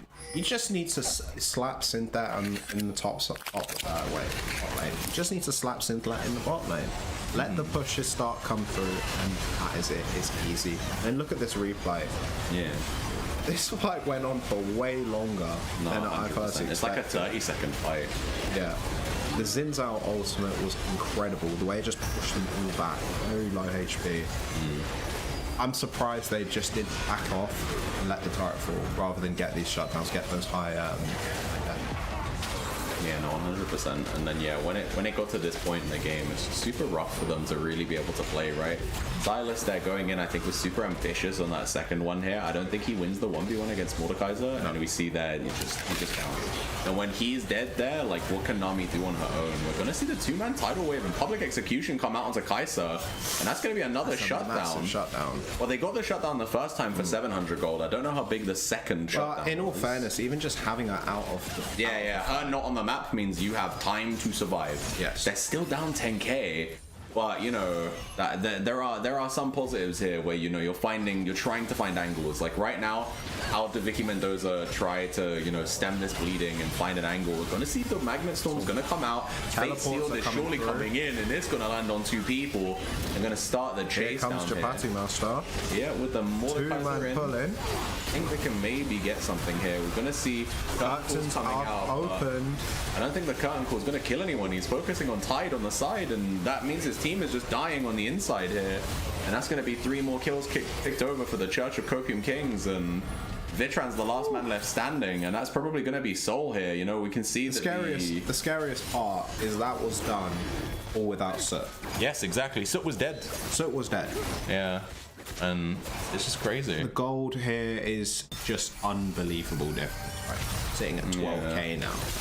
I think, as we can see there, we've got a couple people here. Mordekaiser and Yon are cracking down on this inhib turret. They're chasing down Vitran. He is the last man standing on his team, but there is nothing he can do. He's going to be on a gray screen for potentially the rest of this game, as they have a wave and they have 3 members here. Notably, they have Soot. And top turret is so low right now. Now, they're really in such a 50-50 mode. This is a free Baron on behalf of the Church. Yeah, another Mendoza. one. They can't contest, and they do. You just have to pray. Yeah, it's super rough side, because it really just looks like Church are coping things. They're just going to take this. They're going to cause a big upset in this tournament. I mean, if they throw this lead, it's catastrophic. Like 13.5k gold lead right now for Church of Copium Kings. If they throw that somehow, they have Soul. You know, I'd want to jump off the building if that was the case. Yeah, literally. Like at that point, you don't play game 5. You hand over the victory. You just say, "Yeah, my bad, guys. We're not playing that next one. We're just like we're gonna cordially resign from this tournament." Just like when you miss smites. What do you mean, man? I didn't miss any major smites this tournament. You know, that's why my name's changed from Day Zero Smites to Day Zero Hair. You know. Fuck my life.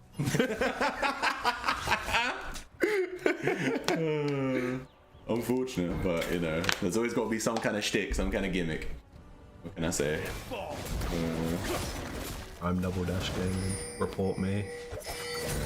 I think Vitran here 1-6 right now. He is having a hard time, but you know, he's up against the best bot lane in the tournament, so I'm not going to hold it against him here. I think Aussie and Vitran, they've had moments in this game or in this series where I think they, you know, they've shined. Especially, I think Aussie on the Milio, and I believe it was game 2. Yeah. But you know, overall, the expectation was for the bot lane to lose, and I think that the difference here has been that the top side of the map have really struggled. But look at the side of Pop here. Gosh. They just shred through one member here, and now we're going to see Synthet does go down, but Soot's going to get himself away. Exhaust is going to come out onto Ambassador as she jumps onto Sootball, and Kaisa's going to live, and that's a double kill for her. They finish off Vitran here as well, and now it's Gragas against the world. Oh my god, we got and Mogjawn has nothing left in the tank right now to be able to stop this. That is probably it. Yeah, Mordekaiser's already in the base. He's already hammering on these Nexus turrets, and that is going to be That is going to be it. I think Mogjawn can't do anything. He even gets taken to the death realm with some kind of BM at the end of the game. He can't even interact with the rest of the players as they finish the game. Church of Copium Kings. Take it. They are our Weenie Hut bracket 2026 Winter Open champion. Congratulations to Church of Copium Kings. A huge massive upset in my opinion. I think they did really well there in that game. That's going to be first official title there for literally everybody involved. Synthet, Mahaswara, who obviously didn't play in this series, but he is the team manager and former team captain.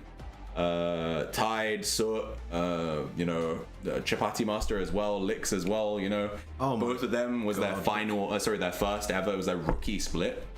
So yeah, look at the damage on Yon. I honestly, his scoreline is really deceiving from what he actually, you know, kind of achieved in the game, and it needs to be said, you know, 43k damage on that on the Yon is really big. Like he was, and he was constantly a threat. He was constantly a threat in the side lane, and I think as well, like he had a lot of work to do, but like the amount of times he was caught out, and they just couldn't kill him. Yeah, they could not kill him. Or if they did, they committed 3 people, and then the rest of his team were able to get something on the side. You know? Yeah, it was super rough for them.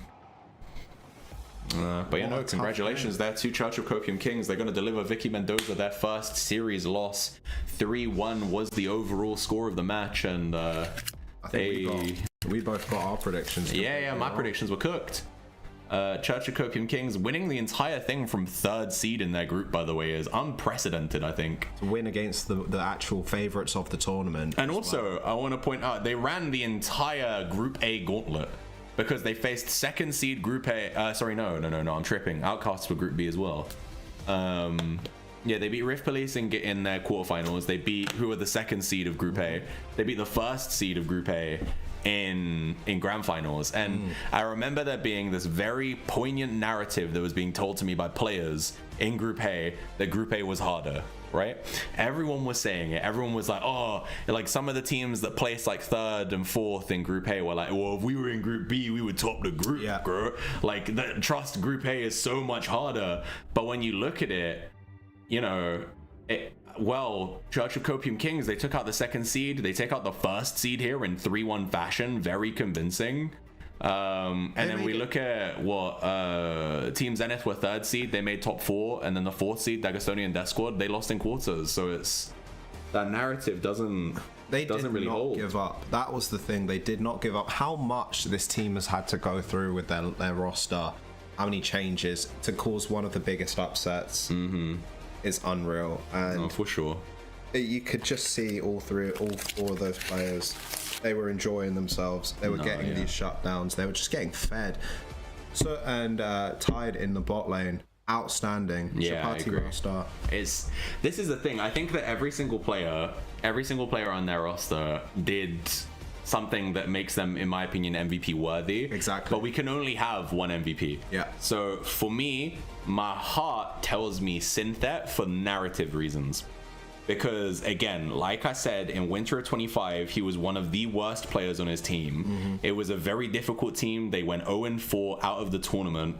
And, you know, in every game they played, apart from one game where he was on Aatrox, he didn't do very well. But then we see here, he takes a split off, he takes summer off, he comes back in, and he's the strongest top laner in this bracket by like a fairly wide margin. I thought it was a 2-horse race between him and Mogjon, and outside of the Ornn game, Mogjon didn't really do much to him, to be honest. It's very quiet. It's been a very quiet tournament for Mogjon, to be honest. Or at least this series, I think he had a hard time off the Ornn, Yeah, and I will say, of course, Vicky Mendoza, they have done amazing this tournament. There's no reason. I think I hope to see all of the players back next tournament 100%. There as well to come to get this far to the grand finals. The compositions, they didn't work, but there's a lot to learn for these next upcoming tournaments.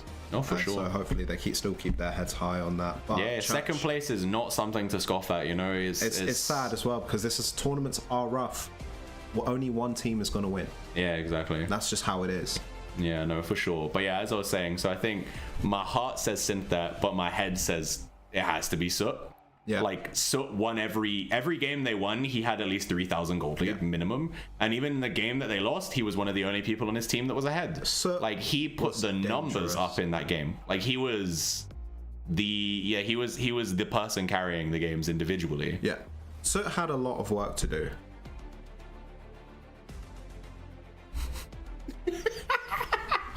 So we could just...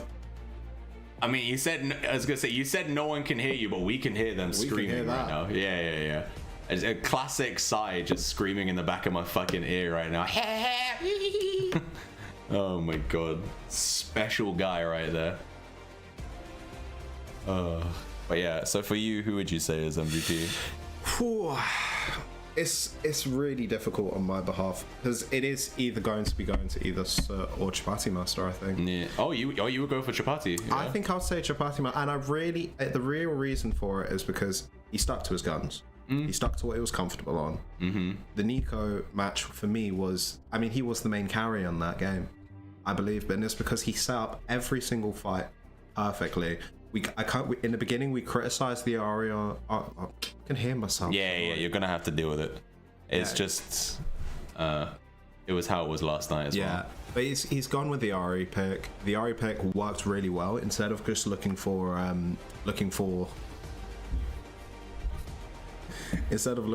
these, just 1v1 kills straight off the bat, he's landing these charms. It's pretty much a flawless game for him, I believe. I don't think he died. He didn't die, no, you're right. He did the best he could in a lane where he couldn't really win the lane, to be honest. So I'll agree with you there. Soot, however, was just a flawless execution of what you'd expect to see from a perfect AD carry. He looked so comfortable in all 3 of those wins. The loss on the Jinx, even when he was playing the Jinx, he was still the last one to die. He didn't die straight away. They couldn't delete him immediately. because his positioning was there, damage was there. You know, he got the numbers right. So No, it's 100%. either him or Chapati Master for me, but Synthet as well deserves a big shout out. 100%. What a story he's got to tell. Yeah, I agree. I think, like I said, I think everybody in the team has done exceptionally well. To get from where they were to where they are now to win the tournament, I think is exceptional. But yeah, I think overall, I probably would have to say it has to go to Soot. I think again, if we're just talking, it's like we're just talking about numbers. I think that Soot is the guy because you know he hard carried in several of the games. In every game, even in the game they didn't win, he was still ahead. And I think he was. It needs to be said that he was definitely enabled heavily by Tide as well. I think Tide did a really good job in this series, but you know, I think I can already hear him laughing. So I'm like, it's going to be dangerous times. But we've been informed that we have interviews. Post-game interviews of our champions. I don't know if it's 2 or 3 people. I heard at least Psy and at least Tide. So, okay, we do have mid and support here. We got Tide and Psy here. We got Chapati Master, the Chapati Tech champion over here. Chapati Tech. Oh, we can't hear him though. You got Aaron and any prod? No. We just can't hear it. Okay, sorted. Hello. There we go. Hey. Yo. Wow. What a tournament it's been for you guys. Yeah. Thank you. Tide, you enjoying the Chrome Dome? It looks amazing on you. I can't lie with you. I really enjoyed the video as well. The shaving part. Join the short hair gang. Yeah, unlucky. It's not quite completely bald, but like it's close enough, you know. No, it's better than it is. It's better than I expect. I kind of wanted your beard off as well, but it's... no. You're not gonna get me as a thumb. They needed to drop 50 gifted subs for that yesterday, and no one did. So unlucky. But yeah, how are you guys feeling after the series? You know, that was, I think, arguably way more commanding victory for me than I anticipated. What were you guys thinking? I'm surprised myself. Yeah. To be honest. I don't know. It kind of just happened. Yeah. It went great, and not the jungle game. I can't lie. I don't think I want to go at jungle anymore. But you know, you lose for the content, I guess. And then we played great. That's a Copium. Comments went great. I think everyone played amazing, and I'm proud of us as a team. Yeah, no, for sure. Yeah, no, you did absolutely outstanding. And Tide, I just want to acknowledge just your support picks. Yeah, you just went for every support that just doesn't give a fuck and just can jump in and just kill. We saw that with the blitz of with those hooks. Talk to me. What was going on with those support picks? So technically, right, I didn't tell anyone. I couldn't be bothered because Manasvara was drafting us, and he said like, yeah, go Leona here, but I couldn't be bothered going Leona because it's kind of boring. So I just like, yeah, I like Blitzcrank. Blitzcrank is a good pick, and suddenly it looked like a good pick, and I just sent it.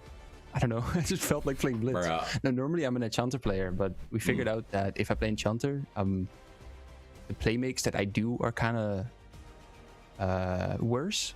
So it's better if I go engage. So I am the playmaker of a team, and it works out here well.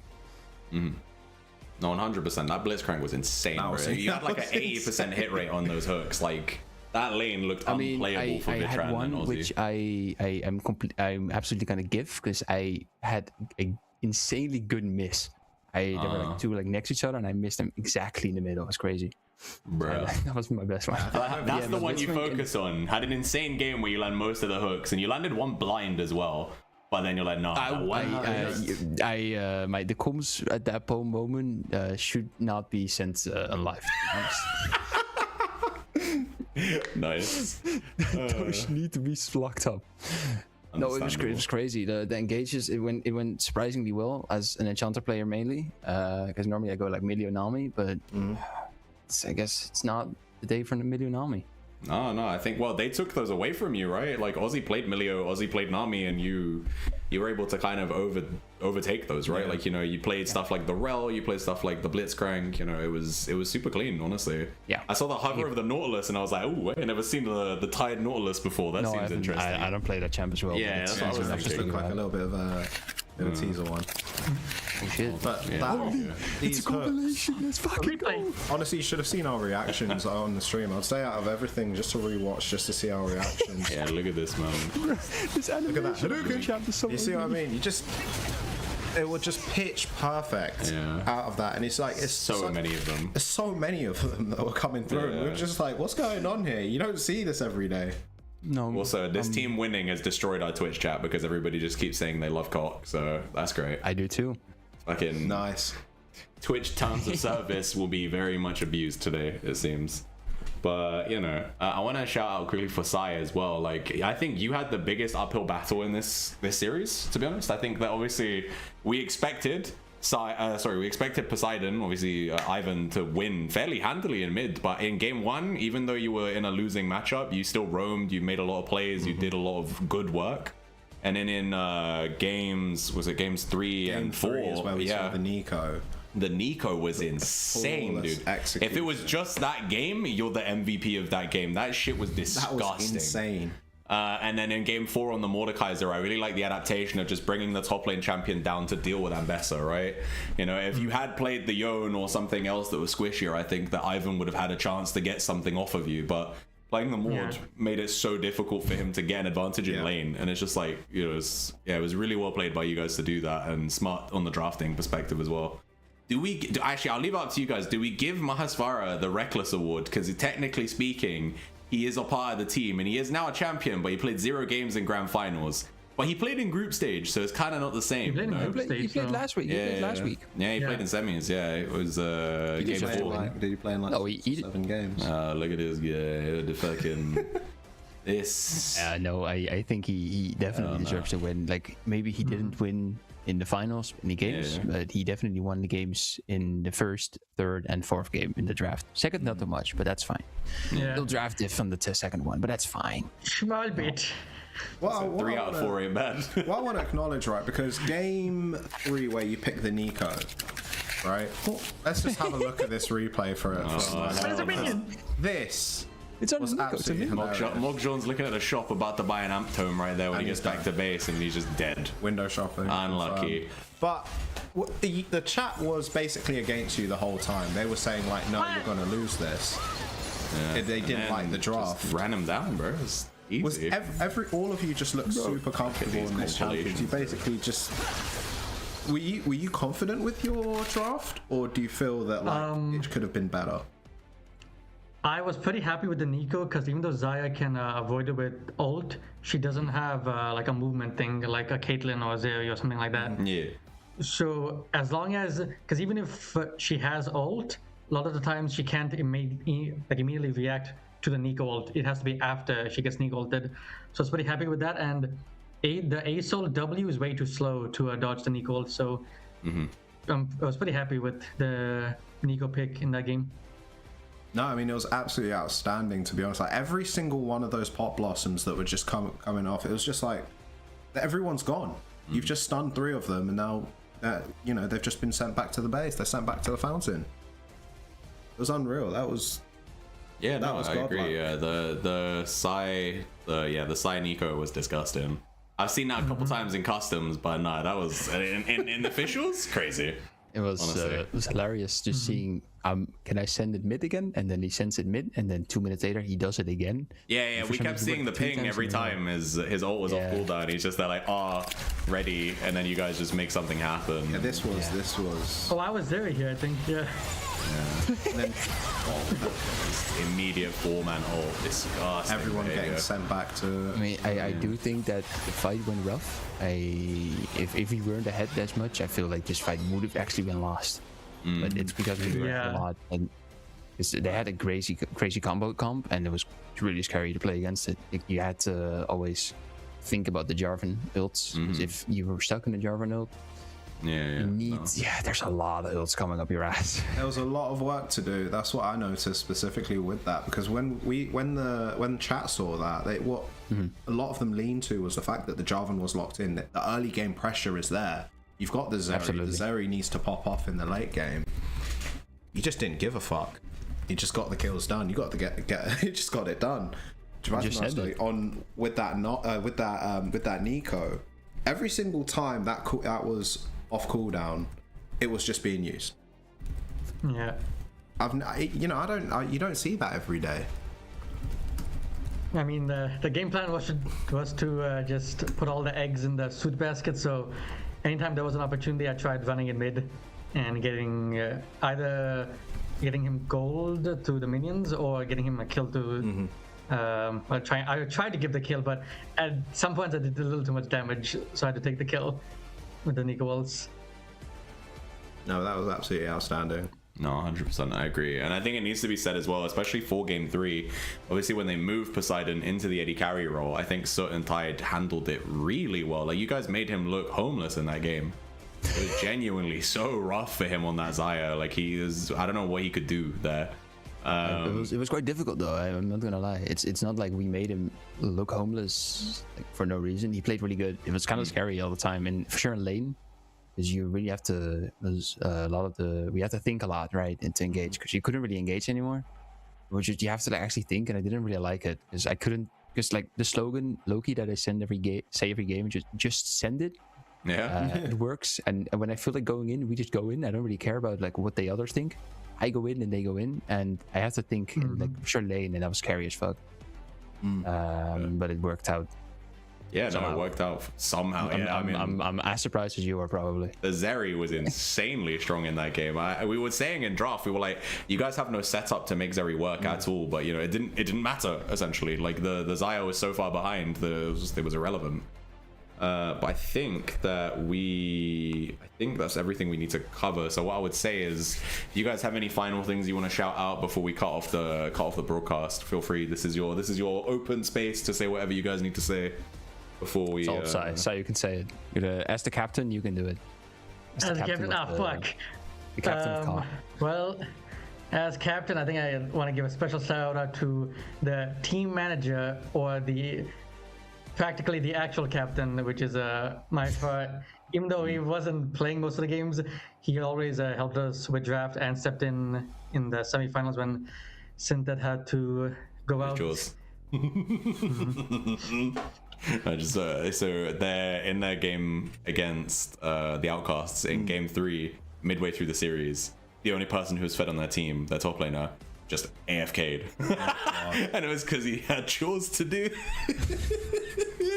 And so I don't actually know off the top of my head. If I had to guess, 17 I'd say or 18. I was gonna say like 19 tops, but they lost Game 3 because it was 4v5, and then they had to go. They subbed in someone else for Game 4, and then the person they subbed in hard carried Game 4. To be fair, if it works, it works. Yeah, which is exactly. Far, by the way. It got them here. Yeah, it got them here. So but yeah, anyway, it's the OG captain. I'm never gonna hear the end of it. Yeah, 100%. You're never gonna hear the end of it. That's how it goes. You know, you gotta deal with it. But yeah, was there any other last things you guys? You said you wanted to shout out Mahasvara. Anybody else, or are you guys all good? Nothing else for me, I think. Anything else? All right. No, I want to thank my mom and go for it. Yeah, my mom as well. No, we always have to like shout out Noodle as well. You know, she's always part of the team, and we always appreciate her. You know, she's in the end a teammate as well of Copium team. The chair of the Copium came, and not saying cock here. And always gonna shout her out. So I'm happy with all 7 of us as a team that we won. Respectable. All right, cool. We appreciate you guys jumping on. Performance, and it's been amazing to have you. Yeah, thank you for joining. You guys will get your champion role some point in the next, before the night is done, and hopefully we'll see you all in summer. You know, rookie split rookie split champion in Sai. Well done. You know, first time MiniLCS, first champion. You're gonna have to defend that shit in summer. So. Well, we'll see how that goes. But yeah, we appreciate you guys being here, and I think we're gonna cut it off there. So Aaron, when you're ready. And that is, I think, the end of the day. It is only 10:30 right now, so you know, that's good. Yeah, not too bad. You know, not quite as late as last night. We had an outstanding set there. Yeah, no, for sure. What a game. Tomorrow from 6 p.m. GMT, we will have the hard stuck finals. It's going to be Good Chimps going up against Gromp Support Group. So that one will be an interesting one to see as well, and hopefully we'll see all of you guys there. Day Zero Hair will be there as well. Alongside, I think we're supposed to have Sai, not Chapati Master Sai, but London Sai casting with me. Can we see the shaving again as an outro? If Aaron can be bothered, absolutely. I have no qualms. It's already done now, so we made peace with it. We appreciate you all for being here with the MiniLCS, and we'll see you all tomorrow at 6 for the last series of the Winter Open 2026. It'll be the final one. Gonna be the final. It's gonna be big. So always got to start with the middle bracket. You know, it's gonna be interesting. But either way, Aaron, when you're ready, zoom us out. Let's go see the shave, and then we can all go home. Alright, so we'll keep the bid, but in terms of the heads, we're ready? Yeah, we're ready. Go for it.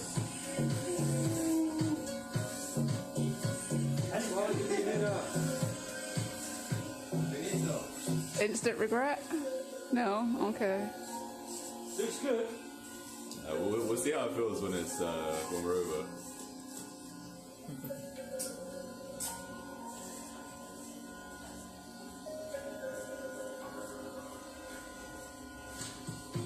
After how long? Gosh, I've had long hair since I was like 12, so literally like 18 years.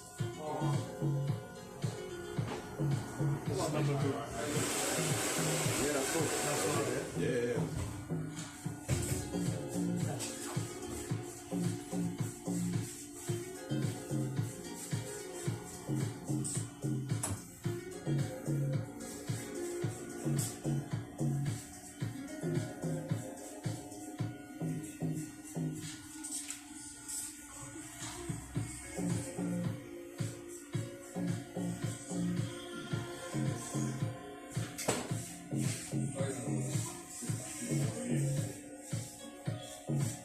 Push تعديلات push تعديلات يا نوع تعديلات يا تعديلات Book 7